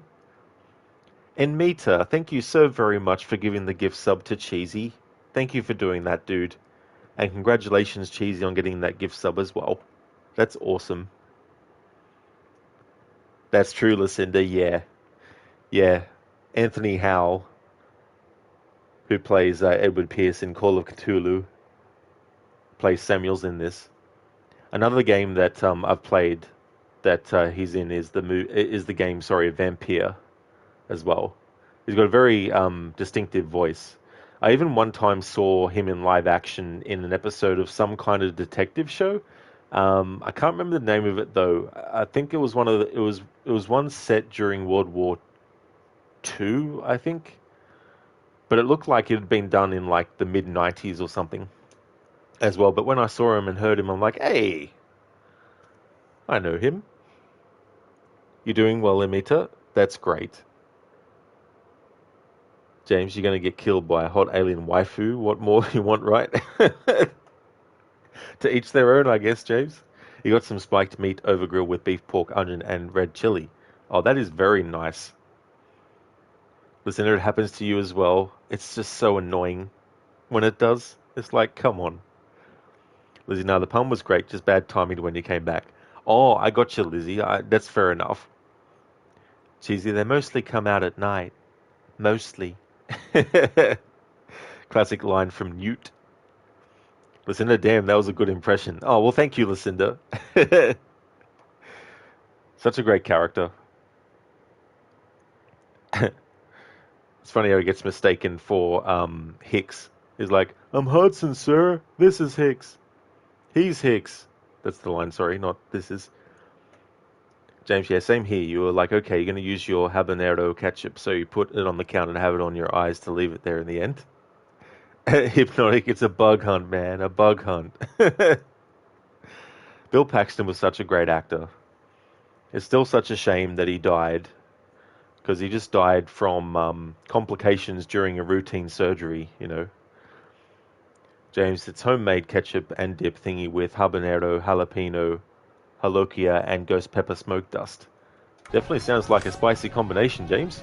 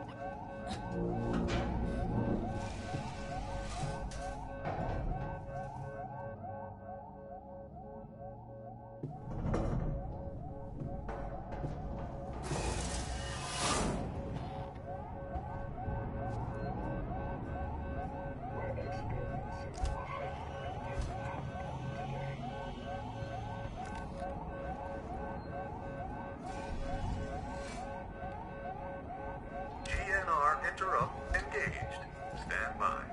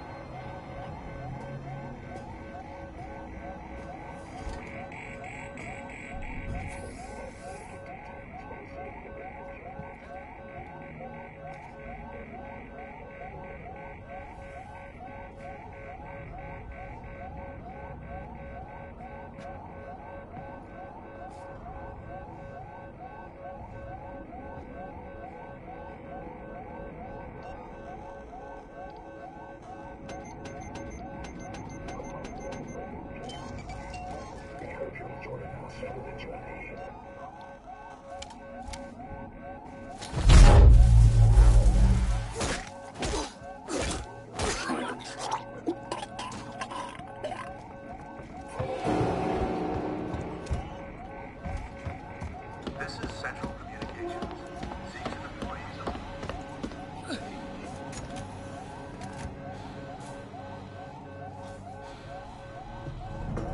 All visitors must report to reception.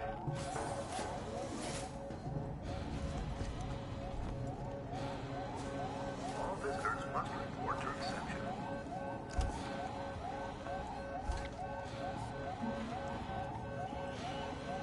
All visitors must report to reception.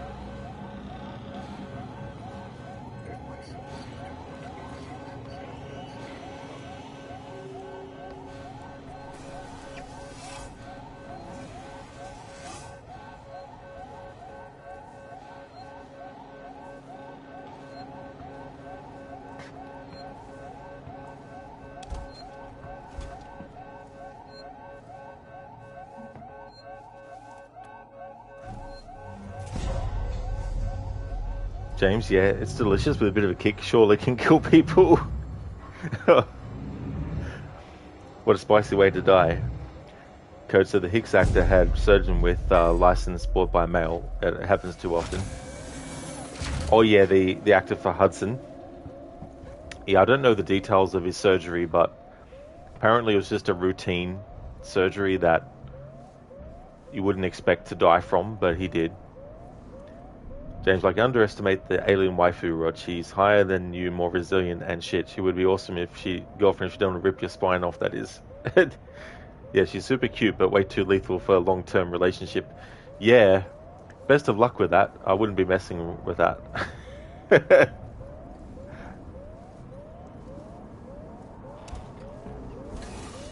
Listen to who died. So actor Bill Paxton, who played Hudson in Aliens, he died. I can't remember when it was now, though. I think it was quite a while ago.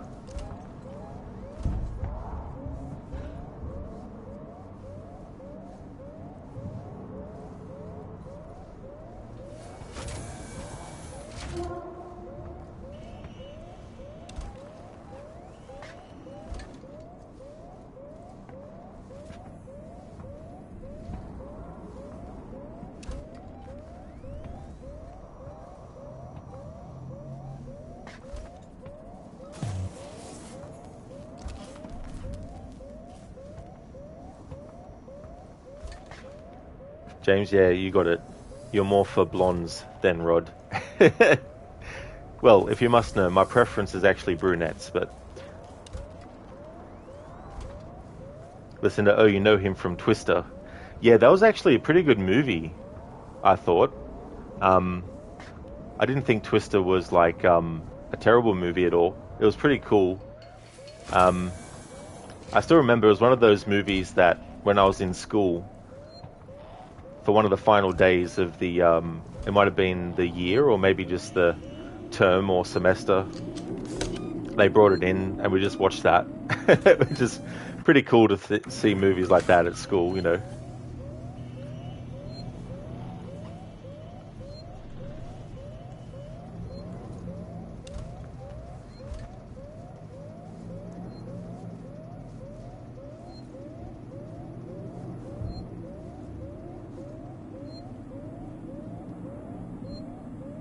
Caleb, you too? Oh yeah.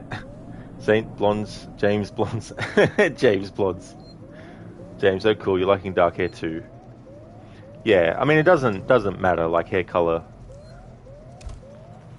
is fine. But my preference is brunette, but it doesn't mean that people who don't have brunette hair are, you know, get away from me.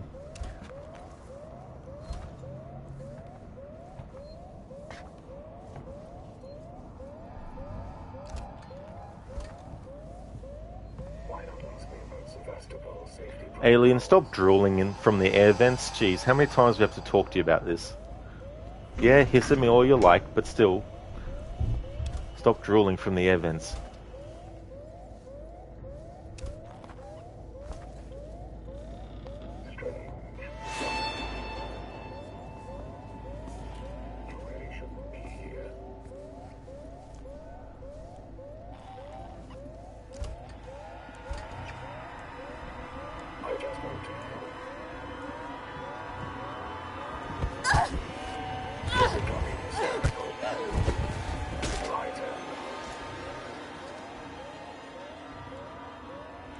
Android, there's an alien about, you idiot. Great.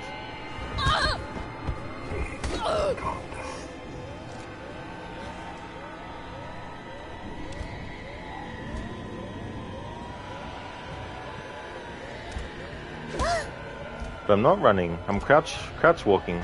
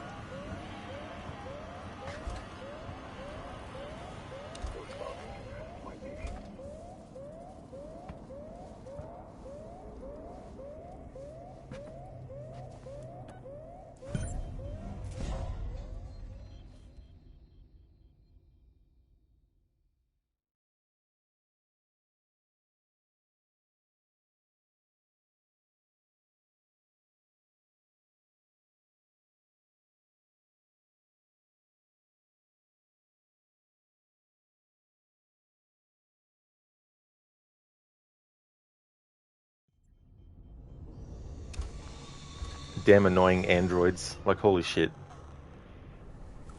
I didn't want to risk running just in case an alien was like, hello!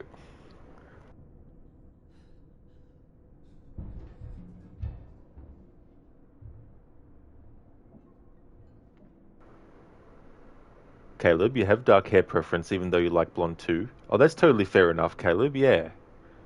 James, like, you don't mind blondes, but you prefer darker hair. Well, that's definitely fair enough. Yeah, Maxi, welcome on in. Alien, whoop whoop. Absolutely. How's it going, dude? Welcome on in. I finished Alan Wake 2 earlier, and I did the 2 DLC where you can play as Ellen Ripley before starting the main game. Saint Beauty is in the optical illusion of the eye. That's true, yeah, you know. Listen, you don't think you've ever dated a man that did not have brown hair, now that you think about it? Oh, really? Yeah? Yeah, it's funny, you know, like, things that you don't really think about. Hey there, Zaius. Welcome. You beat this in 22. Scary. Well, that's cool that you defeated the alien, Zaius. That's really cool. Yeah, it's such a good game, this one. Ave, actually, a test showed that the hair color reflects IQ. That's why blondes are well. Oh, good one, Ave. Listen, James, Lucinda here thinks we are a bunch of weebs. Speak for yourself, James. Zayas, have you beaten the movie missions? Yeah. Yeah, I did the crew Expendable, and I'd never done it as all the characters before, so I wanted to play through as all of them to get the slight differences in dialogue as well. And so I did that, and then the Last Survivor DLC, which is, you know, a bit of a recreation of the ending of the first Alien. Hypnotic bad touch android slap. Exactly hypnotic. Like, they're lucky I didn't have an EMP mine, because I was hoping, you know, that's what I would have used otherwise, but yeah. Geez, the annoying thing about this game is that the alien don't care for the android, vice versa. Exactly, Cheesy. That's a great point too. You know, you can't expect the alien to attack the android or vice versa. It just doesn't happen. Yes, saying it's like, crouch, walk faster, quick, faster, more intense. James, but yeah, you're the only one with a bit of adventurous nature, I see. Oh, that's definitely fair enough, yeah. We're all different. Hypnotic, don't these androids know once you crouch walk you're invisible? Yeah, they didn't get the memo, Hypnotic. Like, how can they expect to be full-functioning androids if they don't even read the damn memos they get sent? Caleb, yeah, they were always annoying. Especially, too, when they're lying on the ground and you think it's actually deactivated, or you forget, or you don't even think, and then they grab you and attack.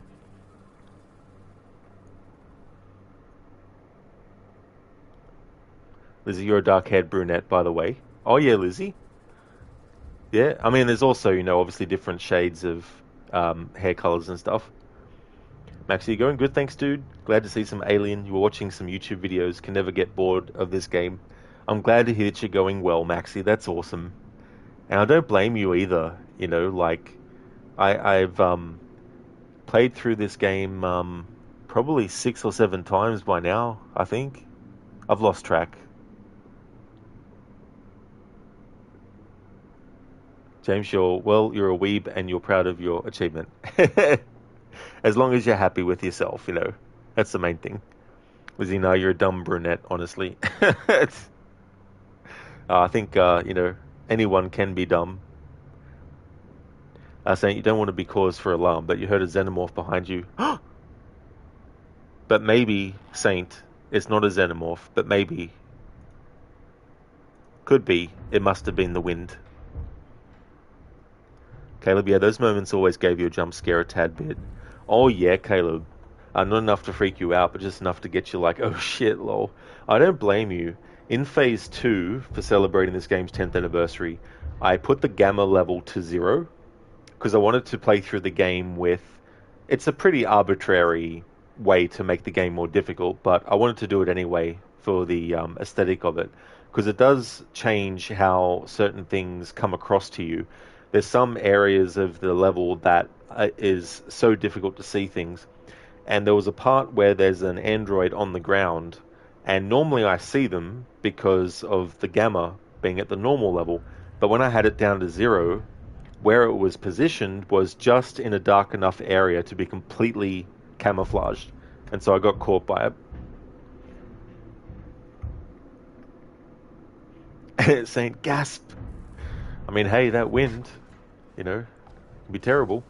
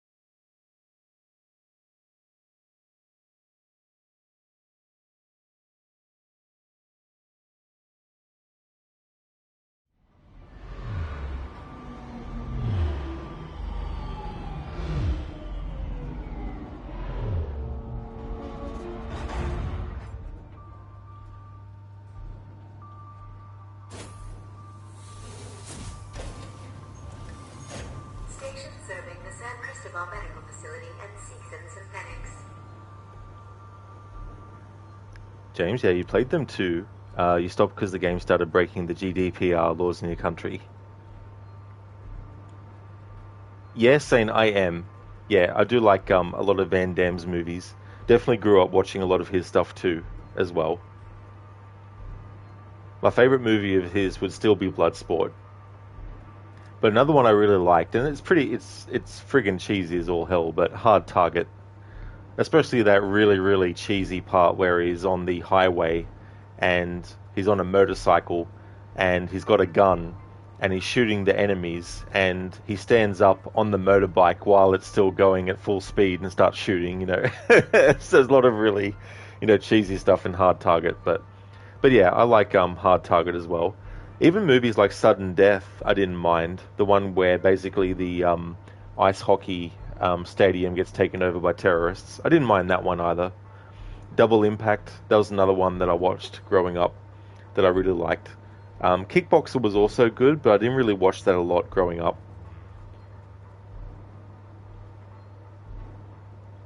So he must have been an old DVD player. Oh yeah. I don't have any of my old DVD players, unfortunately. So you think the original video game Mortal Kombat main character was based on him? Yeah, like apparently they wanted to actually do a Bloodsport video game, and that's what they were intending to do anyway, but it fell through. So just imagine if that hadn't have happened.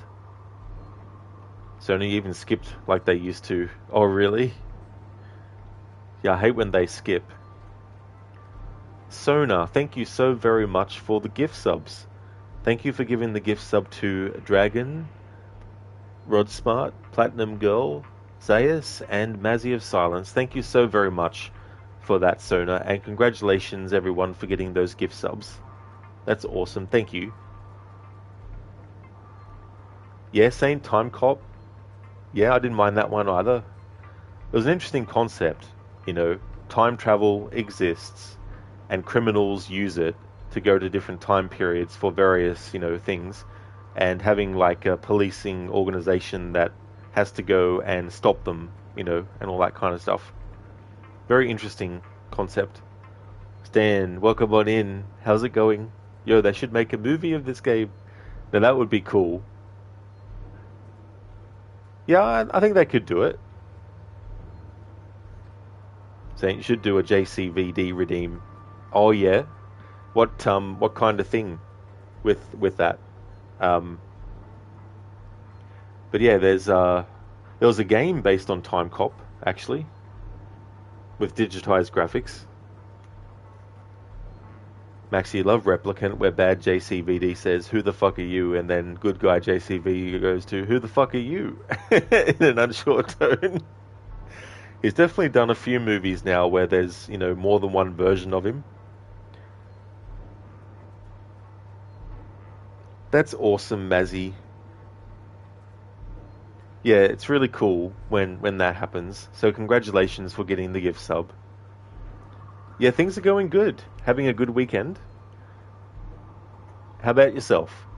We're excited for tonight for Silent Hill 2 Remake. Oh yes, that's when it comes out. Yeah, it'd be interesting to see what it's like. Because Silent Hill 2, the original, is one of those games that it's just such a chef's kiss of an old school survival horror game, you know. So you're welcome. Rod has built an awesome community. Absolutely, you know, it's definitely great, and really appreciate, you know, everyone, people who are lurking, and followers and subscribers, and it's just muchly appreciated. Saying like a classic French-Belgian accent, saying stuff like, "I deserve this role. I'm as good as Bruce Willis." Yeah, that's the thing. Like, doing Van Damme's impression is very difficult. I mean, it'd be cool to be able to do it, but you gotta love that moment in Street Fighter where he's like, "Who wants to go home and who wants to go with me?" The way he says that. But yeah, it'd be very difficult to do a Van Damme impression, unfortunately. Maxi, thank you so very much for giving the gift subs to Z Nubius and to KD50V2. Thank you very much, Maxi, for doing that, dude. And congratulations for getting those gift subs as well. So, you're excited for Silent Hill 2? Oh, very nice. Yeah, it'll be interesting to see what it's like. I haven't played a lot of Bloober Team stuff, but I've played Layers of Fear 1 and 2, and I played Blair Witch and The Medium. But there's also some other games they've done that I haven't played. Listen, some people will get early access, like Jigs and Island is already playing it. That's true too. Yeah, the early access peoples. That'll be good because, I don't mind knowing about spoilers and stuff for it. Not that I'm expecting there to be too many differences, but there might be. You never know. But still, I don't mind. Cheers, Maxi. Muchly appreciated. Code? Put lasagna in the oven once more, then a couple of days of cheese, buns, and stew. Now, lasagna is damn good. I love that stuff.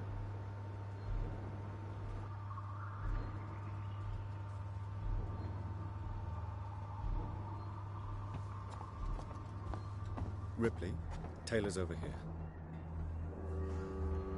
Taylor? But isn't that Lucy Thorne? Ripley? Is that Ripley?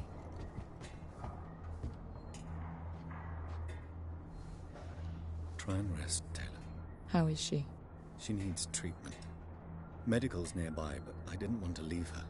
I'll go and investigate. See what I can find. You stay with her. I'll try to repair the radio booster. What if this creature shows up?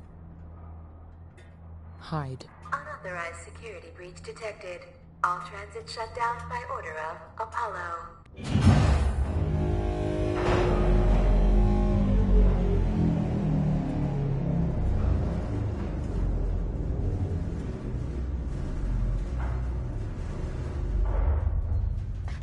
There's little time to waste, Ripley.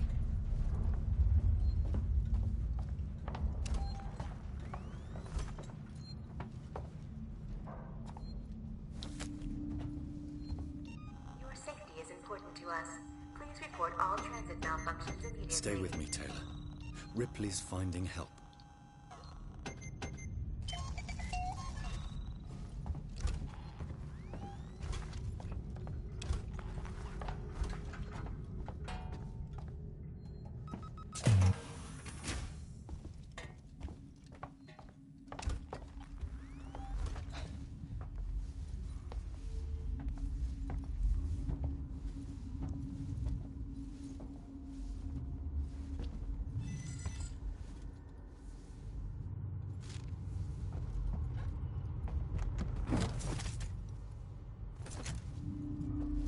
Locked.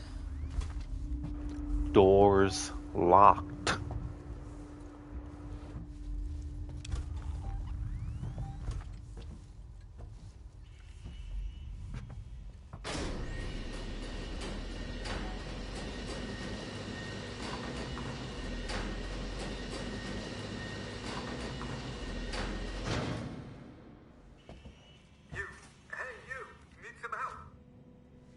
I need a doctor.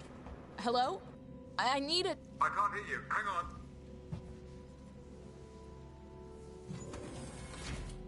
Come on, I've opened the elevator for you. Speaking of you, he's like, hey, you. Come on, come. There's no time to lose. He's me, and I'm you. And you is answering.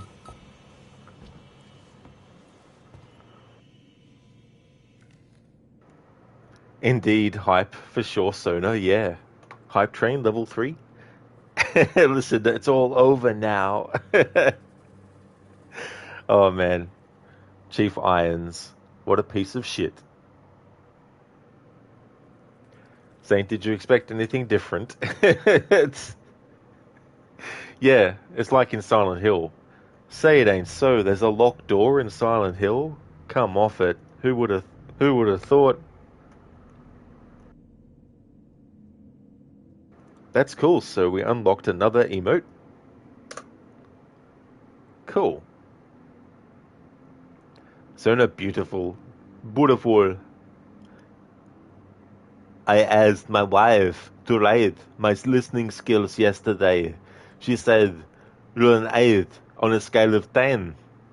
I still don't know why she told me to urinate on a skeleton. Thank you, Dr. Darling, for redeeming that as an Arnie impression. That's definitely one I've heard before, but it still hits.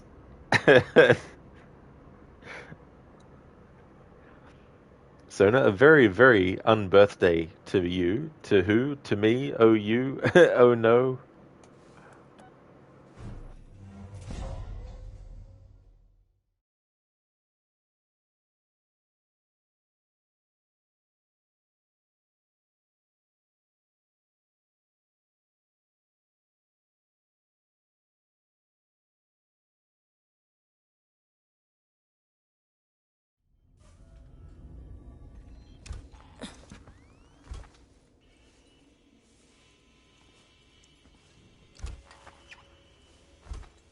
Forget the door. The marshals locked everything down. Use the vent. Dr. Coolman, why are you backseating me, huh? Sona, thank you so very much for giving a gift sub to Dr. Darling. Thank you very much, and congratulations, Dr. Darling, for getting the gift sub. Thank you, Sona.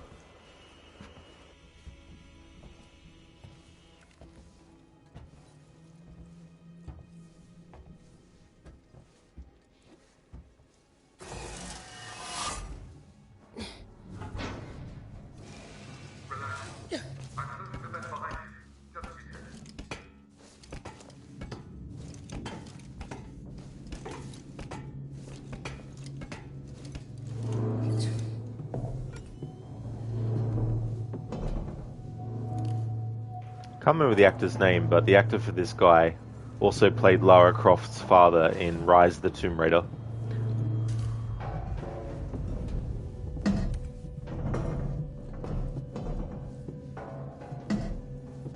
Visiting hours are 10 a.m. to 1 p.m. and 3 p.m. to 7 p.m. Thank you.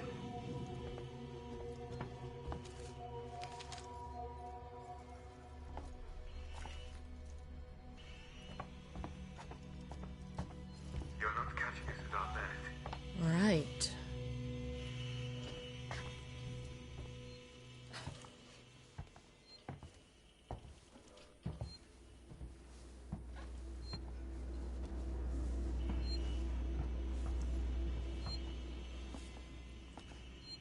I'm Coolman. Ripley, I need to find a doctor. I'm a doctor. My friend needs help. Medical supplies. Me too. There are no supplies on this level. But there are plenty downstairs in the hospital dispensary. How do we get there? We?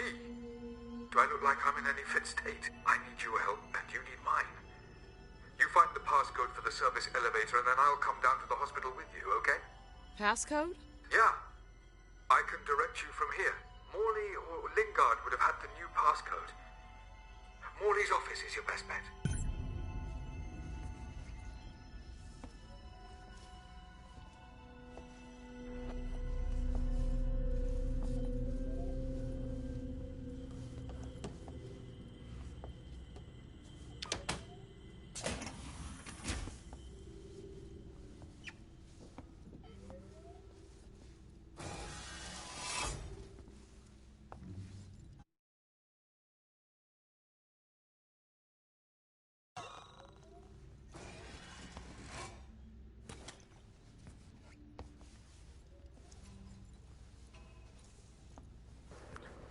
Dr. Darling. Well, we're all MVPs here. Everyone watching and lurking. And chatting as well. Saint, or you should say Captain Darling. Captain, Doctor, Scientist. Maxi, Richard Maloney. He also voiced Avalach in The Witcher 3. Oh, really? It could be Maxi, yeah. Yeah. I don't know if I've played The Witcher 3, but I didn't recognize his voice in that. But maybe I did at the time, but I can't remember that I commented on it. I think it was probably 2 years ago now, I think, when I played Witcher 3 last. Saint Avalach, never noticed. Yeah, I mean, that's the thing too, like, the differences that actors can do with their voices too can be understandable, maybe, you know, even if it's like a slight change, can be enough to throw people off. Let's work together, huh? Mutual benefit.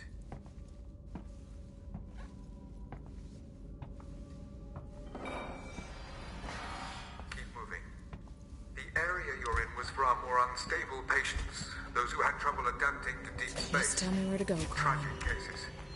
Don't worry, they're all long gone.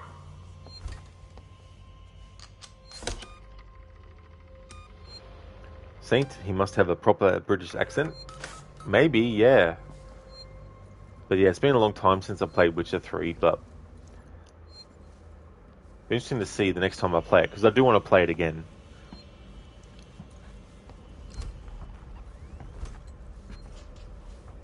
That's right. Along that corridor.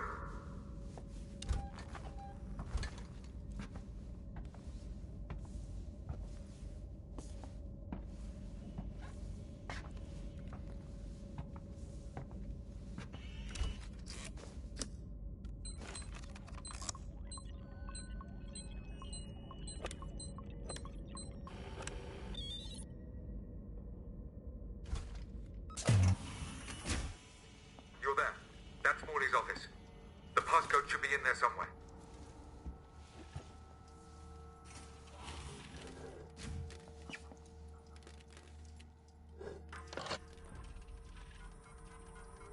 Oh yes, and it's such a good game.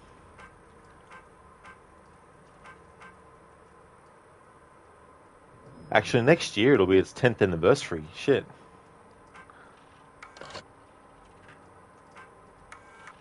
Have you found the passcode? Look, we'll need the physical keycard too. Morley always kept it on him. Find him. Warning. Medical facility quarantine breach detected. Warning. Relax. Medical I'm facility just trying to quarantine find out breach what that detected. is. You focus on finding that keycard. Shit.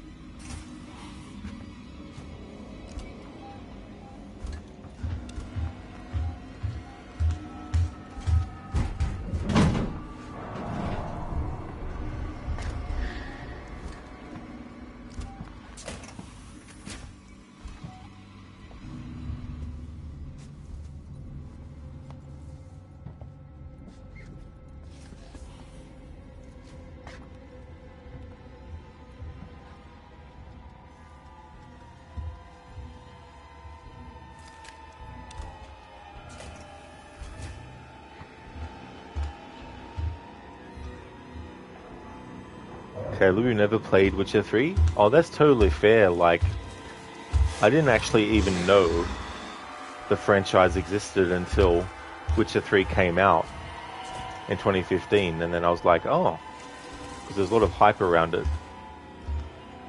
But it would take a while before I first played through, and I decided to do Witcher 1 and 2 as well. Yeah, Sona, it was just the wind. That wasn't an alien. The wind just makes you want to think it's an alien.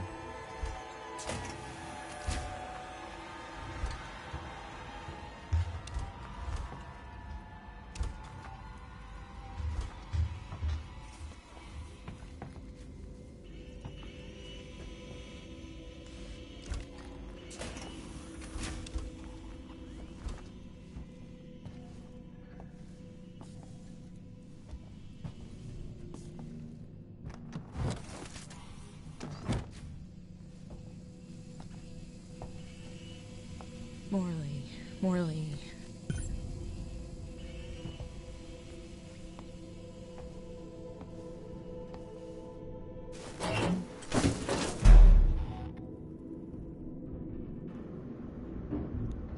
Maxie, he's here. Saint Yummy. Maxie, you think you should make some more green screen memes and have them horror focused for this month? Now, dude, that would be really cool to see. There's definitely a lot of different moments from various horror movies to choose from. So, The Poltergeist is one of your top 3 favorite movies. Oh, nice. The only one I haven't seen is the remake that they did. But I felt the first movie was the best. The second movie wasn't as good, but I kind of liked the direction they went with it. But the third one wasn't as good. The one that was set in a skyscraper. Max, it's such a good movie. You haven't seen the new one they made, though. Yeah, I mean, it's one of those movies, too, that I think... Actually, no, I don't think it led to... I think it might have been, actually. I was just thinking, because there's a few movies that led to the creation in America of the PG-13 rating, and I think that might have been one of them. Because you had, like, Indiana Jones and the Temple of Doom was another one. Caleb, you watched clips of gameplay, though, and it seems like a great game. Yeah, there's definitely some things to it that take a bit to get used to as well. But I really like the game a lot, and playing Witcher 1 and 2, because Witcher 1 and 2, while story-wise and everything, they're great, gameplay and quest-wise, they're just terrible. So they really did a great job with 3. Same, Rod. Never noticed the Witcher games till the huge ad campaign for Witcher 3. Yeah, I mean, that's the thing, right? Like, it might have been one of those things where I saw the first game or the second game in video game stores, but it just never caught my eye because I wasn't, But yeah. So the remake has one of the songs you love and is well done, worth the watch. Oh yeah.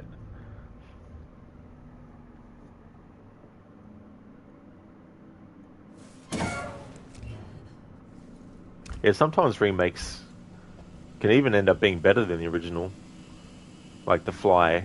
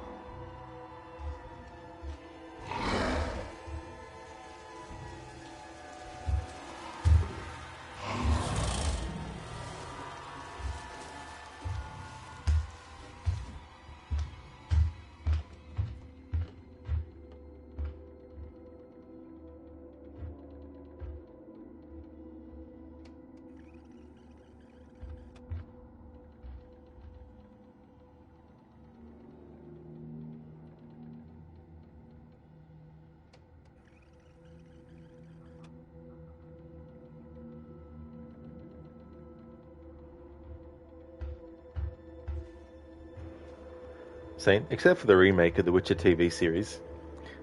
Henry Cavill disapproves. Yeah, I saw an interview with Liam Hemsworth, who's playing Geralt moving forward. So, by the way, how are you first and third in gifting? No idea, Sona, to be honest. Yeah, I don't know how they worked that out. Sona, Tom Welling approves. Yeah, Tom Welling. I haven't seen him in much stuff aside from when he was on Smallville. Saying Equilibrium. That's a movie I still haven't seen, actually. Yeah, Equilibrium. But is that a remake of something, is it?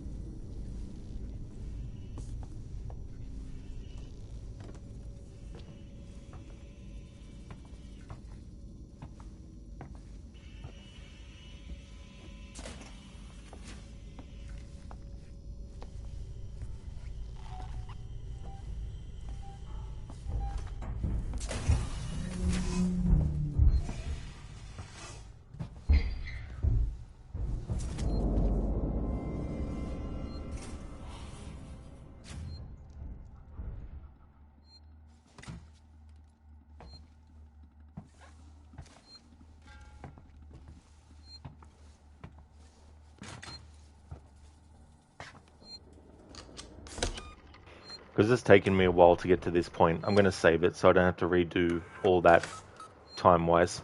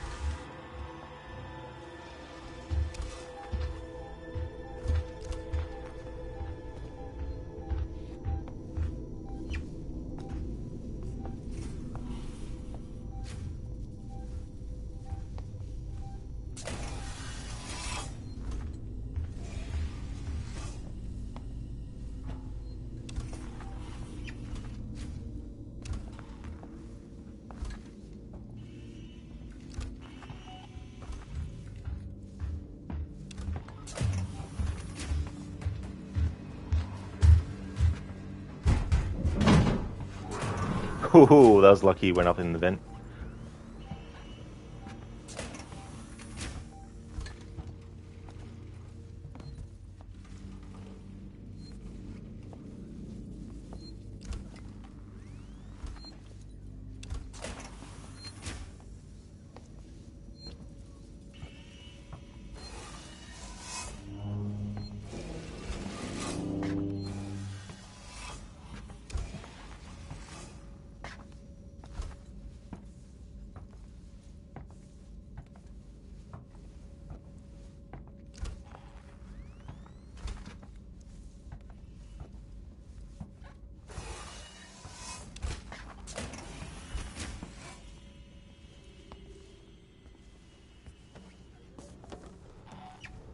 Damn you, Coleman! You knew that thing was here!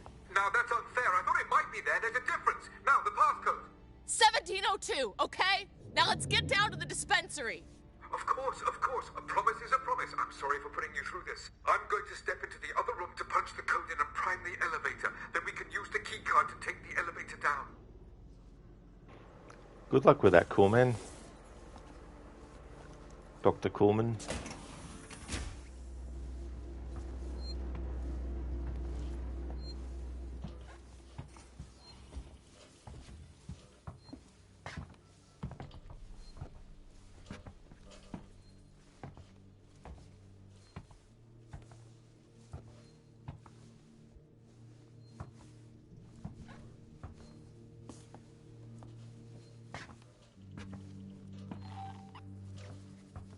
There.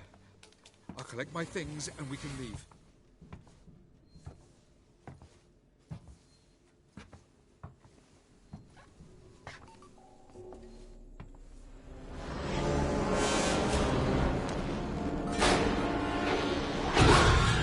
Oh, God.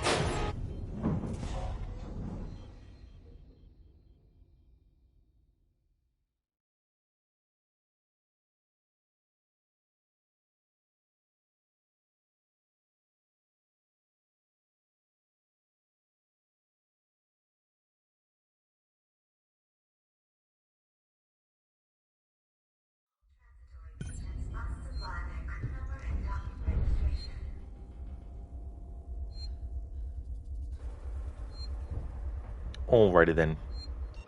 That is where I'm going to call it a stream day. Did the 2 DLC, where you can play as Ellen Ripley, set 15 years before the events of the main game, and that took about a couple of hours, so it meant my progression in the main story was not as far into it as I would have been had I started with the main game, but that's a good decent chunk of Alien Isolation done today. Plus I did a couple of hours of Alan Wake 2 before that as well. So it's been a good stream day, finishing one horror game that I've got lined up and starting another one. I just want to thank everyone so much for watching the stream. I really do appreciate it a lot. And I hope that everyone has a great weekend as well. There'll be more Alien Isolation coming up tomorrow in the next stream. And pretty much during October, the games that I'm doing are 7 days a week. Obviously, if I finish a game before that, it'll be the next game lined up and stuff. But all month, it's basically horror games. I'll just catch up on chat before I do the outro stuff. Sona Tom played Kane in Lucifer. Never actually saw that show. Like, I've seen the actors, I think, in ads for it, but never watched it. Saying Equilibrium with Christian Bale and Sean Bean. Dude, how have you not watched Equilibrium? Oh yeah, there's been a lot of movies I haven't caught yet. But I've seen bits and pieces from it though. Ave, do you have it so that the Xenomorph can hear you talk? I don't, Ave, no. Yeah, I don't have it like that. Same with the head movements and stuff. So honestly, it's been a hot minute since you last watched that movie too. Yeah, I mean, it's interesting too when you go and revisit a movie you haven't seen for a while, because you don't know if you'll remember everything or not.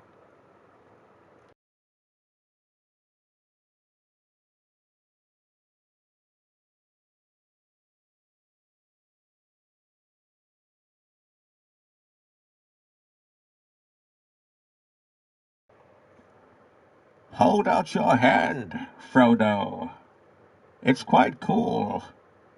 What can you see? Can you see anything? Nothing. There's nothing. Wait. There are markings. It's some form of Elvish. I can't read it. There are few who can. The language is that of Mordor, which I would not utter here. In the common tongue, it says, "One ring to rule them all, one ring to find them, one ring to bring them all, and in the darkness bind them." Thank you, Dr. Darling, for redeeming that impression from Lord of the Rings. Thank you very much. Actually, did the green screen of Ian Malcolm in Jurassic Park going, now that is one big pile of shit, laugh my ass off. Oh man, what a classic character in that movie. Like, he has some really good dialogue in that. Dr. Darling, sadly, the new Joker movie is bad, apparently. I never even saw the other one. But yeah, that can be annoying when a sequel isn't as good as the first. Saint Priority Level 1. Oh yeah, absolutely. You know. Lucinda, you sure nothing will go wrong with this plan? No, of course not. Like, why would a plan go wrong in a sci-fi horror game? Caleb, you stayed in this area on purpose to see if the alien would do anything, and he does, lol. Yeah, that's the thing, right? Because, it sets it up where some players might stay because they're just, wanting to see what happens next in terms of like, okay, so you got the password, yada, yada, yada, and then if you stay behind too long, though, it's like, boom, the alien will get you. I've even had it where I haven't reacted quick enough and the aliens actually ran into the elevator before I've been able to press the button and killed me. Lucinda, oh no! So anyway. Anyway. Saint in the Name of the Father. Yeah, I never saw that movie either. I don't think I did. That's okay for the stream, James. Absolutely no worries at all. No worries at all, Maxi, for the stream either, dude. No problemo. And same to you as well, Saint. And no worries at all for the stream either. Oh, that's all good, Lucinda. No worries for the stream. And that's awesome that you're able to catch the stream of Alien Isolation today. James, we even subbed most of the Twitch, so overall progress. This is true. Yeah. Saint One Ring? No, did you mean marriage? No. Although imagine that being the wedding ring. The One Ring. Oh, that's okay, Orochi. That's no trouble at all for the stream either. Thank you everyone for watching. I really do appreciate it. I'm going to give some shout-outs before we end. No problemo at all, are they, for the stream either. No worries at all. Sorry, I sound like a broken record, but I do appreciate that people have enjoyed the stream.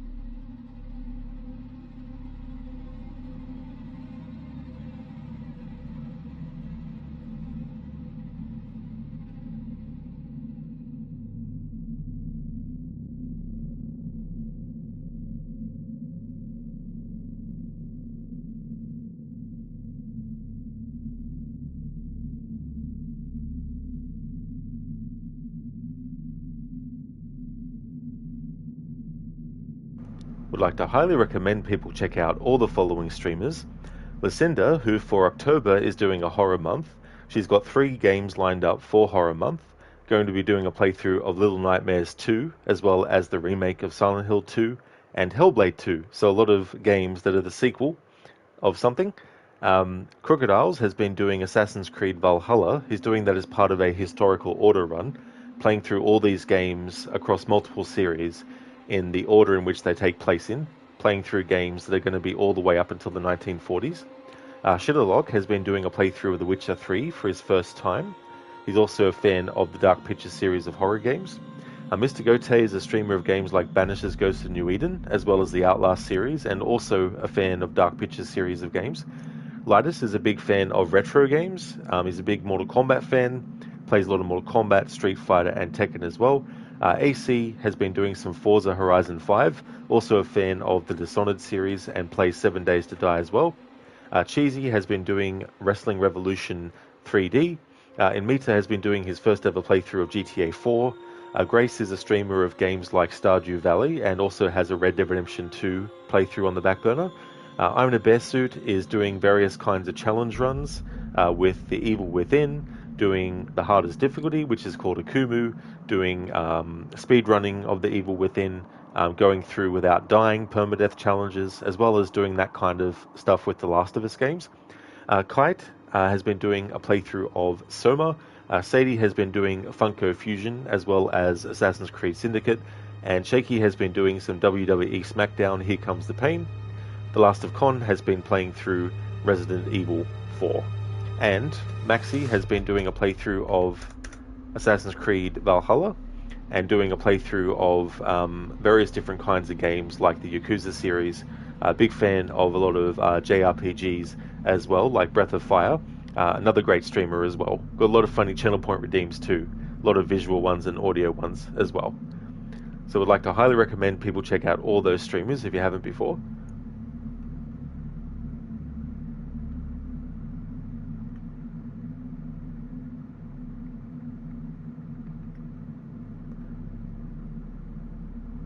No problem at all, Lucinda, for the shout out. More than happy to give you one. Stan Aragorn puts the ring into Eowyn's stew. Everyone's shocked, you sick fuck. Poor Eowyn and her stew. Sona Rod is building the best community. Absolutely, Sona. You know, I'm very grateful for the people who support the channel, whether it's lurking and being followers and subscribers as well. You know, it's definitely all appreciated. That's all good for the shout out as well, Maxi. Absolutely no worries at all, dude. Thanks again, everyone, for watching. I really do appreciate that. So the next stream that you'll see from me will be Alien Isolation. So if you see me streaming that, then you know it's become Sunday here in Australia. Hope that everyone has a great rest of the weekend as well. And we're going to go and raid out to Queen of Skeletons, who's playing through Resident Evil 7 Biohazard at the moment. Here's a general raid message that people can feel free to copy and paste. I've also got a raid message that subscribers can copy and paste as well. So I'll just put that one in chat because I do change it up a little bit depending on what games I'm streaming before the raid.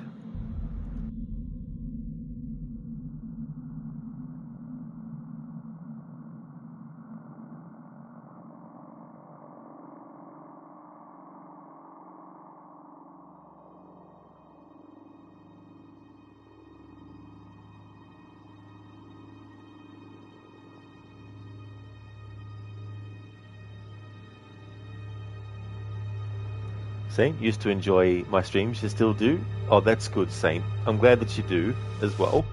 Thank you so very much. Hey there, Absolution. Hope it's going well. Spooky logo. Oh, yeah. Yeah, I decided to change it up for the month of October and also make it a emote as well to use. It's just a basic one that I put together. It's nothing too fancy, but I just wanted at least something that I could actually put. You as well, Caleb? Well, that's awesome. Thank you so very much as well. Yeah, I don't mind simple things, you know. Not that complicated things can't be. Whoops, hang on.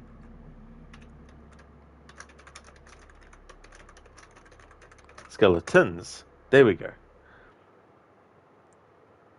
That's better. I gotta love it when that happens. You accidentally put a letter too much or not enough. But there we go. Queen of Skeletons is also doing a horror month as well, doing various kinds of horror games. And so currently doing Resident Evil 7. There might also be some more Resident Evil games on there as well. And yeah. But thank you so much for the stream. Thank you so much for watching the stream. Thank you for the GG's Absolution. Thank you very much.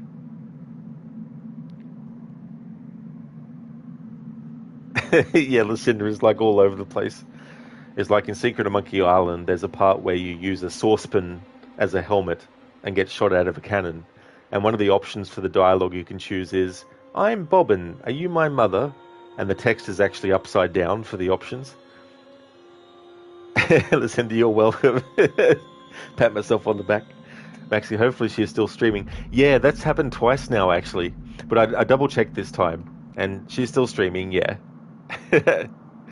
No worries at all. Absolution. Nice indeed, Lucinda. I love that game.